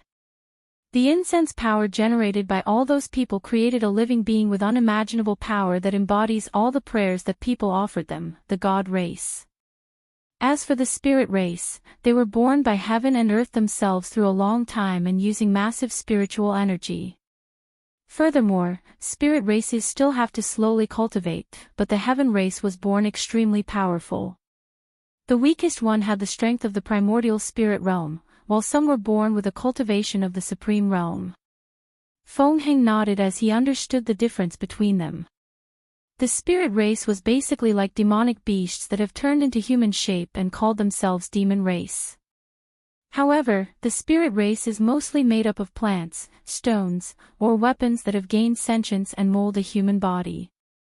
According to Feng Heng's knowledge, these individuals refused to acknowledge themselves as demon race, so they blended together to create the spirit race.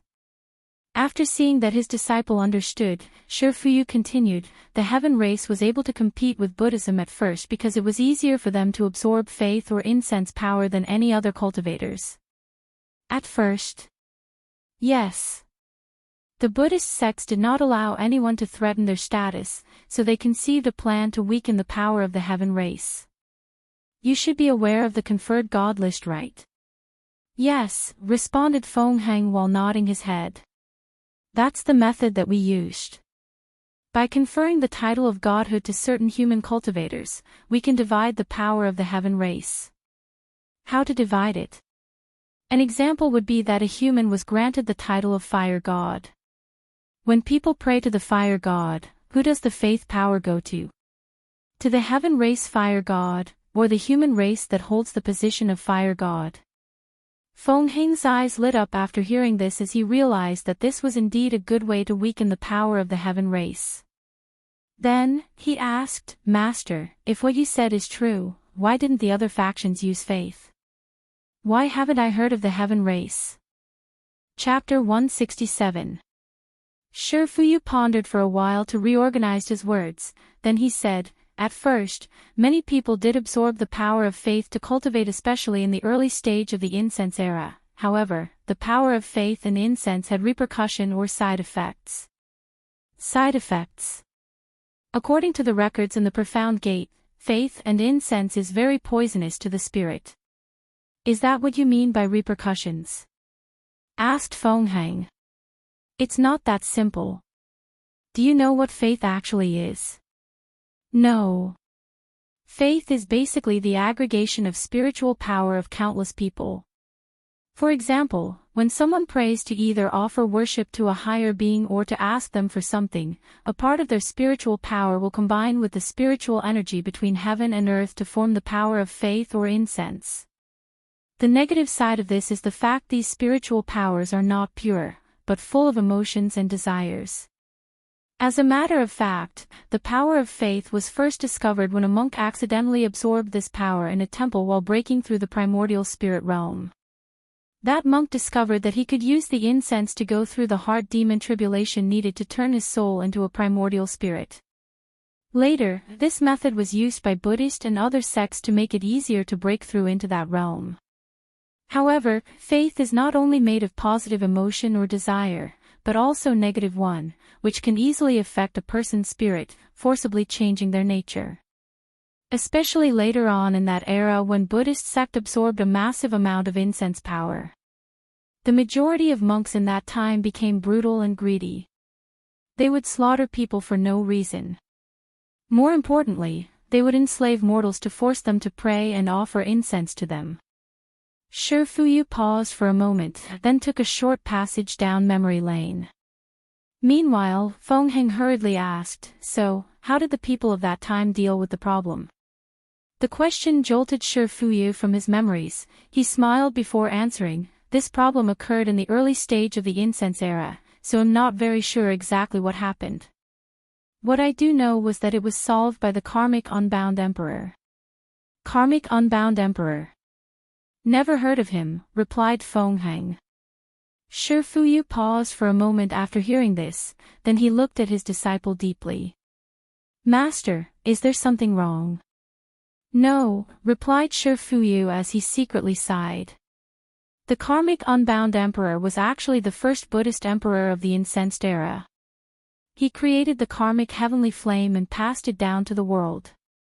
As a result, the Buddhist sect could use this flame to burn out the impurities inside the incense power, thus making it easier to absorb.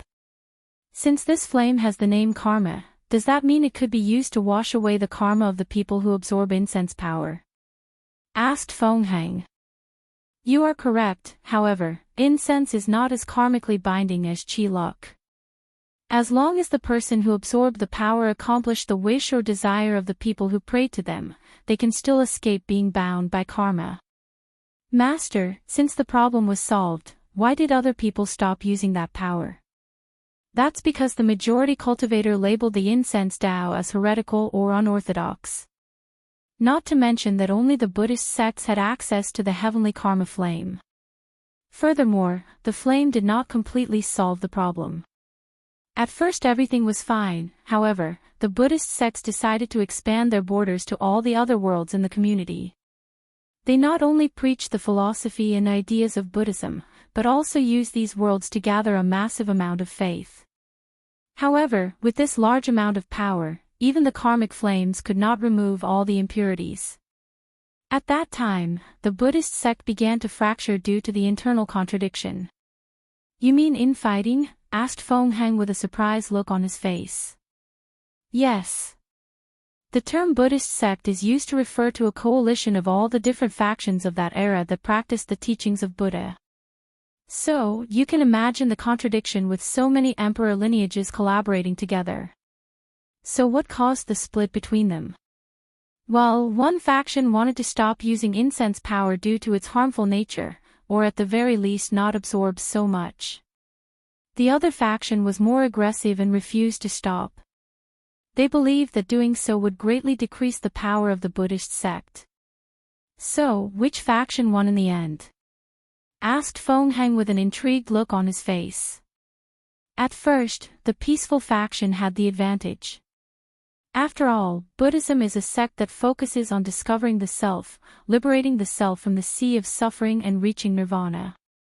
For most Buddhist cultivators at that time, the power of incense was just a means to achieve enlightenment at a more rapid pace and help more people liberate themselves from their suffering. However, things rapidly changed. The radical faction conducted a ceremony that contacted a powerful being using a massive amount of incense power. That being then gifted that faction the Western Pure Bliss Land, or Buddha world. Wait, Western Pure Bliss Land? Are you talking about one of the 6 forbidden lands? Asked Feng Heng, visibly shocked. Shi Fuyu nodded before replying, now it is considered a forbidden land, but back then, it was not. Western Pure Bliss Land was the holy land of Buddhism. Just standing there, you could feel the powerful Buddha rhyme that increased understanding and enlightenment. At the center lies the Maitreya Bodhi tree, a very powerful spiritual tree that may have reached beyond the emperor tier. Anyone who meditated under it will have the Maitreya Buddha mother explaining the Tao to them herself. She was an unimaginable being that words alone could not express her sacredness. Just being in the divine presence of the Divine Mother Buddha was enough for any monk to know and experience what true nirvana was even for a brief moment. A brief moment that all monks pursue for their entire lives, even willing to give their entire life, said Shi Fuyu with a twinkle in his eyes. What? Beyond Emperor tier? Master, does such a thing exist? Asked Feng Feng all flustered.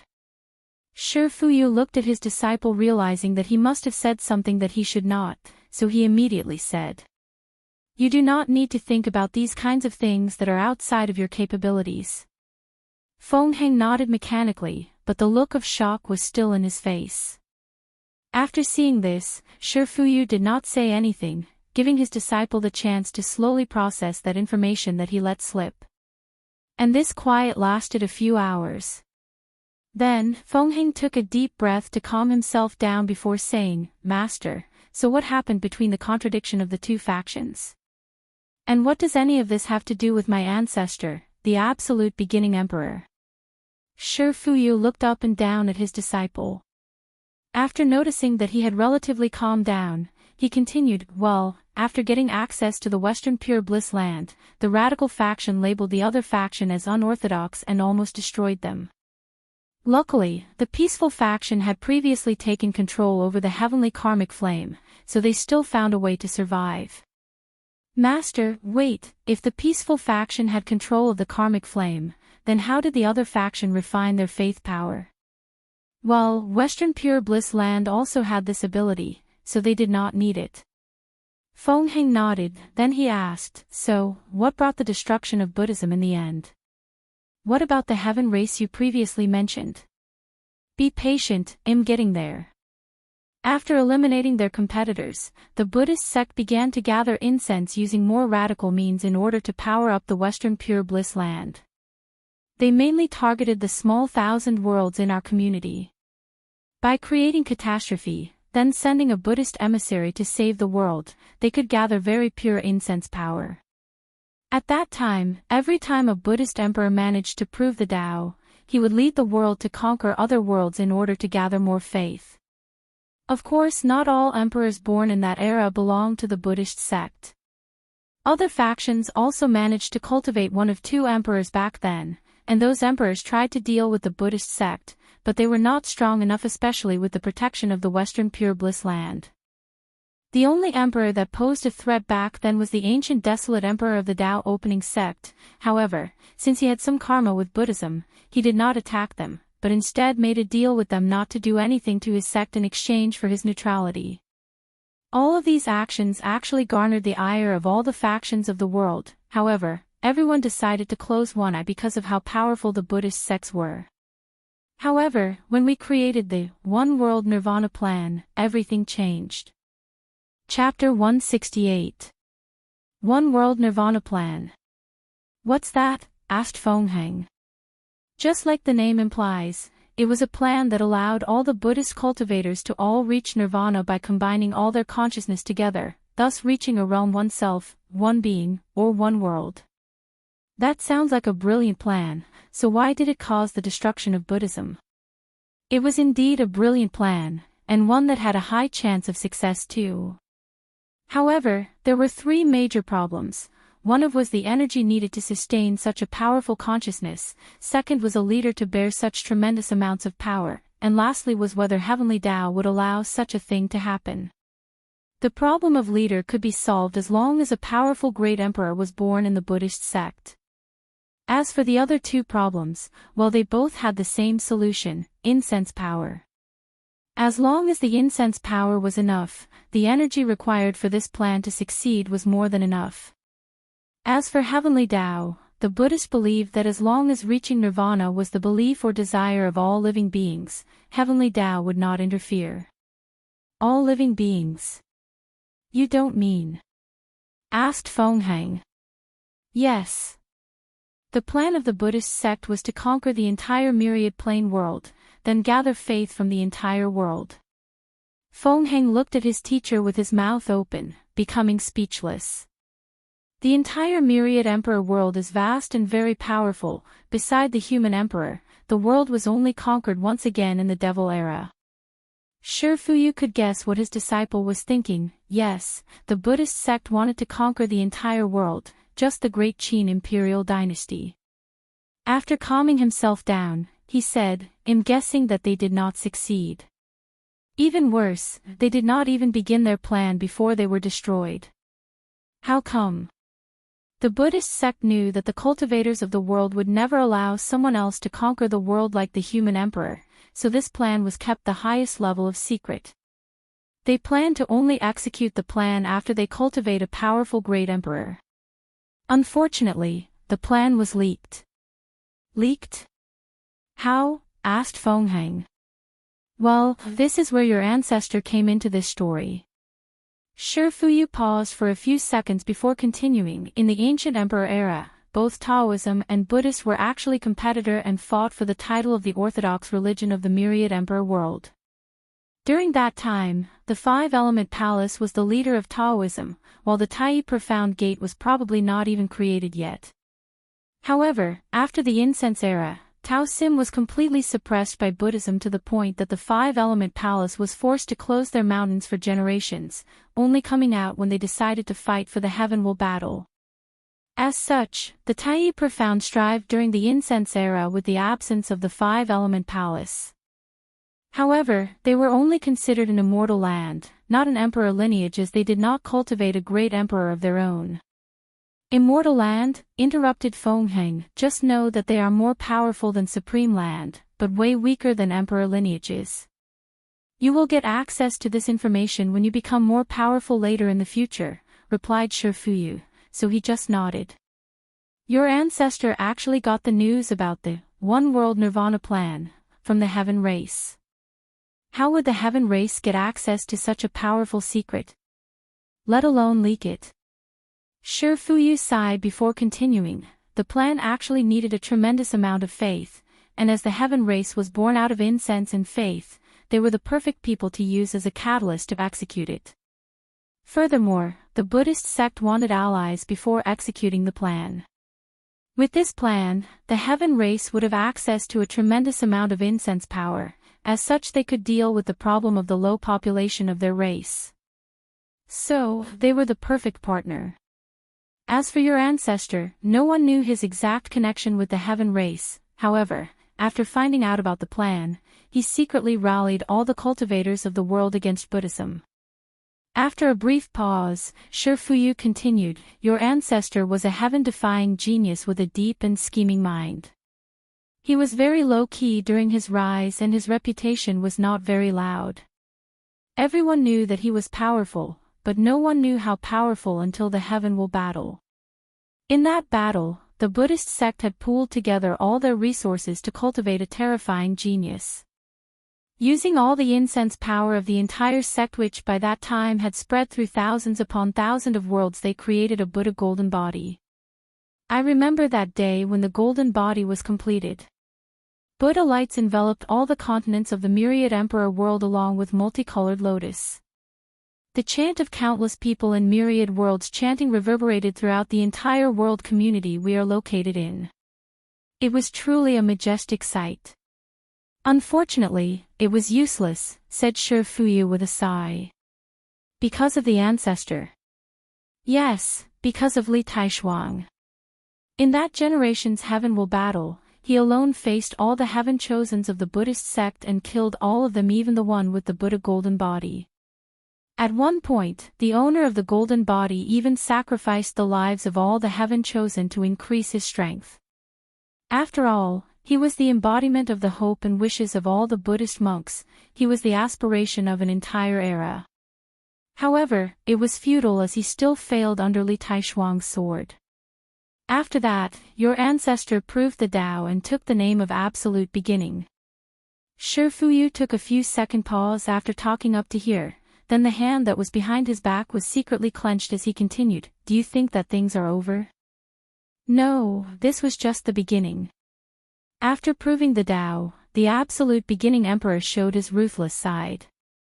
He rallied all the sects that he had previously contacted and used the One World Nirvana plan as an excuse to wage a terrible war against Buddhism. And he was relentless. The Absolute Beginning Emperor seemed to have a terrible hatred for incense power, so he set out to completely eradicate Buddhism, and he succeeded. He destroyed all the Buddhist sect in the entire myriad emperor world. Even the countless emperor lineages were not spared. Even the heaven race was not spared from his wreath despite the fact that many of them still supported him.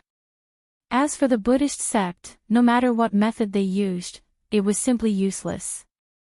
During that period, countless immortal venerable and Tao ancestors were killed and slaughtered. Many were left over by previous great emperors manifested themselves, but they were no match for the Absolute Beginning Emperor. Even the Western Pure Bliss land was not spared as it was also destroyed by the Absolute Beginning Emperor, and by that time, the Bliss land had actually evolved into a great thousand world, only a little smaller before reaching the size of a heaven world like the Myriad Emperor world. Meanwhile, Feng Heng had twinkled in his eyes after hearing the exploits of his sect's ancestor. As for Shifuyu, the hand behind his back further clenched, showing red veins on them. But he still continued, do you think this was the end? No, the Absolute Beginning Emperor was truly relentless. Using his own Tao, he actually cut the absolute beginning of Buddhism, meaning he erased their origin from the world. So, disciple, what do you think happened to someone who has their beginning erased? They will cease to exist. Without beginning, there is no living and no eventual end, replied Feng Heng after thinking for a few seconds. That's correct. With this method, all history of Buddhism was erased from existence, all their knowledge and philosophy, all their cultivation techniques, all their accomplishments, and even all memories of them. Anything related to Buddhism was completely gone, wiped out. This is the reason that virtually nothing is known about Buddhism in this era. Feng Heng was shocked, then he quickly asked something. Wait, if what you said is true, there should not be any information whatsoever about Buddhism in this current era, yet there is still some news remaining about them floating. What's more, the Western Bliss Pure Land is still a forbidden land. Not to mention that there are still rumors about the famous Buddhist emperor scripture, past, present, future Buddhist scroll. The reason for that was a last resort of the Buddhist sect. At the last moment before their destruction, they sacrificed to the Maitreya Mother Buddha through a Bodhi tree seed that was saved. The purpose was to leave a future for Buddhism, and they received a positive answer. The absolute beginning emperor was furious and rushed in to completely destroy the remains of the Western Pure Bliss land, but he failed. He had a heaven-shattering battle with the will of the Maitreya Mother Buddha, but he lost and was greatly injured. What? The ancestor actually lost? Asked Feng Heng with a surprised look on his face. Yes, this was probably the only failure in his life. As a result of this, a few pieces of the history and inheritance of Buddhism managed to survive the passage of time. Feng Heng nodded in acknowledgement before asking, but teacher, what does that have anything to do with Wang Wei? Let me ask you, you have read a lot of information about great emperors, do you think many of them were like the absolute beginning emperor? No, the majority of great emperors have left only a footnote in his history. As for the ones like my ancestor, there have been only a handful of them. And all of them displayed terrifying talents at a very young age. Wait, are you saying that Wang Wei reminds you of my ancestor? Shi Fuyu nodded before continuing, whether it is strength, will, intelligence, and talent, this Wang Wei reminds me completely of the absolute beginning emperor. What's more, his Tao seemed to be more terrifying. In fact, Shi Fuyu did not tell his disciple the whole truth. As a matter of fact, he was a little scared of Wang Wei. The reason for that was that during that last strike, the world-breaking fist, he suddenly felt a terrifying fluctuation from Wang Wei. And Shi Fuyu had felt this fluctuation from the will of the Maitreya Mother Buddha when she fought with the absolute beginning emperor. As such, he knew that Wang Wei probably had a terrible secret that even he himself might not know. As for Feng Heng, he became silent for a few seconds. Master, so what are you going to do? You should be asking yourself that question. In that case, let us continue with our original plan, replied Feng Heng after thinking for a few minutes. Chapter 169. Back in the Great Xia dynasty, Wang Wei was frowning while looking at a bunch of papers. In the past few days, he was not in the best mood, and it was all because of paperwork. After winning his battle with Ji Song, the vast territory of the Great Zhou now belongs to him. However, it will still take some time before he settled all the people there, let alone made them have a sense of belonging with Great Xia. As a result, many rebellions occurred throughout his territory, so he had to dispatch the army to use force to eliminate these rebels. If it was in the past, Wang Wei might consider using less brutal means to deal with the situation, but now the end of the trial was rapidly approaching, he did not have time to play nice. Although Wang Wei was the final winner of the trial, he knew that his competitors would use the shortest amount of time to recuperate from their defeat, then strive to break through the supernatural realm as soon as possible. And if he wasted any more time in this world, he would be left behind. So, he decided that all his plans must be accomplished in 5 years or less, then he will leave this world. Of course, dealing with the affairs of the dynasty was not the only reason that Wang Wei was in a bad mood. But because Yan Liling, his supposed chancellor, refused to help him. According to her, she was mad at the fact that he did not share his secret longshuet tea recipe with her. After hearing this, Wang Wei immediately blamed Li Jun for not being able to keep his mouth shut. I mean, doesn't he know to place his brother before his companion? I mean, they basically grew up together wearing the same diapers. Couldn't he keep his mouth shut? Wang Wei sighed while gritting his teeth. As a last resort, he had to ask Dong Lifan for help, an act which made him very embarrassed. After all, he had just basically rejected the poor girl, but now he was asking her to work for him. Wang Wei felt like a capitalist that exploited the people working for him. However, after seeing her working hard and not complaining, he removed the guilt he felt. He convinced himself that she enjoyed the work. One day while working in the Dragon Throne Room, someone came in and told him that a special guest came to see him. It turns out the person was actually Feng Heng, the leader of the Great Shu dynasty. Wang Wei could not think of the reason that this guy showed up to meet him. However, he did not care. No one can stop from conquering this world. As such, the Great Shu dynasty is actually on its last breath, and it is only a matter of time before he conquers it. A few minutes later, Feng Heng entered the Dragon Throne Room, then cupped his hand together to salute Wang Wei. However, one of the ministers of the court roared, "Bold! You dare not to properly salute His Majesty." However, Wang Wei waved the person off as he knew that Feng Heng just used the etiquette to indicate that he was treating him as the sacred son of the Tao opening sect, not the ruler of Great Xia. As a matter of fact, he did not really care about etiquette. As long as the person shows the necessary level of respect, everything is fine. As such, Wang Wei just observed this heaven chosen from the Tai profound gate from up to down. He noticed how this Feng Heng had a very peaceful and natural temperament, which symbolized that he has a high understanding of Taoism. Speaking of Taoism, Wang Wei knew a little bit as he had read the Tao Te Ching by Lao Tzu and Zhuangzi in his previous life. Although he only did so to impress his boss, he still remembers them with his unforgettable memory. Furthermore, the origin path system that all the cultivators in the myriad emperor world cultivate borrow many ideas and philosophy from Taoism. After taking a brief moment to call this thing, he said, "So, Tao child Feng Heng, what brought you to my little dynasty? I'm here to make a deal with you." "Oh. Please say. I will hand the entire Great Shu dynasty to you without fighting. In return, you have to give the position of national master and make Taoism the national religion of Great Xia." Wang Wei looked directly into Feng Heng's eyes for a few seconds, before saying with a sneer, "You must be joking. I have done all of this work, just to let you benefit for cheap. You value yourself too much." Wang Wei could guess this guy's plan. Let all the other heaven-chosen battle between themselves, then allies himself with the final winner. With the status of national master and the spread of religion, he can absorb as much chi luck as the final victor of the trial. No wonder this guy never actually made any move during the whole trial, thought Wang Wei secretly. He always wondered what Feng Heng's endgame was.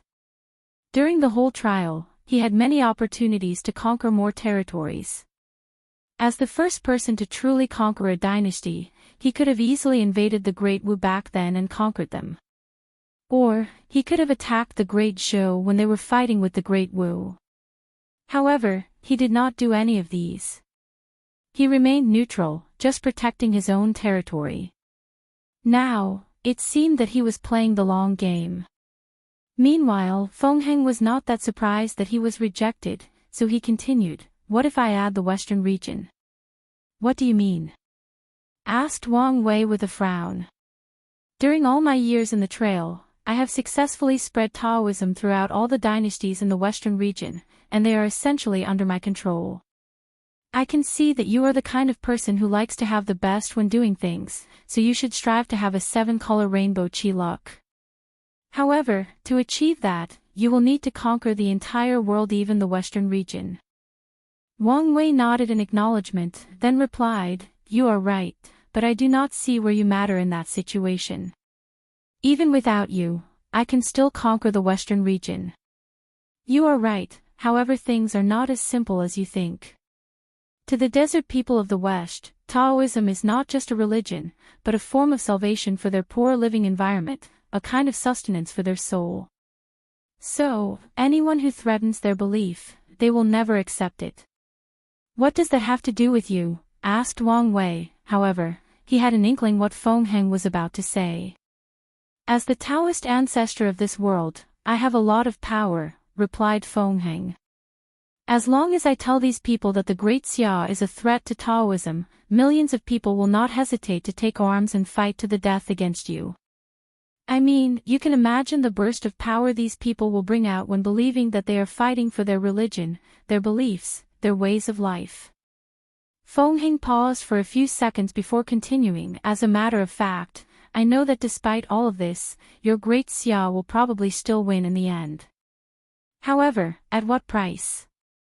With the majority of people of the western region dead in a war, what is the point of you conquering that barren land? How long will it take to end such a war of faith? However, with my proposition, all of this can be avoided. You can easily conquer the entire world, and I will just benefit a little. Wang Wei had a pensive look on his face while tapping his finger on the armrest of his dragon throne. He realized what a brilliant move Feng Heng's plan was. Plus, he did not want to waste more unnecessary time on this trial. However, I can agree with your proposition, but I have a few conditions. Feng Heng hurriedly said, please say. First, you can only absorb enough qi luck to reach the two-color rainbow level. Impossible, replied Feng Heng. He did all of this work in order to achieve the highest result possible. How could he accept the bare minimum instead? As a matter of fact, if it was up to him, Feng Heng did not want to use this method. Unfortunately, the barrier between the peak purple gold qi luck and the two-color rainbow is too vast for him to accomplish with the territory that he has control of. According to his master, a person has to conquer an entire small thousand world in order to break that barrier between those two levels. And if you want to reach higher levels like 3-color, 4-color and sun, you need more than just vast territory. You need to properly govern the people, make them happy and better. And even that can only guarantee a 6-color rainbow qi luck. If you want to reach the last color, you have to fundamentally change the world. So, Feng Heng was very happy when Wang Wei was the final winner because according to the information he received, the people of Great Xia have very happy and fulfilling lives. But now, either accept my condition, or we can go to war, said Wang Wei with a cold and ruthless tone. Meanwhile, Feng Heng had an ugly look on his face, while thinking about his options. Chapter 170. Feng Heng thought about the situation for a good half hour, then he said with gritted teeth, fine, I accept. What other conditions do you have? As for Wang Wei, he just smiled after seeing this. My second condition is actually very simple, I want to fight with you. Fight me? Asked Feng Heng with a puzzled look. Yes, I want to see whether you are worthy to negotiate with me on the same level. Feng Heng's face instantly became ugly again after hearing this. This was the first time that his peaceful mood changed so much in such a short time. He looked at Wang Wei with fire in his eyes. However, Wang Wei did not care, so he said, you can't blame me for this, after all, no one has even seen you fight. How do I know you are not a sheep disguised as a tiger? Feng Heng took a deep breath before calming himself down. Then he said, I accept your challenge. In a forest not far from the Great Xia capital, both Wang Wei and Feng Heng stood not far from each other. Many people were standing far away, watching and commenting on the battle that was about to happen. Who do you think will win? Asked Dong Lifin with a worrying look on her face. Isn't it obvious? Replied Li Jun with a calm look on his face. He saw a recording of the battle between his big brother and Ji Song from Wangju, so he knew how powerful Wang Wei was. That battle also brought a lot of pressure to him, however he was also motivated to increase his strength. Furthermore, he decided to cultivate the Overlord Fist, in order to refine a strong body for himself. Meanwhile, Wang Wei was looking his opponent up and down waiting to see what kind of method he would use, however his opponent seemed to be more patient than him, so he decided to attack. In an instant, Wang Wei appeared in front of Feng Heng, then punched him in his guts. However, a sudden cumulus cloud appeared to block the attack, but it was to no avail. Feng Heng was sent flying from more than a few hundred meters away, throwing up a mouthful of blood. However, midway through, his body suddenly turned as light as clouds, then he slowly floated in the air before stopping. Feng Heng wipes the blood from the corner of his mouth as he realizes that he underestimated his opponent despite the fact that he saw his true strength during the battle a few days ago. So, he decided to take things seriously. With a wave of his hand, red clouds were condensed from the atmosphere, then they dropped like rain on Wang Wei. However, with just one punch in the air, a powerful shockwave dispersed these clouds. Immediately afterwards, Wang Wei flew straight towards his opponent and kicked him. Boom! Feng Heng was sent flying on the ground with tremendous force as he spewed out another mouthful of blood. Fortunately for him, a cumulus cloud appeared in front of him and blocked some of the attack.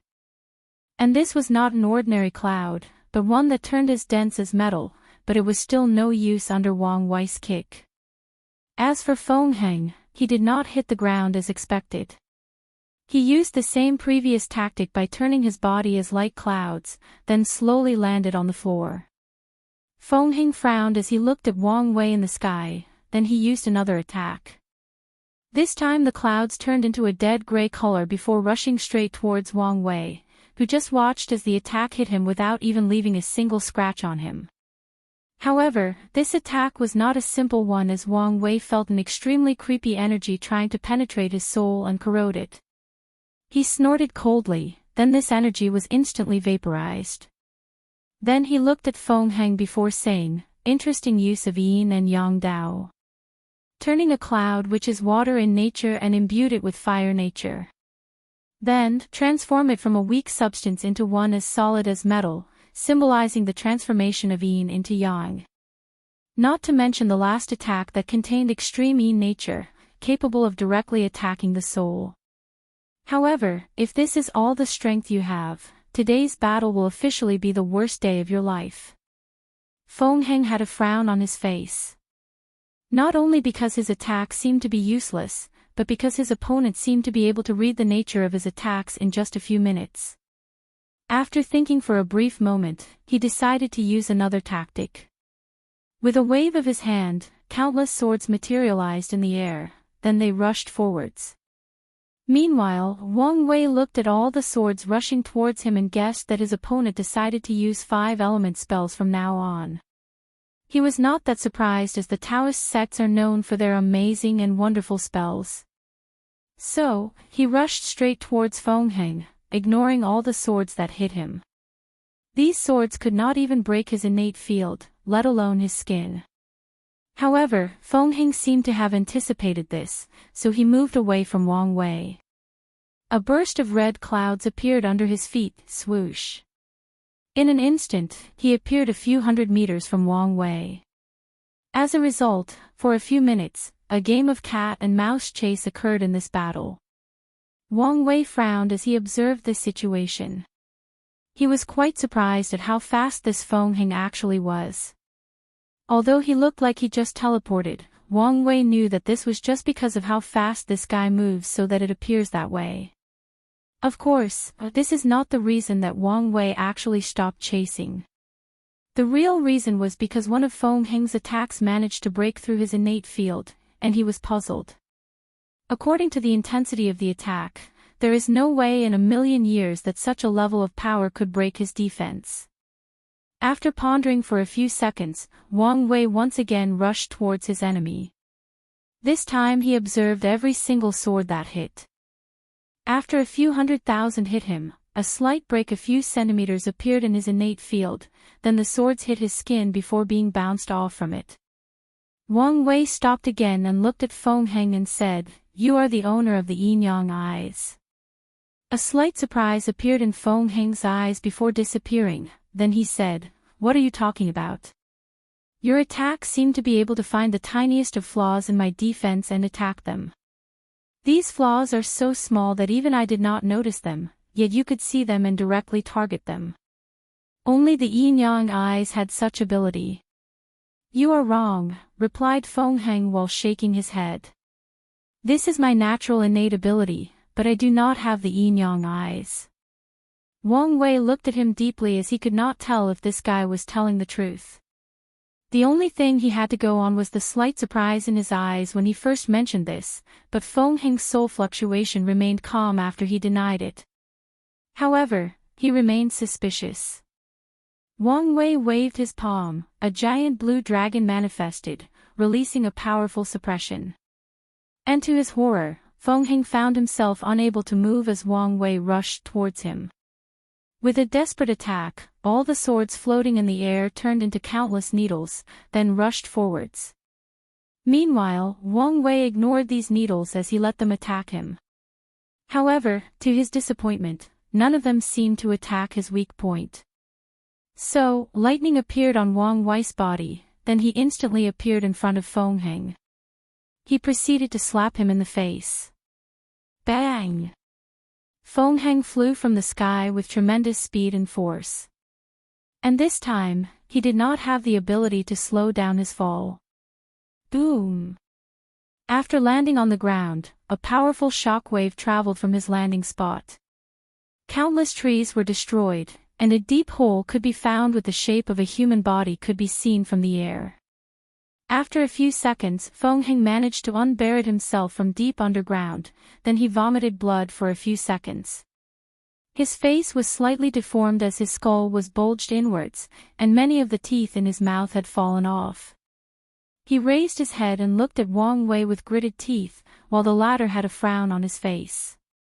A few seconds later, Wang Wei said, "My final condition to accept your proposal is for you to use your innate ability to find the weakness in my defense." Feng Heng opened his mouth as if to refuse, then he closed his mouth with gritted teeth. Then he said, "No problem." Chapter 171. After the battle, Wang Wei was sitting on his dragon throne with a pensive look on his face. After a few minutes, he said, "What do you think?" After a brief silence, Li Jun opened his mouth. Something seemed wrong. Everyone then looked at him, so he further elaborated, "This guy Feng Heng seemed very weak for a heaven chosen." "Weak?" asked Dong Lifin, as she did not totally agree. In her opinion, the only reason that the battle ended so quickly was because of His Majesty's strength. Not weak per se, Li Jun tried to find the right words to express his feeling. More like he could not use all his strength. It was as if it was difficult to control his power. Wang Wei nodded in agreement. After seeing this, Yan Liling then asked, "Big brother Wang Wei, did you think of something?" "Yes, I just find this guy very suspicious," he replied. "Because of the yin-yang eyes?" "Yes." "Why would he hide such a thing?" asked Yan Liling with a confused look on her face. In fact, not just her, but everyone in the room who knew the importance of such a powerful physique had the same question. "Do you all remember what happened when Heavenly Tao acknowledged my physique and the Heavenly Physique list appeared? What was the name after the yin-yang eyes?" "I remember that there were a bunch of question marks instead of a name," replied Li Jun with one arm crossed and another on his chin. Wang Wei nodded before continuing. At that time, many people believed that it showed that the yin-yang eyes did not appear in this generation, but what if that was not the case? Everyone except Dong Lifin had a frown on their face, contemplating the meaning of these words. "Young master, are you saying that the yin-yang eyes appeared in this generation, however there were some complications in the process? And that Feng Heng knows something about it?" asked Wang Ju, who was always very astute when it came to analyzing information. Wang Wei nodded in acknowledgement, an act which did not disperse the frown on everyone's face. If that was true, it meant that all the top 6 physiques in the heavenly list appeared, making this glorious age even more turbulent. Not to mention what kind of secrets that this heaven chosen of the Tai profound gate was hiding. Meanwhile, back in the Great Shu dynasty, Feng Heng used some secret methods to return on the same day after the battle. Even his injuries were partially healed. After entering his temple, he activated all the formation inside to isolate from the outside. Then, he started to freak out. "Master, master, master, come out," said Feng Heng in a rushed voice. Soon after, Shi Fuyu's primordial spirit appeared in front of him. Master, do you think he knows the truth? Disciple, you need to calm down. But Master, he clearly noticed something wrong. Shi Fuyu sighed before saying, I warned you not to use the power of your eyes in front of this Wang Wei, but you did not listen. I had no choice, otherwise, would not even be able to even touch even once during the fight. What's more, it was you who told me to agree to his last condition. If you did not agree, he would have become even more suspicious of you. Based on what happened in the secret realm, you can see how cunning this Wang Wei actually is. Feng Heng clutched his fist, then he started walking back and forth in the room while muttering, We are screwed. We are screwed. People will find out what we did, and the sect might even instantly kill us. Shi Fuyu looked at the state of his disciple, then he patted his shoulder. Suddenly, Feng Heng sensed something traveling throughout his mind, then he returned to his calm mood. Feng Heng sighed in relief, while Shi Fuyu asked, Have you calmed down now? Yes. That's good. Do you still have it with you? Feng Heng nodded before taking out something from his body. However, that thing was covered by formation. After making a bunch of signs with his hand, the formation was lifted. There lied a human body that had a look of horror on its face despite the fact its two eye sockets were actually empty. What is worse is the fact that this child looks nothing but a 5-year-old boy. Both Shi Fuyu and Feng Heng looked at the body, however their reactions were different. Feng Heng's body trembled slightly after seeing it, and a look of regret could be seen in his eyes. However, his master just looked at the body with indifference. Shi Fuyu then said, In order to properly get the yin-yang eyes as a physique, just taking the eyes is not enough. We need to find a way to swallow both the soul and source blood of the true owner. By then, no one will be able to tell the difference, and all the evidence will also be destroyed. So, all you have to do until then is to actually deny that you have any relationship with the yin-yang eyes. Feng Heng was silent for a few seconds before taking a deep breath. Since he had already done so much, there is no turning back for him. He will bear this sin for the rest of his life as it was his decision to make no matter the consequences. Furthermore, as long as he can become a great emperor, who dares speak ill about his actions? After thinking about this, Feng Heng suddenly felt that his mind became more clear, then his peaceful mood turned into an indifferent one. Just now, his state of mind has reached a higher level. Shi Fuyu noticed his disciple's change, then he nodded in satisfaction. Even without a special physique, his disciple's talent can be ranked top-notch, and there was a reason he was chosen. Meanwhile, back in the Great Xia, while dealing with all the affairs of his territory, Wang Wei was planning another expedition. This time it was to the southern region, and he was leading it personally. The reason for doing this was one because he wanted more habitats for his people to live in, so taking control of the territory of the demonic beasts that is full of resources is the perfect place. Secondly, and the most important reason, was because he did not trust the demonic beast left in that area. Wang Wei always asked himself why Lu Meishio actually left so many demonic beasts alive in the southern region after leaving the trial. However, he could not think of the reason. So, he decided to kill all of them so he did not have to worry about it again in the future. Under the leadership of Wang Wei, the Great Xia army started to ravage all the demonic beasts in the southern region, and Wang Wei was always at the head of the attacks. He used his true will ability to destroy the cultivation levels of all the demonic beasts in a large area, then these beasts were taken and stored for his future plan. Wang Wei used the wind calamity attack, thus ravaging all the demonic beasts in a few 100 miles radius. While watching all the cut-up corpses of these demonic beasts, he started to think to himself, am I being too harsh in killing all these demonic beasts? After all, they are still living beings and part of the natural flow of nature, so why should I kill all of them? Just because of my suspicions of Lu Meishio. My method seems too radical and maybe wait a minute, suddenly muttered Wang Wei out loud. Since when did I start to question myself like that? As a person who seeks to be free and unfettered, I should be able to do anything I please, whenever I please. I should have the freedom to base my actions solely based on my desires, so why would I care about the balance of heaven and earth by killing a few demonic beasts? Even if their number is in the millions. After saying this, Wang Wei suddenly felt a veil uplifted from his mind, making his thinking more clear. Despite this positive benefit, Wang Wei was not happy, which was evident by the frown on his face. He realized that a heart demon had just attacked him. Technically speaking, this was an impossible thing to happen, as heart demons only occurred to primordial spirit cultivators that have to go through heart tribulation.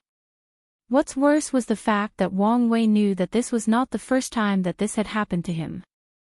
The first time he suffered from heart demon was when he first killed a person when he was immortal.